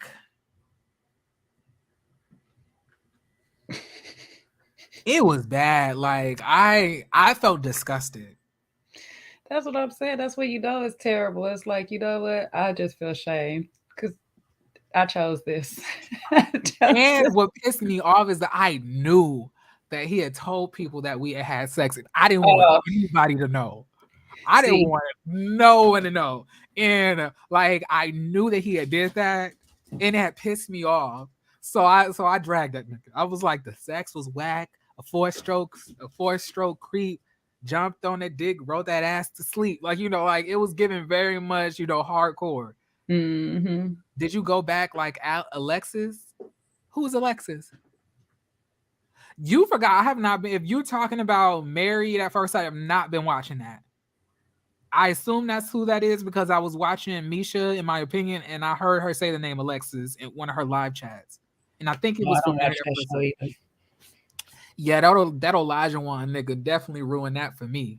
I just not Alexis from RTL. I cannot remember an Alexis. Yeah, wait. Country Alexis Fly. Yeah, the light skinned one. No, she was dark skinned, short. What? Alexis Fly. She was with AJ and Ron. I think it was Ron. Wait, I thought Alexis was the light skinned one that was entertaining. I think entertaining. What's his name? The one who's with Simone now. No, that was Denise. That was No, not you Denise. talking about I know who you're talking about. I can't think of you talking about who's entertaining Rashid right now. I mean who Oh yeah, Rashid. I'm saying Rashid was talking to this girl. No, that's the Houston resort one. That Houston oh yeah, one with okay. I'm thinking about Joelle. Adriana. Yeah, with Joelle and stuff. That's the Yeah. one. She's on with Joelle, with V and stuff. Little shorty, Alexis Fly, her name is. Okay, yeah. I was definitely thinking about the wrong. I was thinking about Adriana. Mm-hmm. Elijah and Katina getting divorced, as they should. I just want more for Katina. Like I thought Katina would have done more, achieved more. It's really sad that Katina allowed herself to look like a dumb hoe. I mean, maybe they didn't make you look that way. Maybe you are. I mean, after marrying this nigga and trying to really make this relationship work when he questioned your whole womanhood because you wouldn't pick up a broom. Okay, sis. If that's the nigga you want to marry, that's fine. I could not I knew that if I had to continue to review Married at First Sight, I was really going to start violating Katina. That's why I really stopped. It really wasn't because of Elijah One. I could have kept on roasting that nigga alive. But I knew if I continued to review this, the stupidity that Katina was displaying every episode would make me really upset. And then baby, if I get heated in one of these reviews, I would have hated that for her. So I was like, you know what? I'm just not gonna even do this. And I don't even watch the show, but she is a very gorgeous woman and stuff. So I don't know. I mean, I know of those two, so I don't know why she was wasting her time with that, but yeah, we live and we learn, I guess. What I'm is like people who are like, let them be married and work it out are now like good. Should have never started together. Nah, you could go to my I still have some of that season's review up. Like I took a lot of them off because I started to say a lot of vicious things about Elijah Wine. So I think I removed some. But for the most part, throughout the whole thing, I was saying this nigga ain't shit. He ain't gonna never be shit. His daddy wasn't shit. His mama ain't shit. He's just a piece of shit. Not you quoting Eddie Kane Sr. But I'm trying to tell you, you got to. You gotta. Nights like this, child. But the show is so bad. Katina's getting cussed out, and she was like, Elijah One loves me. He just called you a dumb bitch. I could not. And then the rest of the motherfucking people on the show were telling these fucking people that they belong together. I was like, bitch, what? I was like, people were telling Katina that she needed a man like Elijah One. A man to verbally abuse her, and she got out of an abusive relationship before. I couldn't. I was like, y'all, I'm not about to do this. Y'all are not about to gaslight me. Y'all not about to trigger me. I quit. No, I don't get paid enough for this. And at the time I was doing this shit for free. So I definitely was not getting paid a lot. So it was too stressful. So I was not getting paid a lot. No. Nowadays, and not I'm mad that I stopped doing my Married at First Sight reviews though, because damn, my channel has grown, and if I had that added along, with the content I'm push out, I think it would have taken me a little bit farther than where I'm at right now. But the way that the abuse was set up, oh Jesus, it was hurting my feelings. And Katina was just so nice. I just can't see how y'all do it, because I'd be like, after I come home from work, I am not trying to watch 2 hours of that daggone show to review it. Then you got to still put the review out, put it together, and all this. Ooh, my life. Yeah, the damn show be 2 hours, like a damn movie. Mm-hmm. Could you please Like, get out of the bathroom? oh, he been doing all kind of stuff in the back. We've been watching him. Go home. He been back there doing all kind of stuff. I have not been paying attention. I said go. Do not get out of that crate. Stay there. Okay? Don't move. Child, he gonna move. He don't give a fuck about what I gotta say. This dog, he a thug. He will take the ass whooping as long as he feels that the action outweighs the punishment. If he feels that, he gonna do it. He like, I'm gonna forget about this ass whooping in about 30 minutes. That was a day ago. Why are you still on that? Like, he be like, he really don't be giving a oh nah, he taking me seriously. He laid down. He's like, okay, I ain't trying to get hurt. Like, he's been on my motherfucking nerves. Like, he took a dump in the fucking crates last night. I had to bathe him, clean the crate out, sweep and mop my floor. Had to give him a bath, clean out the bathtub, dry him off with a blow dryer. It was a lot. I basically had to give him a whole late night grooming appointment, and I was pissed. Was he sick? Is he sick or something? Because usually they no, it's be like I think that I don't usually like to stay outside too long when he's using the bathroom. Like, I feel like he should be able to get done whatever he needs to get done in 10 minutes or 15, but that's not how science works. So sometimes I rush, and maybe he needed an extra 10 minutes to get, for his bowels to move, and I had missed I was not able to, to track it the way I should have. And he definitely took a dump when I was at the gym and I came back home. Yeah. Did he do it? When you guys went out once, he did it one time. He did it just one time, and that was it, or he didn't do it at all? Oh, he just did it that one time. Yeah, because sometimes I'll be watching mine, even because I got a yard now, so I can kind of let her out. But even when she's out there and I get to calling her back in, she'll do it once, and then she'll start looking for another spot right away to let me know. But she older now, so she let me know that she still got to go, because she will be good for a couple of rounds. I'm like, child, look, I'm trying to go inside. You're gonna be out here by yourself. Right. But he can't be out there by himself. Number one, he don't like to be outside. Number two, he's not really an outside dog anyway. He's a miniature. Number three, he's the type to run, and he's the type to not remember how to get back to his damn house. He's not the smartest, My baby's a toy, and she is definitely not trying to be outside by herself. But I'll be like, you keep playing. You want to sniff everything instead of use the bathroom. You're going to be out here by yourself in a minute. Exactly. That's what they love to do. And then they just love to do that weird shit where they just put one paw up. Like, what the fuck are you doing? Like, he'll just stand in one spot, put one paw up, and just. I was like, what the fuck are you doing? Like, that's not why we out here. Move. Right.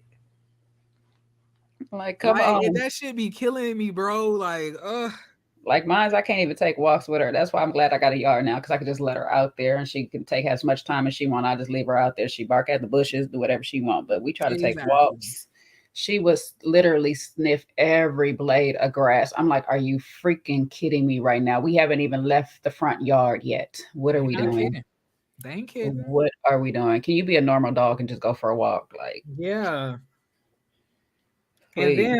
And then, I had to whoop his ass real bad one day. He don't get whoopings that often, but I think the threat of the ass whooping is what does it, for me. Yeah. Threatening to whoop that ass, like, I'll whoop your ass. You don't want that, it'll usually, you know how black parenting work. I realize I realize I have to do a lot. I have to I'm parenting him like I'm a black mom or a black dad. But he used to do this shit that pissed me off. He would eat a leaf and then look at me knowing that he's not supposed to eat it and then run off. So it'll be like he'll look at me, put a leaf in his mouth and then run away and see, just so I don't know if he wanted me to chase after him. Yeah. After I whooped his ass one time because he actually swallowed a leaf and he was throwing up all throughout the day. But they do eat when their stomach is irritated by something. They will eat the grass. It's to help them throw it up. It's to help them throw up so they can get it out their stomach. But this time it was when he was a puppy. So he was trying, he was just eating leaves. And he had already known that you cannot eat leaves when he first got to the house, because he didn't know what a leaf was. It was like he had came, from the breeder, went straight into the whatchamacallit, the store, and then I bought him at 8 weeks. So he was only 2 weeks old. Yeah. No, wait, sorry. That is dumb as fuck. He was only 2 months old. We got you. We hear what you don't worry. You really trafficking. You trafficking real young. But he was only 8 weeks, so he's about 2 months. And he didn't even have a name yet. So I had to know when my background is really lush. I live in a house. So it's the house split into a duplex, so upstairs and downstairs. Like the downstairs, of course, has the backyard, but like the backyard has like all of this lush greenery with trees and shit like that, and leaves on the ground. So he looking at these leaves like, what the fuck is this? I'm gonna taste this. And then I didn't know that leaves was that bad for him until I looked it up. So in the beginning, I let him eat the leaves. I was like, shit, you're a dog. Like I assume they can do that. Enjoy your life. Yeah, I was like, damn, like he a dog. I was like, in the wild, I'm pretty sure they eat leaves. Like, how else do they live? If they don't eat leaves, like if he was a dog just in the wild, world, So I assume the leaves are fine. Yeah, but then I looked it up, and it's definitely not the case. And he threw up 5 times one day because he ate this leaf, and I was terrified. I called the emergency vet. They said, just let him get it out. If he's still throwing up tomorrow, bring him in. Luckily, he didn't throw up anymore after the 5th time. But like that last time I had caught him with that leaf, and after I saw my dog, like he was about to die, I whooped that nigga ass. Like, you ain't about to. It's 4,000 reasons why you can't die right now. And until I get my money back, I bought you for a contract of 18 years at least. Baby. 15, I can deal with 15 or 12. That like you just been here, you ain't about to go things. He about to run your bill. He already ran your bill up past the 4,000. Child, look, he gonna continue to run it up past the 4,000. Just hope that he don't have to never go to no emergency doctor visits or nothing like that, because they love to play with your money real quick. Like, y'all ain't gonna do nothing but talk about y'all gonna charge me just to look at the dog, and then try to charge me if you think there's something wrong. What you gonna tell me is nothing wrong and all this. Is like, come on, stop playing with me. You seen Sister Act? Allegedly, they trying to do a 3rd one. If it got Keke Palmer in it, I'll be watching though. Yeah, like, why not do a 3rd one? The 2nd one was better than the 1st. Yeah, it really was. Them songs was hitting. Y'all be giving Lauryn Hill way too much. Like she ain't all that, but all right. Them songs hitting. It's really the Lauryn Hill aspect of it. I know that's what they're talking about. It's like Lauryn Hill did it somewhere nobody else can do it. Like, Lauryn Hill did good, but it was old girl that sang the low parts with her for me. And I ain't gonna hold you. Lauryn Hill voice on His Eyes on the Sparrow though. Yeah, her voice is on it. It's like knocking, but I love the old girl that do the low parts on that. I like her voice Tanya too. Brown. Yeah, and then old boy at the end from City High, when he hit the damn note, I was like, oh. Wait. Like, how does it go? How did he do it? Yeah. Wait, what was like he held his chest like when Jesus was. Oh yeah. When Jesus was. When Jesus was, baby. He washed them sins away. He washed them sins away. Yes. He was like, that used to be my shit. Yes, I used to love that movie. Yeah, we even messed around. I think somehow got the song by itself, but we was at the house going in, like me and my sisters. Like, I just wonder, how did they get Lauryn Hill to do this movie? Like, Lauryn Hill don't even seem the type to do a movie. She was in her explore phase of moving on to different things. dealing with the Fugees, and at that time they was making music videos that was like little movies.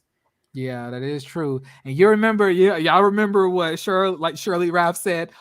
Singing does not put food on the table. Singing does not put a meal in your stomach. Singing does not pay the bills.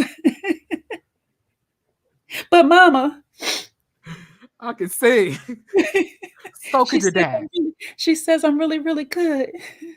Like, I was like, is this like how something like this would happen in reality? I was like, this doesn't seem realistic to me. Like, I couldn't imagine that. Like, usually when Black people have a child that can sing, they be wanting that motherfucker to be singing everywhere. Go ahead, little Cheryl, sing a little song for him. Go ahead. Like, it really be like that. I ain't gonna even be mad at Lauryn Hill though, because she topped into a little girl voice real quick on that part right there. That voice got real light. It wasn't raspy or nothing. She was like, "Pop, mama." She says, "I can sing it real good." We talk about the fact that every single one of Shirley Ralph's characters was just her. It's They're all just her. Who is that? Jennifer Lewis. She the same way. Jennifer Lewis. Yep. Her characters is her characters, but she the same person she is in real life in every last one of them characters. Child. So when I had, when I had seen this, the Moesha stuff, I was like, okay, I can see this character. But I was like, the Moesha mama is the same mama that's on, Sister Act. Yeah, she ain't. Her parenting skills ain't changing. I was like Dee played, like, she played the same character in every movie. The only one the one I would probably say she hasn't played the same character is in Abbott Elementary. Oh yeah. Oh, I love her in that.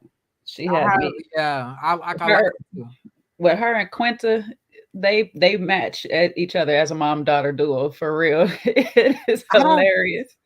I don't think that Gabrielle Union plays the same character in her movies. I don't believe that. Cause earlier on, because her acting skills was like a little limited earlier in her career. Let me see. Isis, Love and Basketball. She was in Love and Basketball? Yeah, because she was the antagonist girlfriend for Q. Okay, so Love and Basketball. She definitely didn't play the same character in Bring It On. Like, that character was she was different in Bring It On. And then you remember when she was also on Bad Boys 2 I like her in Bad Boys too. That's why I said her. To me, her characters aren't the same. But then like Deliver Us from Eva. That's my favorite movie by her. Yeah, that's one of my favorite movies. I really like her in that though. She plays the esh out of that one. But what's that? Two Could Play the Game. She's still kind of like she still has the same character in Love and Basketball. It's just a growner character of it. Like really? Yeah, because she's still like the side piece like type energy, kind of like whole girlfriend on both. Like, so that's probably why they relate her to having a lot of roles that are the same, because she was different on Breaking In, and there's a lot of stuff she's not really the same at. Deliver Us to Eva is really a great one though, because I was like, she was all over the place in that. I used to love that movie. I used to want like LL Cool J and Gabrielle Union to be a couple so bad because of that. Like, I was so mad because I was young.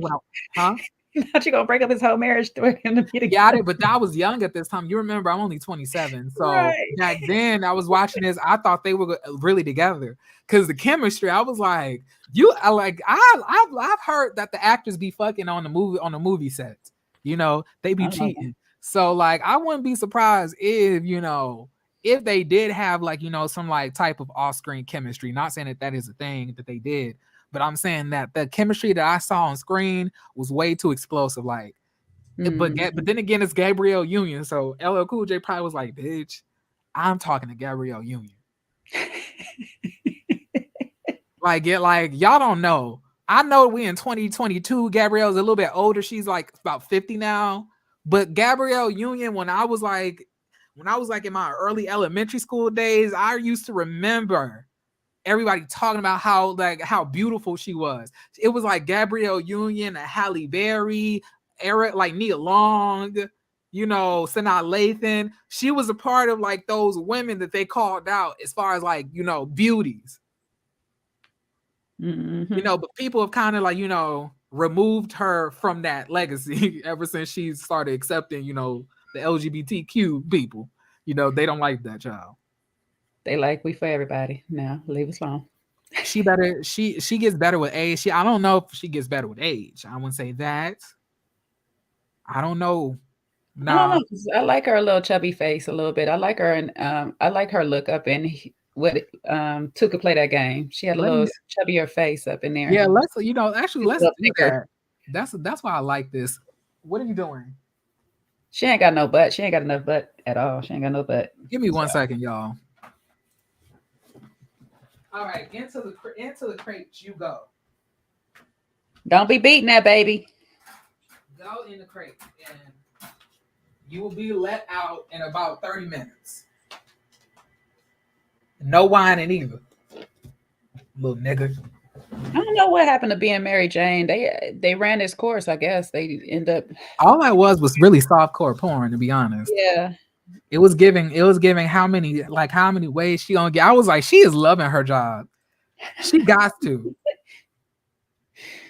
I was like, baby, I would love it too. Baby, it was that, and then Insecure with Issa. I was like, oh, child, listen. She was on Insecure too? No. I'm saying the soft porn. Oh yeah, and then the one who was having all of that sex, she said that she an actual virgin in real life. No, Yvonne Orgy. Is she really? Yeah, she's an actual virgin, so she never even had sex. Oh wow, that was crazy to me. Imagine that. Okay, that no, you got acting skills for real, then, baby.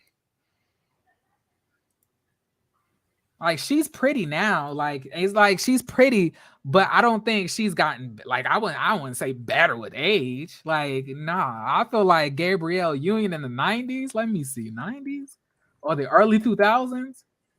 That's what I'm saying. I love her. Like, yeah, this is a whole different Gabrielle Union. Like, her, like, she's still full pretty face now, but her face is kind of altered a little bit. Yeah, baby, this regular. She had her real nose. Do y'all see the beauty? Wait, and that nose matched her lips perfectly. Do y'all see the beauty in this? Like, go to the Clover pic from Bring It On. She was so beautiful on Bring It On. Yeah, like I'm saying, like, I'm doing an open the image. Like, it's definitely not getting better. I feel like we abuse that word, like, you know, that phrase, better with age.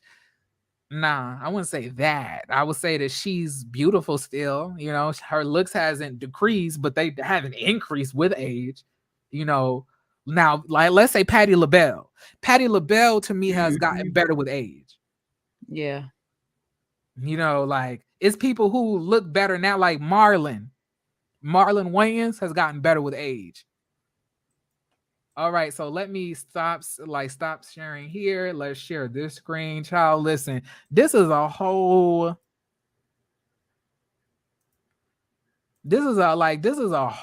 like queen. She was 30 here. She was 30. Do you know that? Did y'all know that? She looked like she only 17. She was 30. Everybody else was like in their early 20s or their late teens. She was in her 30s. She was the same age as their parents. She actually said that after taping, she would go with the parent of the cast, the parents of the cast, and go drink with them at the bar. Gorgeous.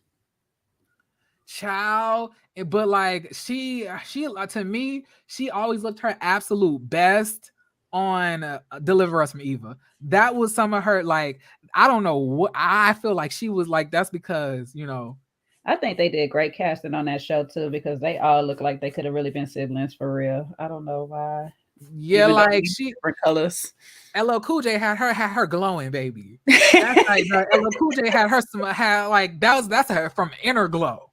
He had us all glowing after that scene on the bed, off the bed. You remember when he was like, no, you gotta go home. No. Right. Then he just popped up at her house and they just immediately went at it. He I got her was out like, that dress. you better fuck First that of all, when he man. showed up to the spot on time to shut down Lucius. Like, my goodness. Like, the face is just top tier. Like, it's just her skin. Like, I just think that Gabrielle Union is such a beauty. Like, I think that she is so gorgeous. And for her to be not necessarily dark skin, but chocolate, I love that even more. You know, because me myself, I try to always represent for dark skin, you know, as I'm going out. Because colorism when it comes to Black women is kind of similar when it comes to Black men.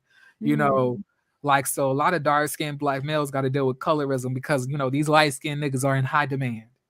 Are they really? Yeah, unfortunately. That's surprising because every time I look, a heifer talking about, yes, I love me a chocolate man. And I'm like, heifer, don't look at mine. Okay. Oh, you got yourself a chocolate one. I love me some chocolate, baby. I got sweet too. Period. You know, I think I got a couple cavities at this point. I'm just gonna take mine all out and put dentures in, and then I ain't gotta worry about that. I'm trying to tell you. Let me take these teeth out. I ain't gotta worry about nothing. I'm gonna gum you to death, baby. Don't worry.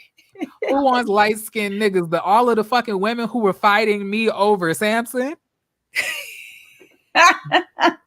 Y'all didn't see them bitches coming at me crazy talking about, they was like, you should have seen them in the comments. Sabrina, please step in, please. Like, she my fucking mama. Child, listen, they just be really wanting a man that look decent and appear educated. That's all. Samson, I'm not gonna lie, Samson is a nice looking man, but like I said, till he opened his mouth. Or his legs, because I guarantee you it's uncut and it got a turtleneck. Well, I ain't went that far down on him, so. He give me this type. Ain't nothing wrong with turtlenecks though, but some tell me it's little, so. But I don't know, like my career has been mostly chocolate. I've dated different varieties of men. I'm not gonna lie. I am not shallow when it comes to you got to look like this and look like that. I'm a try you if I like you. You really? If I like you for whatever reason I like you for, I'll try it. I'll see what it do. I can't do that. It was a dude that wanted to get at me, and he was a nice guy. He even was respectful, and he would look like the type I would be interested in. It was some reasons why I couldn't do it, and I was no longer sexually attracted to him. I was not attracted. Like, I could not do it. I can't do it. Like, if I'm not attracted to you, I can't even fake it. Yeah, I'm not gonna fake it. Like I said, I have to, if I like you, you know what I'm saying, I have to be attracted to you for whatever the reason may be. But I'll give you a try for that. But like, if I'm not attracted to you, it's just not gonna happen, period. Right. So it has to be something that I'm attracted to you for. You know, you like bad boys. I don't like bad boys. My man is a fraud analyst for a company. I'm a financial analyst. I don't want no rough nigga. No thanks. I'm fine. Like, all the niggas do is carry problems and guns. I don't have time for it. Absolutely not. But if y'all wanted to follow me on any one of my social media accounts, my Twitter is Jeremy Speaks 702. You know, my IG is Jeremy Speaks, or it might be Jeremy Speaks TV, because I think I might have changed the header. And my Cash App is Amir Fire. If y'all wanted to, I ain't gonna say donate, give me y'all money. If y'all wanted to give me y'all money, because it's really not donating. It's really just y'all giving me y'all money because y'all like what y'all see. If y'all want to give me y'all money, sure. You know, they I guess it sounds better when you say donate, you know, but I'm just give me y'all money. Listen, if y'all just want to support the cause, that's the best way. Yeah, if y'all want to buy me a meal to eat tonight, so I don't have to cook, that's fine. You know, if you would invest in my foolishness, thank you. Like, you know what motivate me to hop back on here and talk to y'all money. I'm just kidding. This is really just jokes. Y'all know y'all don't have to be money, but I'm just saying. But he ain't gonna be mad if you do it. I'm exactly not. I will not be mad. You know, I will actually be glad.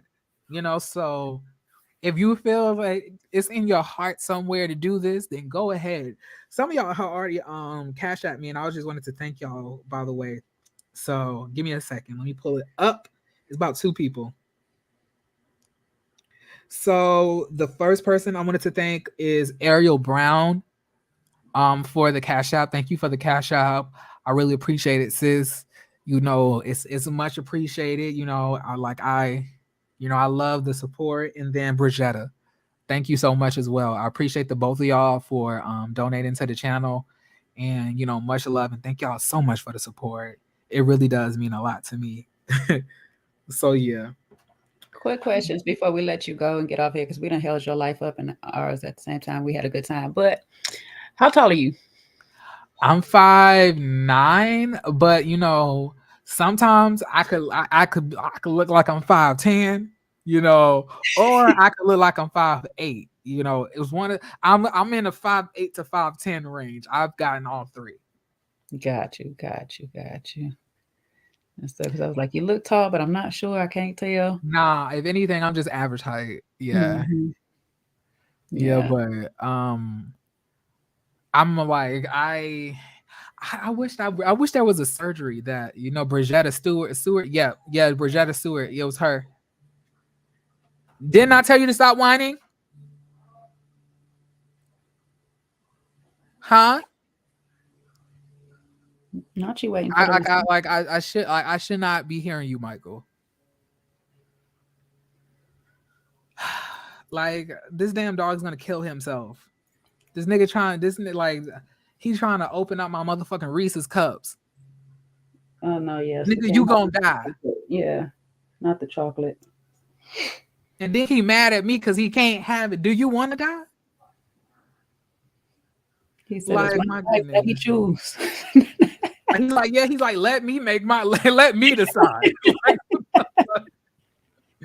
And then when I take the shit, like, he puts a paw up to try to go. What the? Are you gonna grab it? Bitch, you ain't grab anything. Like, I could not. These teenagers, look, these teenagers. like, you know, I let me decide. I can't. Don't worry, Michael. Just hung up with Peter. Hang in there, baby. Monique, gonna tell on you. She'll do nothing else. Monique, this dog, I'm trying to tell you, this dog is evil. He's a whole handful, bro. I did not know what I was getting myself into. They told me that this dog breed was going to be so, like, you know, so cool, that I was going to love, you know, I was going to love this. I mean, I do love it, but I'm saying that they said it was going to be real easy. This is a great beginner breed. You know, that's what they say, beginner breeds for people who never had a dog before. Motherfucking lies. Okay, get off of my bed. Come on. Don't throw up on my bed. Look at her. Now she dealing with it. See, Michael's energy is starting to exasperate to our households, which means that I'm going to have to end this in a minute. Exactly. This nigga want to try to lay here and throw up on the damn bed. Come on now. Oh, yeah, they look like dogs. Have y'all ever saw a dog getting ready to throw up? It fills you with so much anxiety because you don't know where they're going to throw up at. They're walking around looking like they're looking for a spot. He like, my dog start walking around the fuck. I was like, what are you doing? It is way too much. It's so dramatic too. And then you don't know. You like, are you sick? Are you okay? What you need? You want water? What? And then they don't want to drink water after they throw up. Shoot, this cat over here will throw up and then scream at you to clean it up. Like, bro. First of all. And then, oh yeah, Michael will definitely do some fuck shit and look at you while you clean it up. And then they will be looking at you like this. like he'll cock that head to the side and just be, bitch, don't look at me. I can't stand Michael sometimes, bro. Oh my God. Ellen V, thank you so much for the super chat. Ooh, Ellen V, at this point, you gonna be my sugar daddy. Hey now. Okay, listen. Let me get my channel up and running so Ella can come Okay. over here. All right, so I'm like Katie. We can share sugar daddies. I don't care. What the hell? Shit. yeah. because of him out while you exactly. I'm like, nigga, what you staring at? Stop looking at me, bitch. Like, I'll be so mad at Michael. He will take a shit and watch you clean it up and look confused. Like, what are you doing? He's like, I just marked that spot. What are you doing, sir? Like, it's definitely call me Big Daddy. Okay, Big Daddy. To I'm gonna call you Big Daddy today. That's gonna be our honorary name today. All right. So I thank all of y'all for y'all support. Please, I hope y'all been liking the video as y'all been watching this. Watch I end this damn 4-hour live, and the only people that would have liked is like 10 people. The disrespect. But yeah, y'all, I love every single one of y'all. I hope y'all have a beautiful, beautiful rest of y'all day. And I'm about to, head up out of here. All right. So I have to I know I'm still talking because I'm trying to get rid of this damn banner that's flowing at the bottom and this comment. All right. I watched a replay since I came in late. Okay, period. All right. Well, here coming the outro, y'all. Bye.